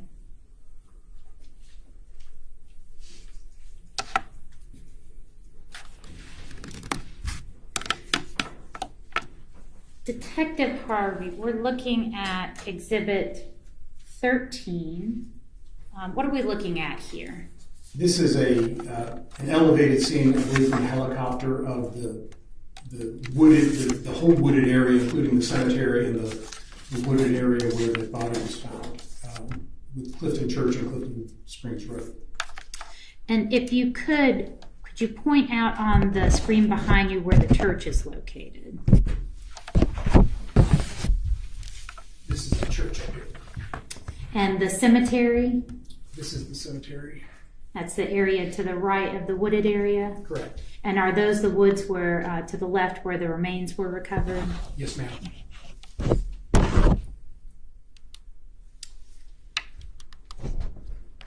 Then I'm going to go back to already admitted Exhibit 9.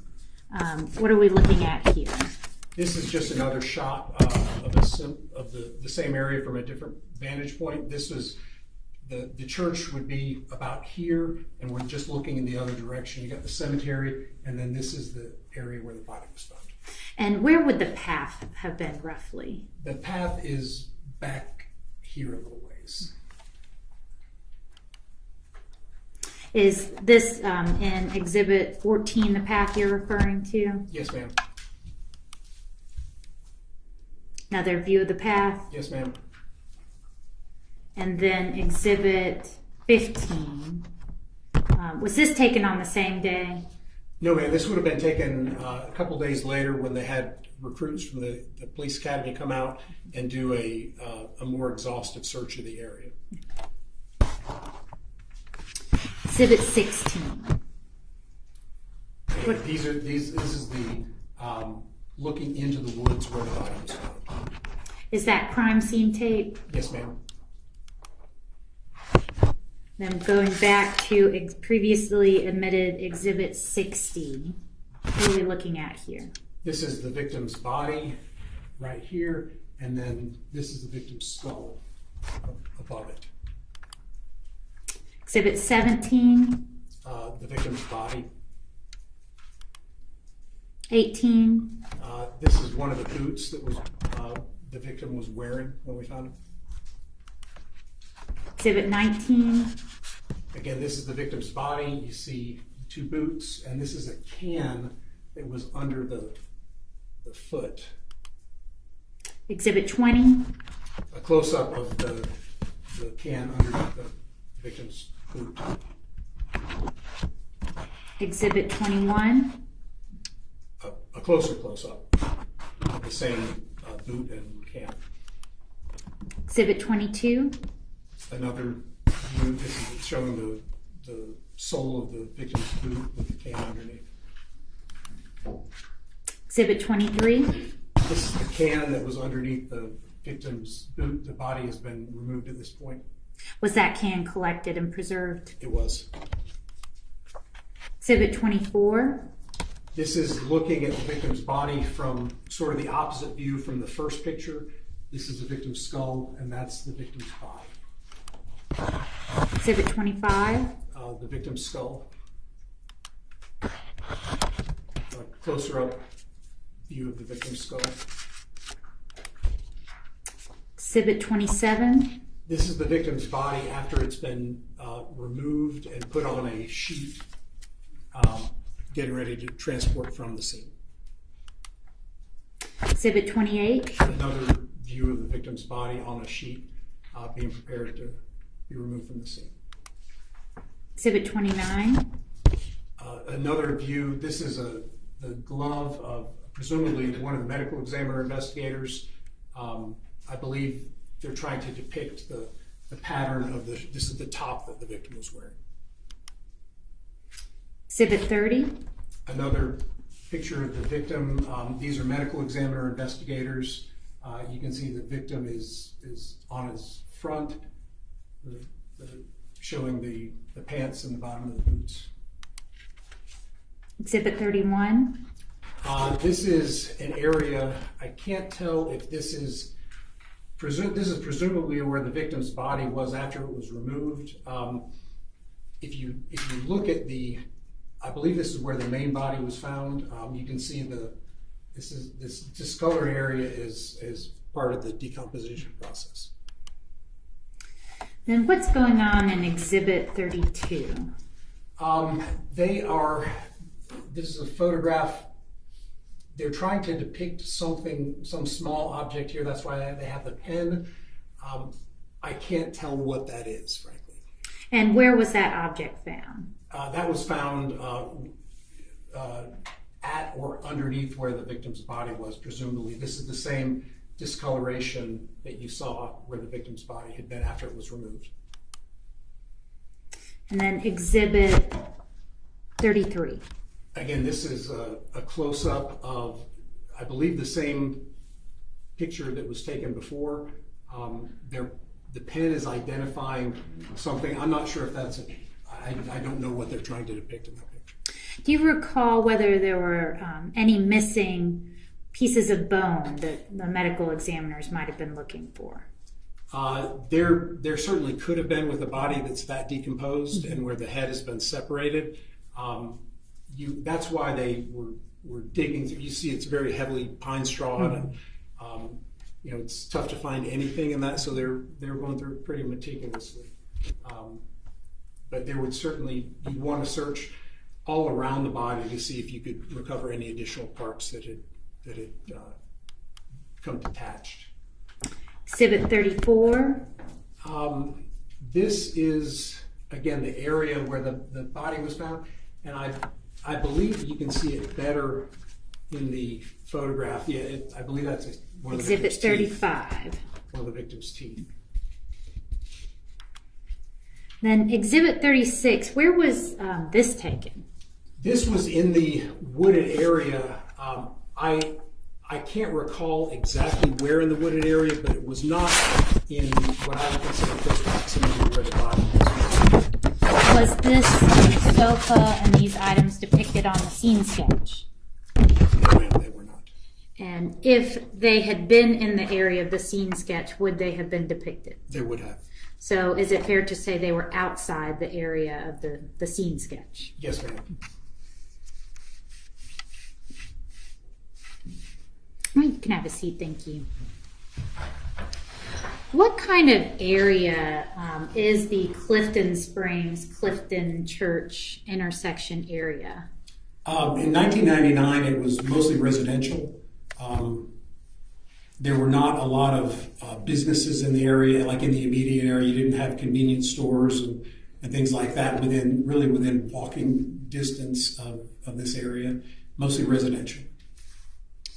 And did there appear to be any attempt, based on your training and responding to scenes, to bury this body? No, ma'am.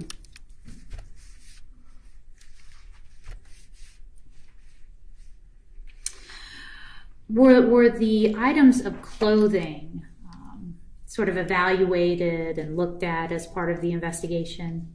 You mean the clothing that the victim was wearing? Yes, sir. Yes, ma'am. Mm-hmm. And what kind of clothing? The victim was wearing a blue, I believe it was a hoodie. It was sort of a medium weight pullover type shirt. It was kind of blue. You saw kind of the stripe pattern in one of the photographs. He was wearing reddish denim type jeans. He had those Timberland boots on. He had socks on, and he had Carter's underwear. It all appeared to be intact. And based on the clothing, was that the reason that investigators initially believed this to be a child? Well, clothing and just the size. On the scene, the size and the clothing led the initial people to believe that it was a child. And then the juice can that was recovered, was there anything significant about the can or anything that anyone took note of? Yes, ma'am. The can had, you saw that it was sort of dented or indented in the middle. It also had 7 or 8 little pinholes in that indentation, which is not an uncommon way for people to smoke crack cocaine. Put the cocaine on the can, light it, and then basically use it as a carburetor. Don't know for certain if that's what happened, but it was those sort of pinholes poked in that pattern were consistent with somebody using it for that purpose. While at the scene, after it's documented, videotaped, and photographed, after the remains are removed, do the detectives stay and continue investigating? It depends on if there's anything left to investigate. If the scene has been thoroughly searched and you believe you've recovered any evidence that is possible to recover, and the photographs have been taken, video, they wouldn't generally remain on the scene much longer. If there were additional things to look at, the medical examiner's office would deal pretty much with the body. The detectives would work the area around the body. So it's, again, and then it depends on things like how much light do you have, what are the conditions like, whether you would leave and come back. So it's not like as soon as the medical examiner leaves, everyone else leaves, but we were out there a long time with the body, with the medical examiner recovering the body. So I believe we had probably done most of what we could have done at that scene. So we probably would have left in relatively close proximity to the medical examiner's leaving with the body. And based on your time in the scene, was anything recovered that gave you any indication of who this child was? No, ma'am. Were there any weapons or other evidence of death that were recovered aside from the remains? No, ma'am, no weapons. Was an autopsy performed in this case to your knowledge? It was. Do you recall when that was? It was the next day. And did you personally attend the autopsy? I did. Anything about the autopsy that helped you in your investigation right there in the first few days? Yes and no. We, initially, because the body was so badly decomposed, the only real intact skin was on the feet and the lower legs, and that had been basically blanched white. Initially, we believed it to be a Caucasian child. So that was one thing, but we didn't, at that point during the autopsy, they weren't even sure of the gender of the child. They weren't sure about the race of the child. They weren't sure about the age of the child. So as I recall, there were no obvious signs of injury, no bullet holes, nothing that would really lead to an immediate cause of death that would be clearly identified. But frankly, a lot of the body had been decomposed, so there may not have been much evidence of that anyway. With the clothing, the shirt, the pants, the shoes, sort of the approximate height, is that kind of information that you can distribute to other area law enforcement agencies? Yes. Was there an attempt to distribute this information and see if there were any missing children's cases that might have matched? Yes, we did that certainly at first within DeKalb County, and then put out notices to other metro agencies in case there were missing persons reports that might match that the unknown victim that we were dealing with. Was the neighborhood canvassed to see if you could develop any witnesses? Yes, ma'am. Anyone spoken to from the church? Yes, ma'am. Based on all of those efforts, were you able to obtain any information that helped identify this child? Not from any of those efforts, no.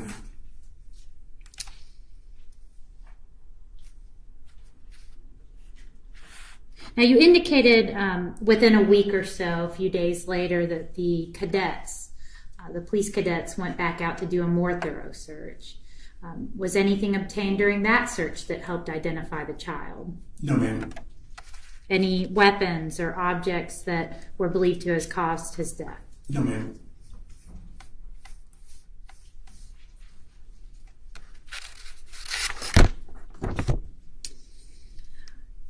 When a case doesn't really appear to have any viable leads just directly from the scene or from the remains themselves, what sort of things can you do to try to generate tips or get help? Well, there are a couple things you can do.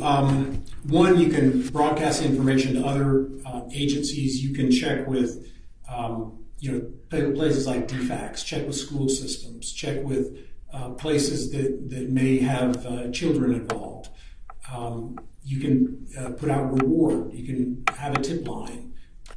You can put information on national, at this time in 1999, we didn't have the internet like we do now, where you could put it on Facebook or Instagram or TikTok and for the news, people would see it in 5 minutes.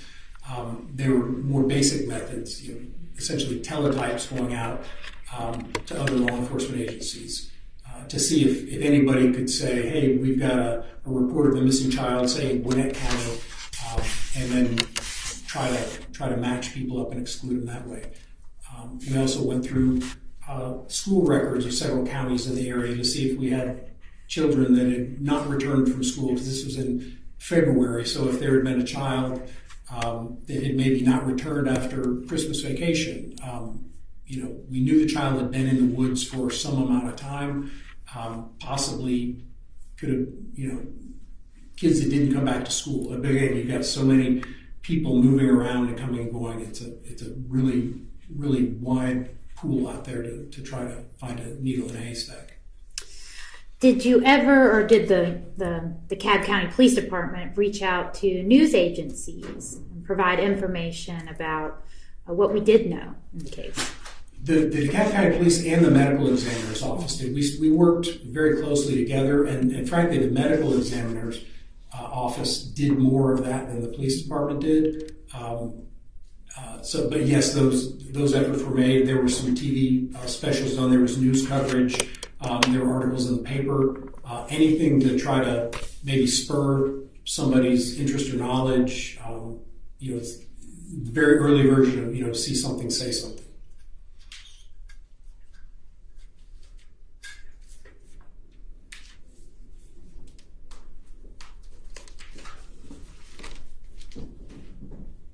I'm showing you Exhibit 37. Do you recognize this exhibit? Yes, ma'am, I do. And how do you recognize it? I recognize it as an article that was in the paper about the search that was done by the cadets from the police academy afterwards.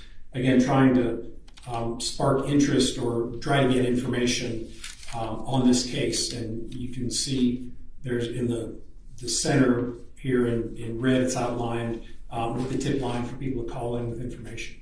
And on what day was this article published?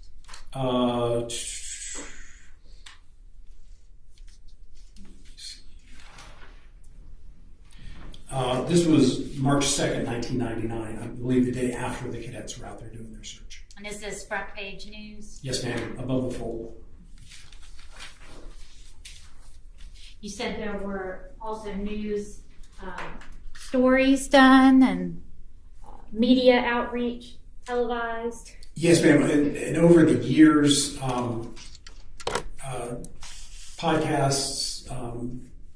One of the things that you'd want to do in a what became a cold case is get the story out there, and maybe somebody will watch something, and something will trigger somebody to say, "Hey, I remember something about that." And it's actually, it sometimes takes years and years. But I've worked several cases where somebody has watched a special at 2 o'clock in the morning on one of these shows, and they say, "Hey, that sounds a lot like this person," and they make a call, and that breaks the case wide open. And in all of these sort of outreach to the community, to other agencies, where you're providing what information you do know about the child? Are you also providing a tip line and information so that anyone who knows something can contact your department? Absolutely. And again, in those days, it was telephone. You didn't have email and text and web pages. You mentioned that rewards can be offered. Was a reward published in this case? It was. And what was the reward in this case? The governor's office authorized a reward, I believe, of $5,000 for information that led to the identity and clues on this individual. And was that back in '99, around the time the remains were recovered? It would have been in probably just a couple weeks after that.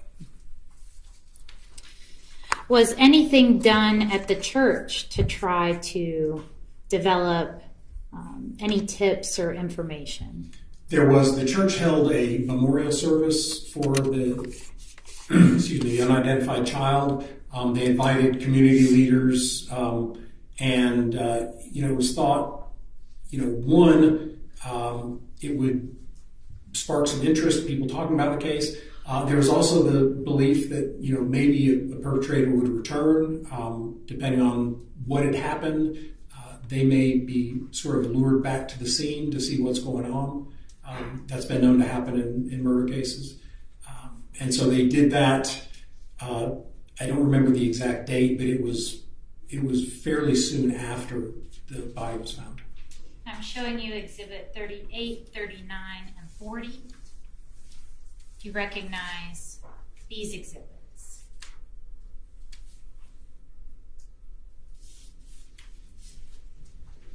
Yes, ma'am. Starting with 38 and 39, how do you recognize those exhibits? These are people in attendance at the ceremony that they had for the child. I recognize the then District Attorney of DeKalb County, J. Tom Morgan, is present. And do these photographs fairly and accurately depict some of the individuals that attended the memorial service? Yes, ma'am. Your Honor, at this time, the state tenders 38 and 39 into evidence. Any objection? No objection. They're admitted. And then 40, do you recognize this exhibit? That's a memorial headstone, I guess, or memorial stone for the child that I think the church put in the cemetery. And is that fairly and accurately represent the memorial that was created for that ceremony? Yes, ma'am. Your Honor, the state tenders Exhibit 40 into evidence. Any objection, 40? No objection. All right, they're all admitted. Commissioner Publishing. Yes.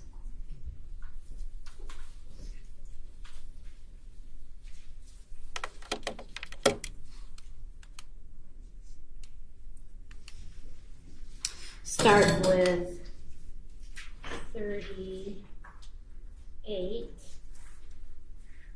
Do you see any news cameras present in this photograph? I do. I see news. Do you want me to stand up and? Sure. You can see the news camera right there. And was this ceremony aired on TV as well? I don't know if it was aired live. I think it was covered by the news, but I don't think it was aired like as the whole ceremony. 39. Another news camera. This is J. Tom Morgan, the then DeKalb County District Attorney.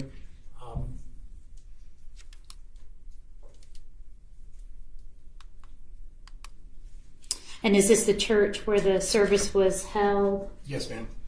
Previously admitted Exhibit 7? Yes, ma'am. And Exhibit 40. And that's the memorial that the church put up in honor of the child. You may be seated, thank you. Now, that service, were the vehicles that attended documented, their license plates? Yes, ma'am. A detective went through and recorded the license plates of the vehicles attending the service. And were the people that attended the service also recorded and photographed?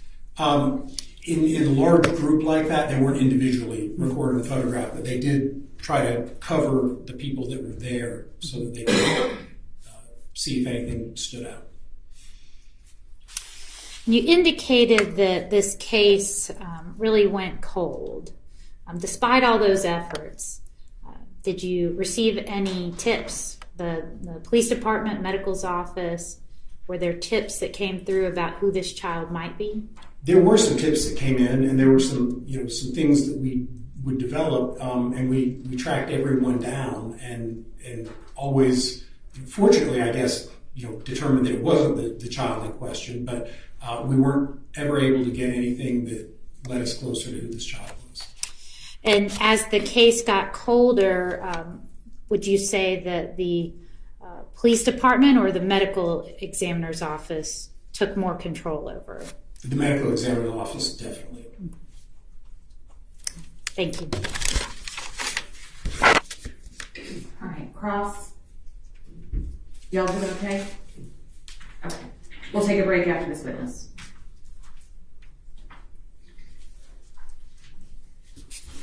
Good afternoon. Good afternoon.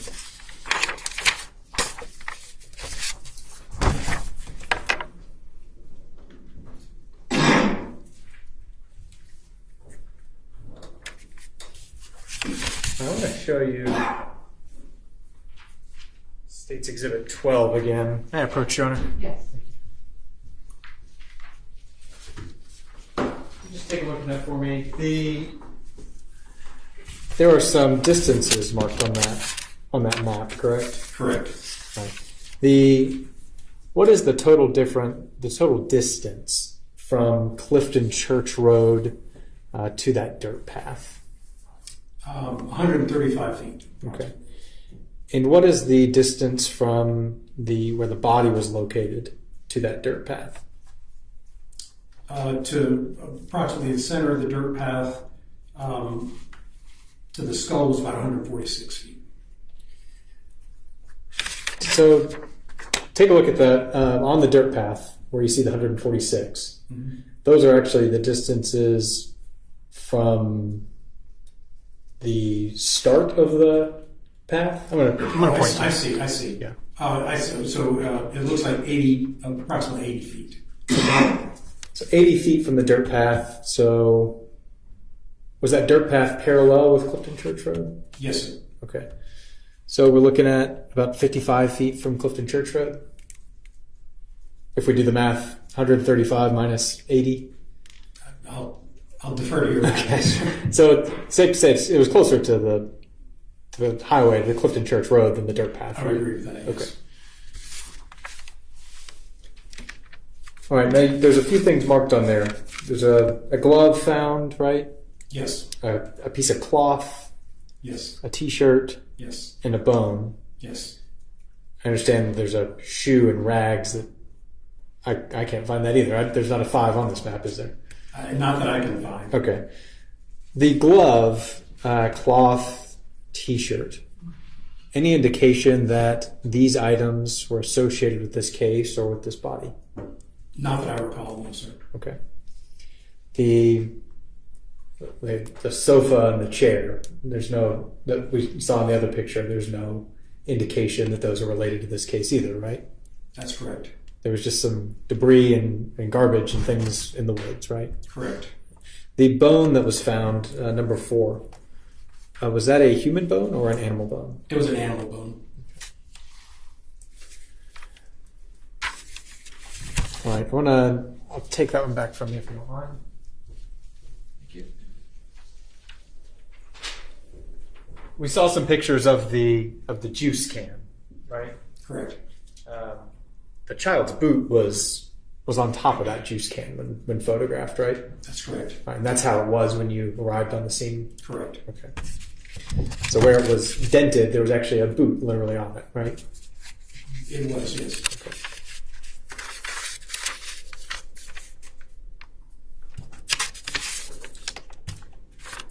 All right. After your investigation at the scene, were you able to determine how this child died? No. All right.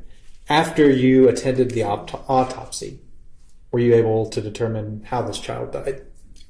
No, but I didn't make that determination. I wouldn't have made that determination anyway. Okay, but you'd certainly never came up with a conclusion after that, after what you observed? I did not. Okay. That's all I have. Thank you. All right, any redirect? No, Your Honor. Okay, thank you very much. You're excused. Counsel, can you approach for the scheduling matter? Yes.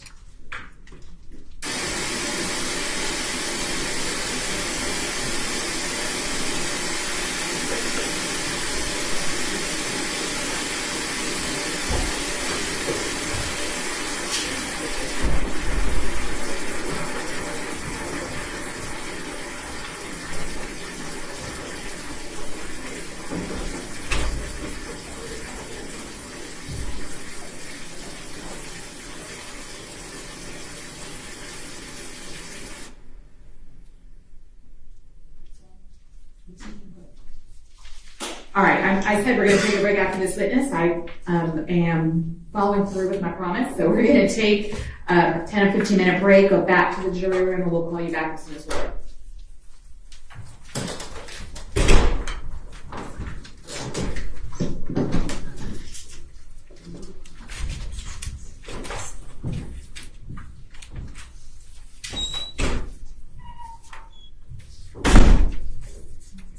All right, we got the state back. I'll just, real quick before we bring the jurors in, there have been, I know you, Mr. Bozarby said initially your client was not going to waive her presence at bench conferences. We have had a couple of bench conferences solely for the purpose of scheduling.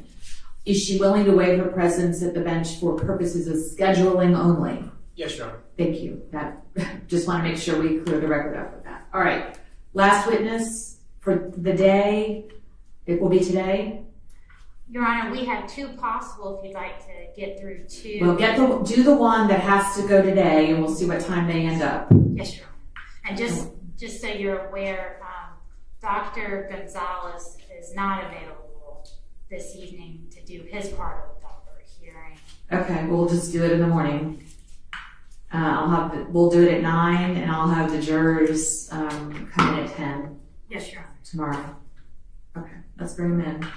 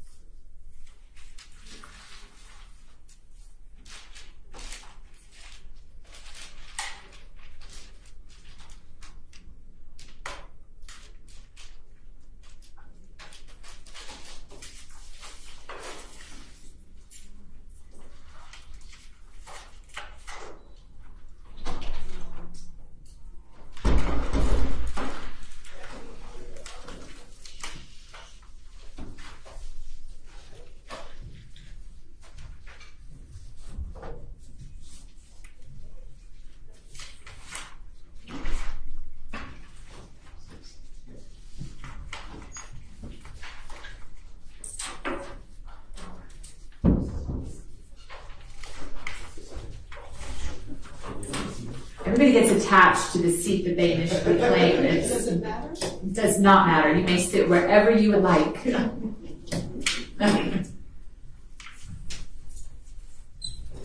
Change of scenery, different perspective. Okay. All right, we've got, y'all good, rested, awake? All right, call your next witness. Your Honor, the state calls Woody Hall.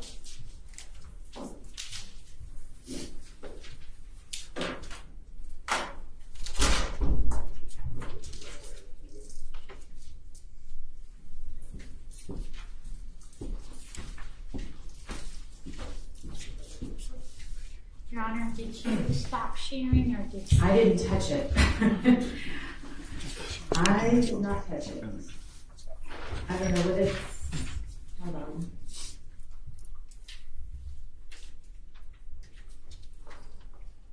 It says it's sharing. So unplug and replug.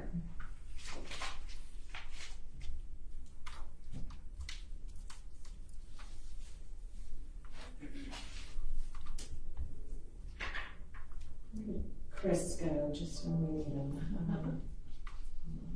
It says no signal.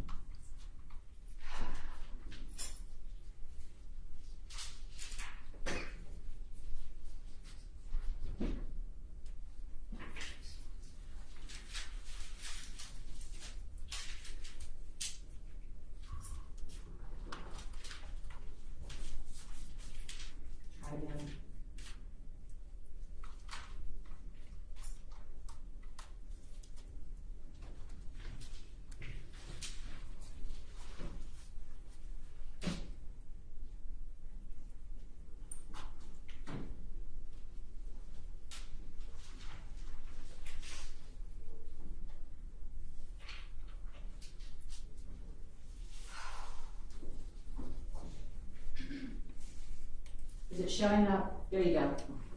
There's a little delay, I guess. Sorry, Yeah.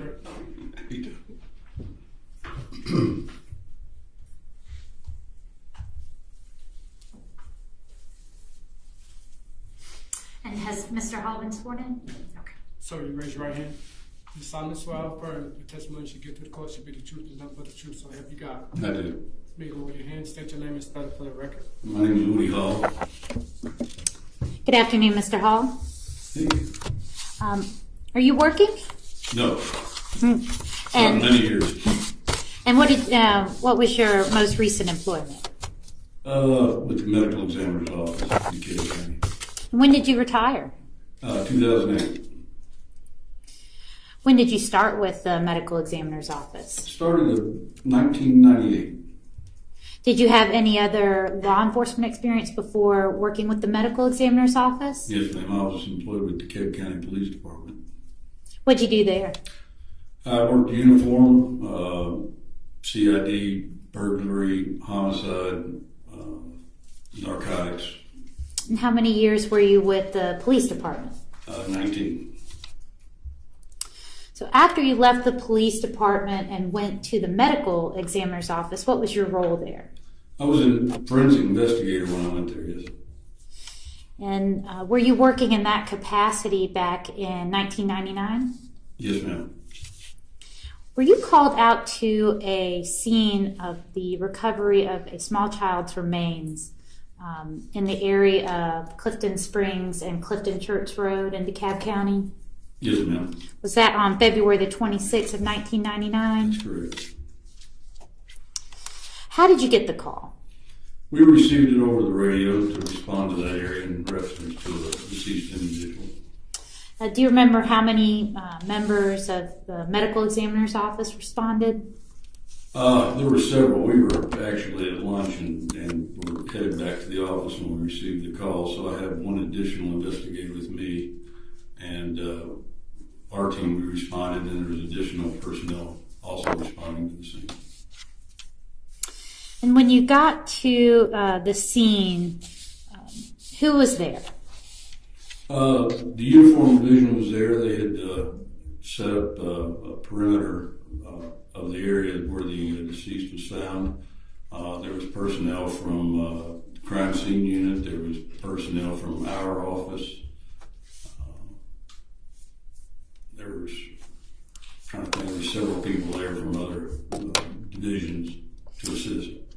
And on a scene like this and a report of a body being discovered, what is the process of evaluating and it's just basically the who, what, when, and where, and why. You know, that's kind of the premises. You have to determine, you know, what do we have here? We have, you know, obviously deceased person, but why is it here? Who is it? You know, trying to get the identification of the individual, and then to assess the scene and determine what is a scene and what's not part of the scene. And as part of the investigation, is the scene photographed by the medical examiner's office independently of the police department? There are people taking pictures with the medical examiner's office. The crime scene unit with the police department also takes pictures and video. And does the medical examiner's office and investigators conduct an independent investigation from the police department? Yes, we work in conjunction with them, but we do an independent investigation for the medical examiner's office. Prior to, and who would be responsible for recovering the remains in a case like this? In this instance, it would have been myself and you know, the other investigators at the scene. And prior to recovering the remains or removing them from the location, do you document how the remains are as you find them? Yes.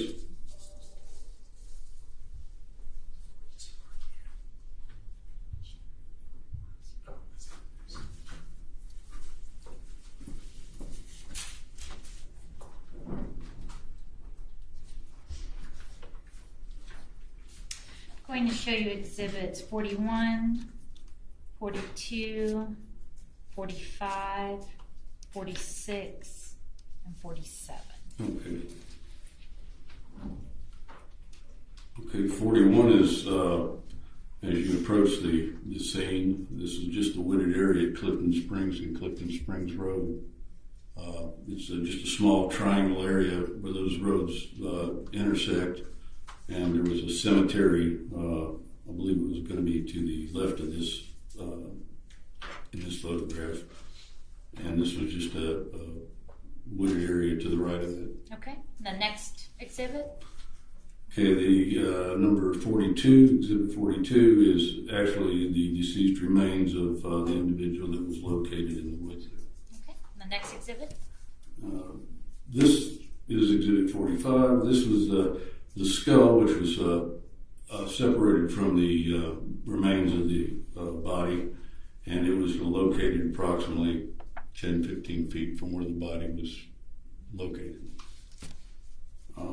This is the mandible, the jawbone, and it was exhibit 46. This was also found near the skull, and this photograph shows where there was missing teeth. And the next exhibit?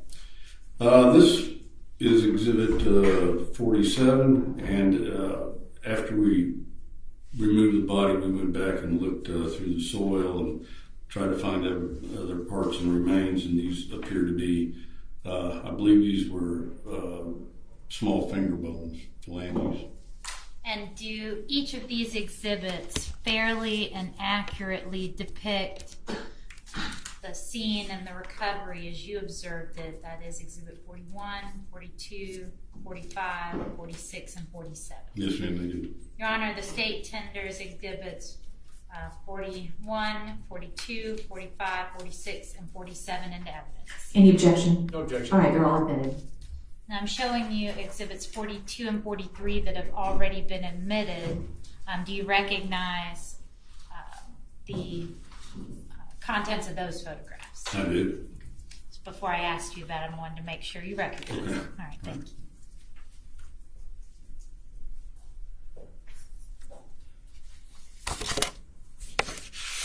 Permission to publish, Your Honor? You may. Showing you exhibit 41. What are we looking at here? Well, as you approach the scene, and I'm not specific, but I believe this is just to the right of a maintenance trail that went up through the woods there.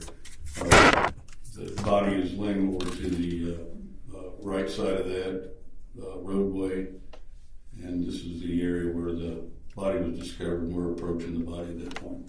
Now, is this prior to any manipulation or disturbance of the remains? I believe it is, yes. I'm sure that it is, because we were dressed out then. Then you say we weren't dressed out then? Tie-back suits and that thing, preparing out to examine the body. Is that based on the individual in the upper right-hand corner there? Yes.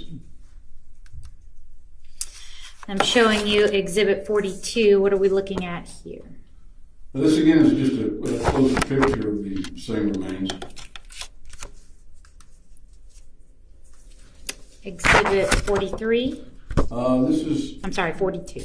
Okay, this is just the background here is the body of the individual, and then the skull that was located, I would just estimate 15 feet from the body. And exhibit 43? This is the skull that was located there. Take a picture of it. Exhibit 45? Same skull with the picture of the teeth missing. Exhibit 46? It's going to be the mandible, jawbone, and it's going to have the picture there where the teeth are missing. Exhibit 47? I believe those are the finger bones that were recovered in the soil. Now, when you dressed out and got ready to recover the remains, is it just as simple as lifting the remains into a cloth, or how do you go about? No, the first thing you have to do is you have to assess the scene to determine what is inside the scene area, and that includes looking for evidence of what may have led to this death, any kind of identification, those type of things, any kind of instrument that may have been involved in the death. and you look at that before you start manipulating the body. After you do that, you document everything that you see. I mean, it's just, what kind of clothing they have. Is there any tears? Is there any obvious signs of struggle or anything that may, indicate some type of disturbance there? And then once you go through all that, then you start, manipulating the body. But in a decomposed body type situation, it's a little different than when you have an intact, decedent, because there is decomposed parts and things that are very fragile and easy to disturb and ruin. So our objective at that point is to try to manipulate the body into a body bag into the same position it was, that we can get it back to the Forensic Science Center so you can do a more thorough exam. And in this particular situation, was the earth around and under the body searched for additional? Yes, it's in a situation like this, we always recover. We take additional body bags and we recover 18 inches to 24 inches of soil underneath of it in case there had been a projectile, fired, and we figured that if we can penetrate that far in the dirt, we could recover that. And then was that dirt then looked through and sifted through for evidence? It was taken back to the Forensic Science Center where it was systematically gone through and sifted and looked for any evidence that may be in it. Now, in addition to responding to the scene to recover the remains, did you have any knowledge about that area? Other than just generalized policing, patrolling in that area occasionally and different calls in the area, but no, not at this specific location. And from patrolling the area, what kind of area was this? It was just a residential area in South DeKalb County. Once the remains are taken back to the medical examiner's office for autopsy, do you attend that examination? One of our team members will attend it and document it. The medical examiner is responsible for, making the decision as to how he wants to proceed or she wants to proceed. And we have personnel there to take the notes and write down what was said at the autopsy. And ultimately, was there anything either about the remains or the scene from those initial, first couple of days that definitively told you who this child was or how they had died? No, not at all. What sort of things does the medical examiner's office do to then try to identify this person? Anything you can grab that would give you some type of a lead on this individual, and that starts with clothing. First and foremost, you look through, if pockets are available to look in, you look in those. But if you don't have anything like that, you have to track the clothing and labels and manufacturers and things of that nature. And was that done in this case? It was. Tell the jury about how you can follow up with clothing too. Well, clothing is helpful, maybe not to identify the individual unless there was a name in it or a laundry label or something, but it does give you an area of where the clothing was purchased from and maybe give you an indication of where this child was from. Because at this point we had no idea who this child was or where they were from or anything about them. But with the clothing, we did track the shirt and the pants and the shoes to various areas in the country. And did any of that tracking result in a positive lead on where these specific items were sold? Yes, the shoes were the most significant because they were fairly new Timberland shoes. I believe they were size 11, children's size.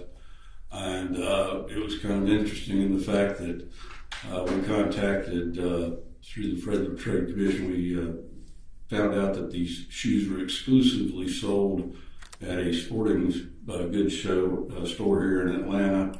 I just can't recall the name of it. It was at South DeKalb Mall is where that was, the store was, which was interesting to us because South DeKalb Mall was in fairly close proximity to where the body was found. So we focused on that. I believe there was 2,800 pairs that were in this area. And the way they had it set up was the shoes were distributed to the sporting goods store at South DeKalb as an exclusive item. And then 2 months later, that was extended to a store called Walters in downtown Atlanta, which is a large shoe store down there. And after that, I believe in July, I think they opened it up to other sales. But they had it staggered as to how they sent out those 2,800 pairs. We went to South DeKalb since that was in close proximity and spoke to the manager there. He told us that the shoes, there had not been any shoes sold from his store in a size 11, nor had they received any size 11 in that shoe back July, I believe, he checked his records. And that was specific to your research in Georgia, correct? Yes.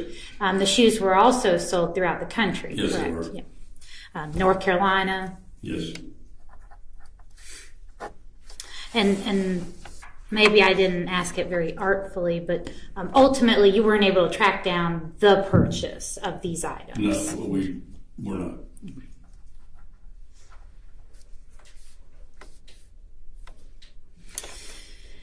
The jury has already heard from the lead detective in this case about efforts to identify this victim. What sort of additional efforts did the medical examiner's office do? Well, like I said, we did work in conjunction. We fed off each other. If you had a lead, we tried to work on some of the different leads that they had. But the main part was, we contacted the Exploited Children's Network. We went through missing children, and through that list, we went through the national database of missing children. And it was just dumbfounding to me because, at that time it was like 5,000 missing children a year. And I had no idea that it was that many. So I knew we were up against a challenge here, not being able to identify this child very quickly. Are you familiar with clay reconstructions and artistic renderings? Of the clay, yes, I am. Tell the jury what can be done to develop a clay reconstruction. Well, I don't have any expertise in doing the clay reconstruction, but the people that have been trained to do that are able to, through various ways that they measure the skull and things, they're able to encapsulate the skull in clay, and they are able to devise a pretty recognizable features of this child. And the theory behind it is, if to the average person, you might not be able to identify it, but if this person's related to them or you know it, it's kind of like a bolo picture. It will jump out at you because you have some kind of, knowledge of it. And did the office request that these sorts of reconstructions and renderings be created in this case to try to help develop leads? Thank you, Mr. Hall. Need some water? Or just coffee? No. Okay.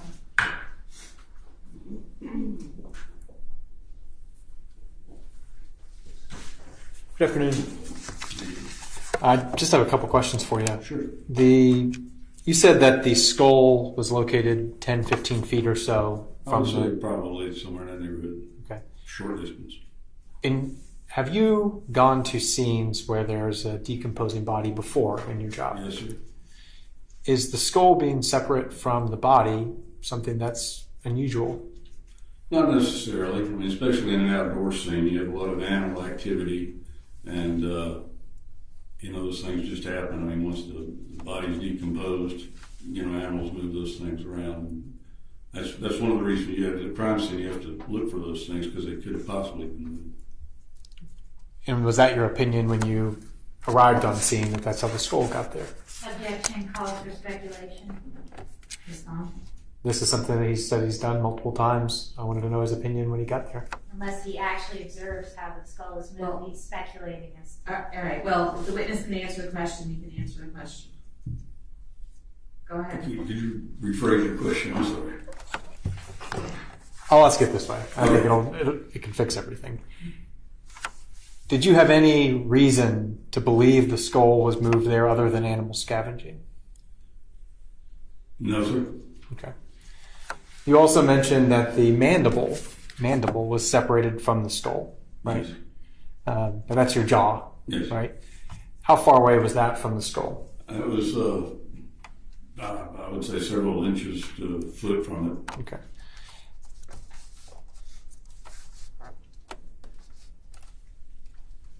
There were some markings near the skull and underneath the body and around the body. Yes. Those are decomposition stains?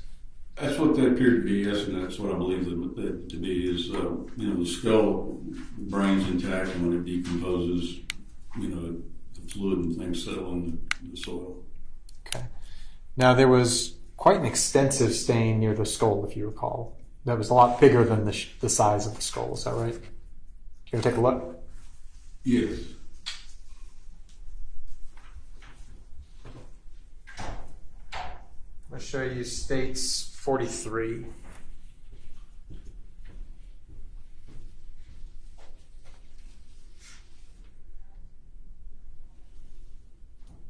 Yes, that could be. The body could have actually been at that position at one time and moved by, animals or some portion of it. I can't really tell you what that is. I know there's some that just appears to be decomp. Okay. So you're saying that looking at the stain near the skull, that's where the body could have been before being moved? I would have to really look at that again. It's been a number of years, but I would say that by the way the body was positioned when we found it, it was kind of in disarray. And there's a possibility that it could have been closer to the skull and moved to some extent, as opposed to the skull being moved. The body could have been drugged some. I don't know that for a fact, but those things are possible. You just have to kind of sort through it and look and see what the possibilities of that occurring are. Okay. And now the decomposition area near the skull, that could also just be from the skull, right? Could be. And absolutely. The skull could have just been moved around in that small area. Yes. By carnivores or anything like that. Okay. Now you said on direct that you look for evidence of what caused the death before you begin to manipulate the body, right? That's correct. Right. Did you find any? No, sir. Okay. In any of your manipulation of the body, receiving of the body, searching, did you find any evidence of what caused this death? No, sir. That's all I have. Thank you. Any redirect? No, Your Honor. May the witness be excused. Yes, Your Honor. All right, go ahead. Call your next witness. Let's just make sure it's my colleague's witness. Okay.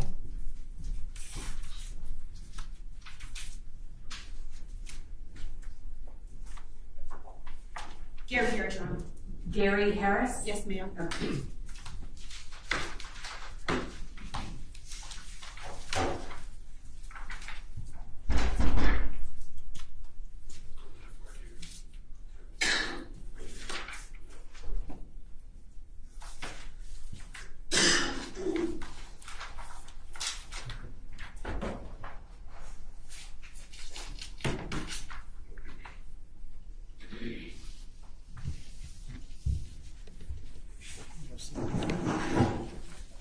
Raise your right hand, please, sir.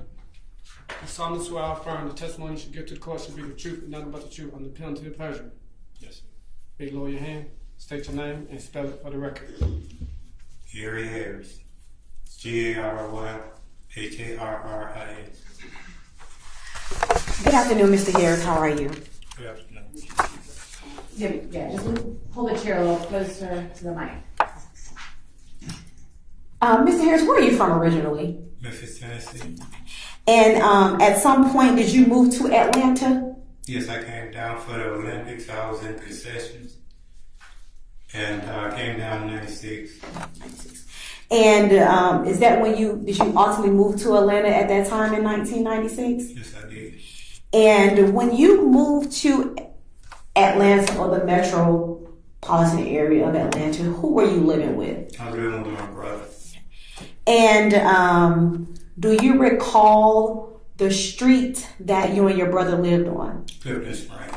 All right, is that Clifton Springs Road. Oh, gotcha. Do you know if that's in DeKalb County? Yes, it is. And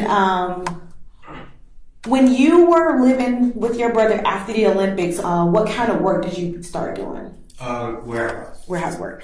And generally, what was your shift at when you was working at the warehouse? Basically, it was 5 until we finished. Sometimes we finish at 3, sometimes we finish at 6. Most of the time we finish between 3 and 4:30. So it's fair to say you kind of work overnight and you get off in the early AM hours. Yes. Okay. And how long did you do that? Maybe 2 years. 2 years? Yes. Okay. And the 2 years you was working in the warehouse during the wee hours of the morning, were you still living with your brother or were you living somewhere else? Okay. All right. And your brother's home on Clifton Springs Road, is that near a church? Yes. Right across the street from the church. The cemetery was right behind it. Right. And how long did you live with your brother? About 4 years, maybe about 4 years. And so, did you move with your brother in 1996 when you came down? Yes, I did. Okay. And then you stayed there approximately 4 years, so... Yeah, right at 4 years. Okay, gotcha.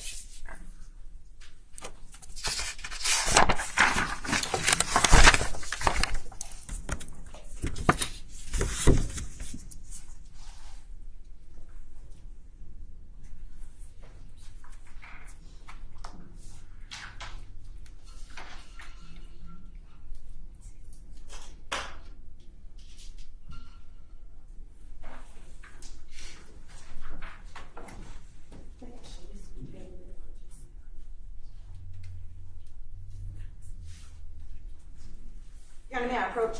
Sure. I'm holding what's been marked as States Exhibit 63 and 64 for identification purposes. Mr. Harris, what is depicted in States Exhibit 63? Address mailbox. And what's the address on that mailbox? 2230 Clifton Springs Road. And what's depicted in States Exhibit 64? This is my brother's house. And is that the house you resided in from 1996 to 2000? Yes. Is that a fair and accurate depiction of the house back when you resided there? Yes, it is. That was my bedroom, one down the end. And 2230 States Exhibit 63, is that the mailbox right in front of the residence to which you resided in with your brother from 1996 to 2000? Yes, it is.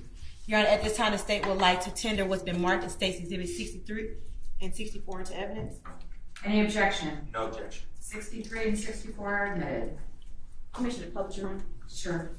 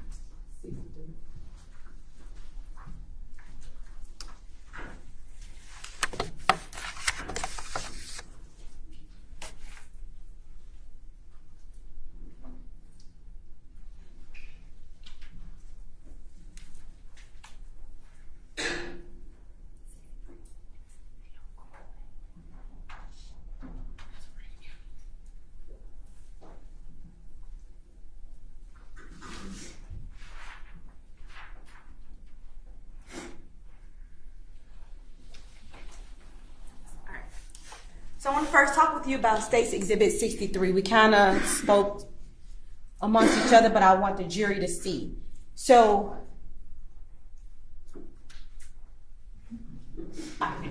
in State's Exhibit 63, can you tell the jury what road is directly in front of the mailbox? Clifton Springs Road. And the address 2230, is that your and your brother's residence or someone else's residence? That was me and my brother's residence. All right. And now, State's Exhibit 64. What is this? That's my brother's house. Now, Mr. Harris, if you can stand up for me, there's a big television right behind you. I want you to point to where your room was located inside of your brother's house. This window right here will be my room right there. Okay. Are you pointing to the one on the far right? Yes, right here.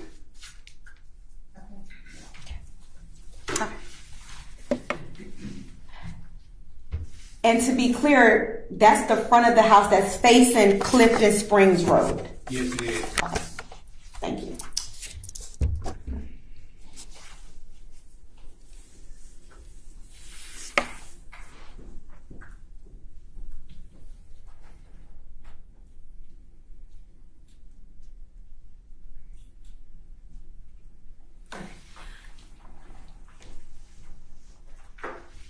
I'm showing you now what has already been tendered into evidence as Exhibit 13.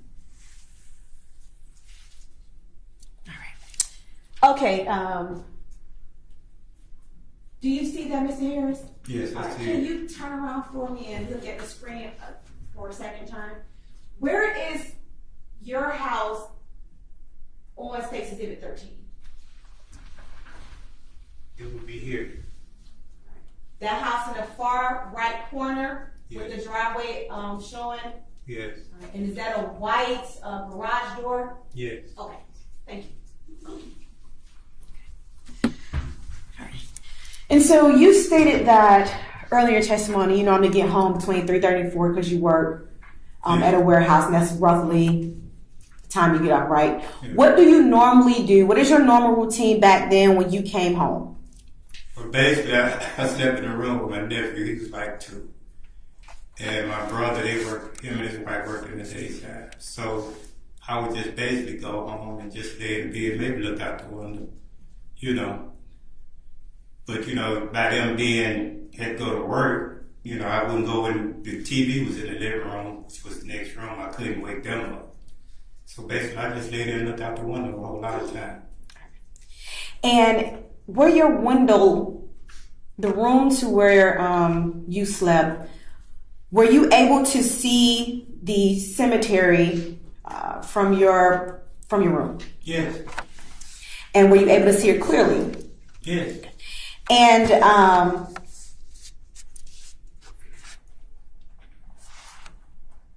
from the 4 years you lived there, what was normally going on in that wooded area around the time you came home from work? Nothing.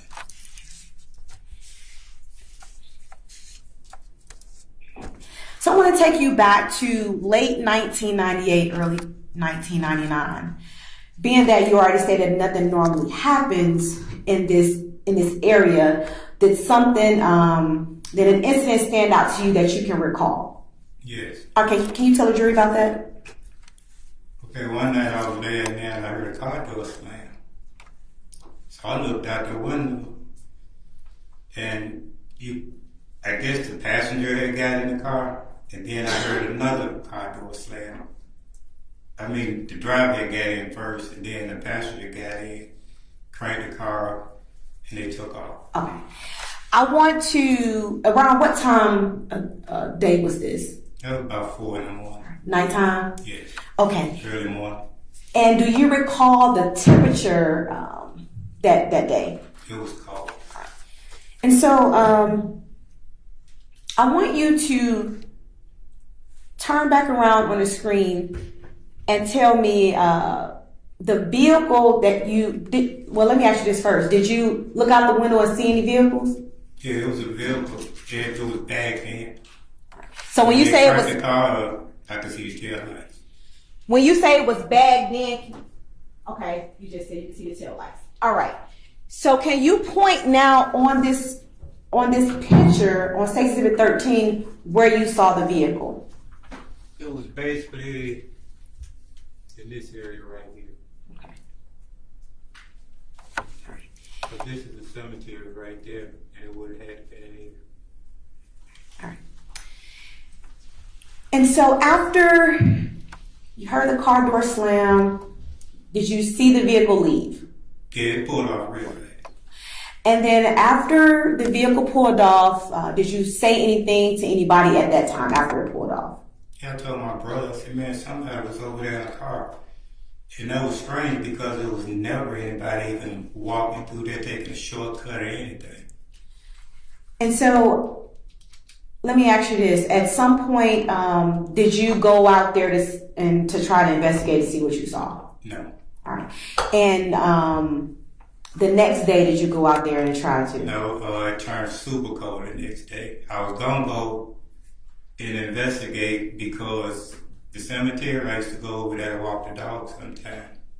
Sometimes we didn't smoke in the house. So I would go over there and smoke and I'd read the headstone. It's an old cemetery. And so you never went out there because it got cold, right? Yeah. At some point in time, did you learn that a child's body was found in the wooded area by the cemetery? Yes, I did. And what did you do once you learned of that? I called homicide and I talked to him and I told him about the car.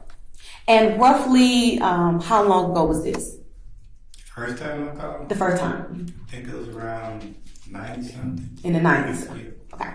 And did any law enforcement officer ever come out to speak with you about what you saw? No, it didn't. Do you recall the person you had spoke to when you made that initial contact back in 1999? No. And after that, since no one ever came out, nothing happened for a significant time period. Right. I want to direct you now to 2022. At some point, did that incident that you saw back in 1999, did it resurface on the news? Yes, it resurfaced. I called in again. And you called in again, and did you speak to someone or did you leave a message? I spoke to someone. All right. And then after you spoke to someone, were you then interviewed? Yes, I was. All right. And did you provide them with the story that you are telling the jury here today? Yes.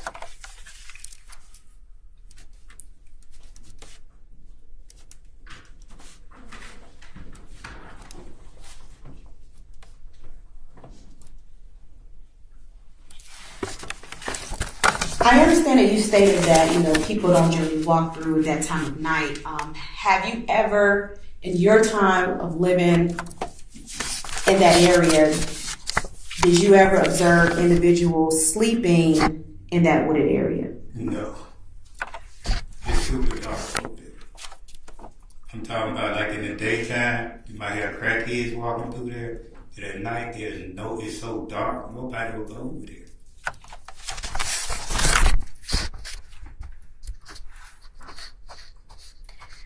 The vehicle that you saw that night back when it was cold in 1999, were you able to determine the make and model of the vehicle? No. Were you ever able to determine the color or anything of that nature? No. You were just able to see the lights? The interior light when they opened the door. No disrespect, thank you. Cross.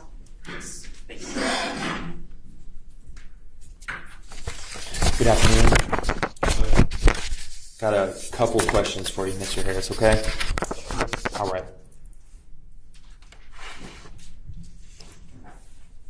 So, Mr. Harris, you said earlier that you lived in this area for about 4 years, right? Yeah, just about 4 years. So you got to be fairly familiar with this particular area. Yeah, I did right across the street. Right. So when you would take a right out of your house, you'd run into the church on the right? If I took a right out of my house, church was directly across the street from me. So if I took a right, I just walked to the bus stop down the street. Yeah, so I'm asking from, and I think the picture is still up, from where you identified where your house was. If you take a right on Clifton Springs Road, the church is going to come up on your right there, correct? Talking about this church? So if you could stand up and point to, yes, that church. That church? Yes. Yes. Okay. And you said at this time you had dogs that you would walk. Yeah, I had a box. My brother had a box. Okay. So, and you take this dog for walks? Yeah, most of the time we walk them in the back. We had enough land in the back where I could walk them in the back. But sometimes you walk around the neighborhood with the dogs, right? No, I walk across the street in the cemetery with the dogs sometimes. Okay. So the cemetery in that wooded area near the cemetery, that's where you'd walk your dog. Yeah, but the cemetery was across the street. It wasn't on my right. I know. I'm simply asking that you would walk your dog to the cemetery. Sometimes here and then, yes. Okay.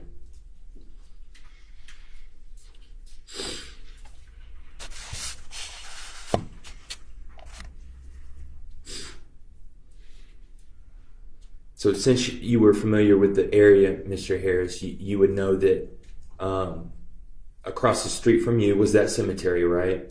Right. And then if you go beyond that cemetery, there's a wooded area. Yeah. Okay. And in this picture, we're looking at, and I think it's on your monitor too. I won't ask you to stand up again, but it appears that there are some trees here in the cemetery, and looks like there's one in front of your house. Does that look correct to you? Yeah. And is that what you recall, there being a tree in your front yard? In my front yard? Yes. Yeah, it was back then. Okay. It was a small tree. Okay. And there's also trees in front of the cemetery, which would be in front of your house, right? So I'll rephrase that. There are trees separating your house from that cemetery. Yeah. And this is about what that area looked like at the time? Yeah, I would imagine. Because that whole area now is full of trees. Okay. I'm talking about, you just can't see the headstones now. There's so many trees over there. All right, Mr. Harris. So I want to talk about the night that you saw what you saw, okay? Okay. All right. We've already determined this was late at night. Early in the morning. Early in the morning. You had gotten off of work. Yes. Okay. So it was dark out. Oh, yes. And you said earlier that it was super dark in this area. Is your It's words? always dark over there. Okay. This is a fairly quiet neighborhood, correct? Yes. Okay. And there weren't any street lights.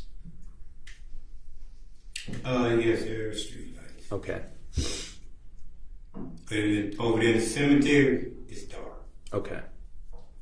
No street lights in the cemetery. No. All right.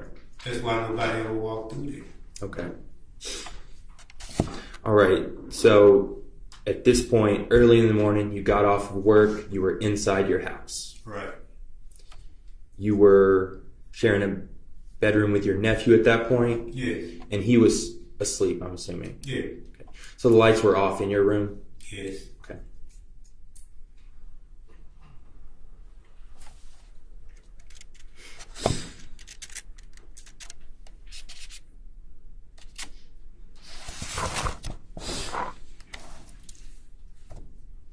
And Mr. Harris, what brought your attention to whatever was going outside? You heard car doors slam. Yeah, I heard the first car door slam. Then I heard the other car door slam. That's when I looked. When I heard the first car door slam, that's when I looked out, and the passenger was getting in the car, and the dome light came on, slammed that door, and they left. At 4 o'clock in the morning, you don't have the day sounds. And it was already a quiet neighborhood, so it's super quiet over there. Yeah. So you weren't looking out the window as this car pulled up? No.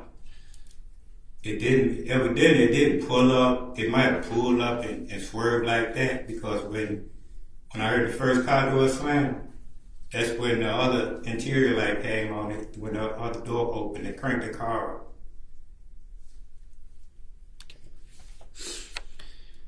You couldn't see who was getting inside the car? No, I couldn't. You couldn't see anybody getting out of the car? No. You couldn't see what these people were doing? No. And as you testified earlier, you couldn't tell the make of the car? No. And you couldn't tell the model of the car? No. And you couldn't tell the color of the car? No. You didn't get a license plate number?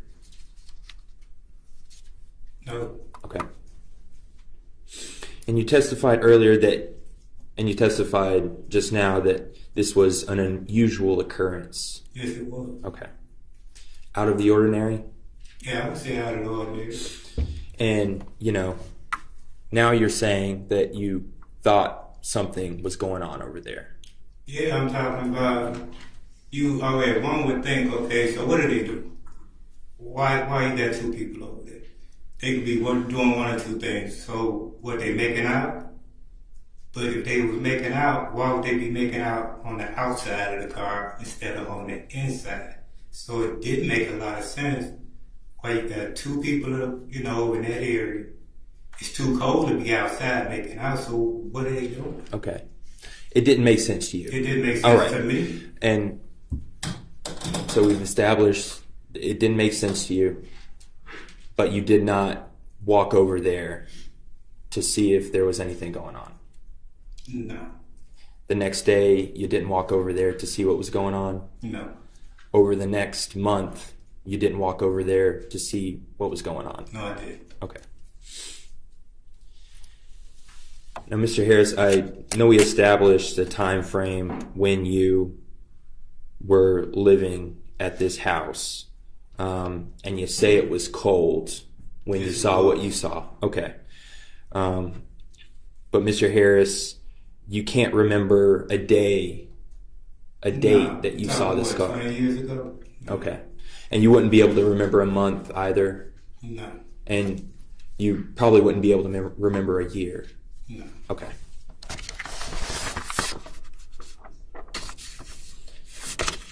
And Mr. Harris, you said that you took the bus at this time, right? Yes. There was a bus stop close by? Oh yeah, but I got a ride with a friend. The buses just started running at 4 in the morning. Okay. When buses were running? The first bus usually ran about 5 o'clock. Where was the closest bus stop? Probably about, once I came out and made a right, probably about 30 yards down the street. Walking distance? Yes, walking distance. Redirect? Yes, Your Honor, briefly. Ms. Ward, you said that you saw 2 people getting out of the car. Well, you saw 2 people getting out of the car. Getting in the car. 2 people getting in the car. Were you able to determine whether or not they were male, female, or they? No. You stated that it was cold outside the night you saw the car. Do you know roughly how long after you heard and saw the vehicle in the wooded area from seeing the news clip that the little boy was found in the woods? I think it was probably a few months later, maybe. I want to say.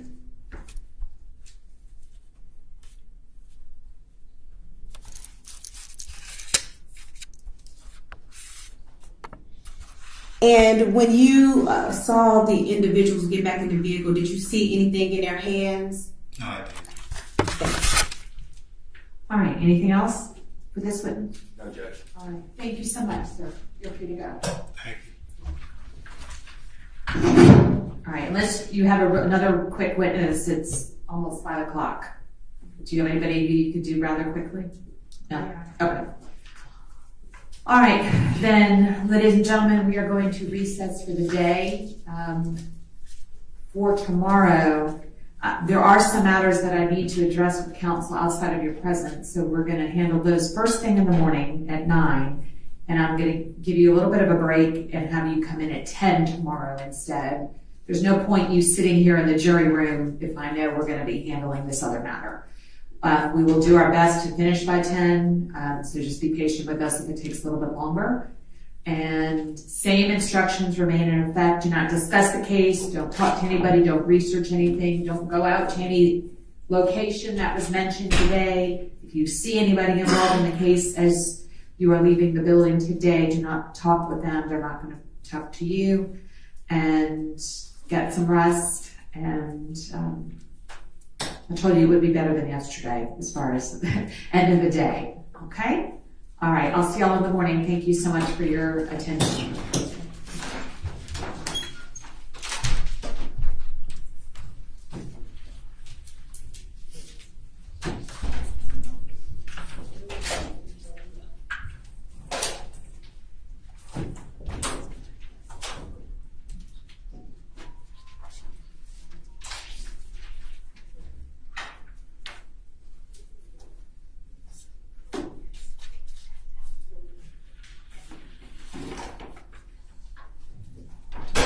All right, y'all can have a seat.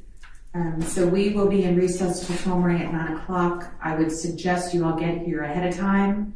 Make sure your witnesses are on the Zoom and ready to go for the hearing. I assume you're still going to be on Zoom tomorrow morning. Is that correct? Or are they going to be here in person? May I just? Yep.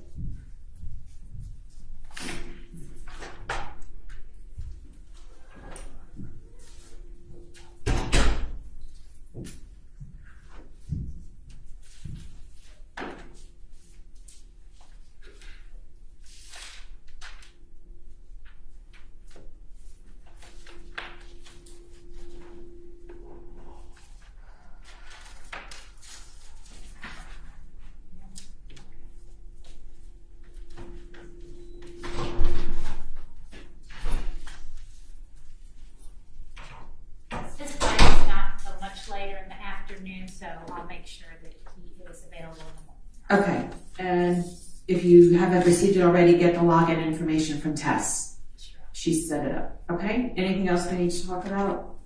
No issues? Okay. Y'all have a good night. I'll see you in the morning. Thank you, All right. Your Honor.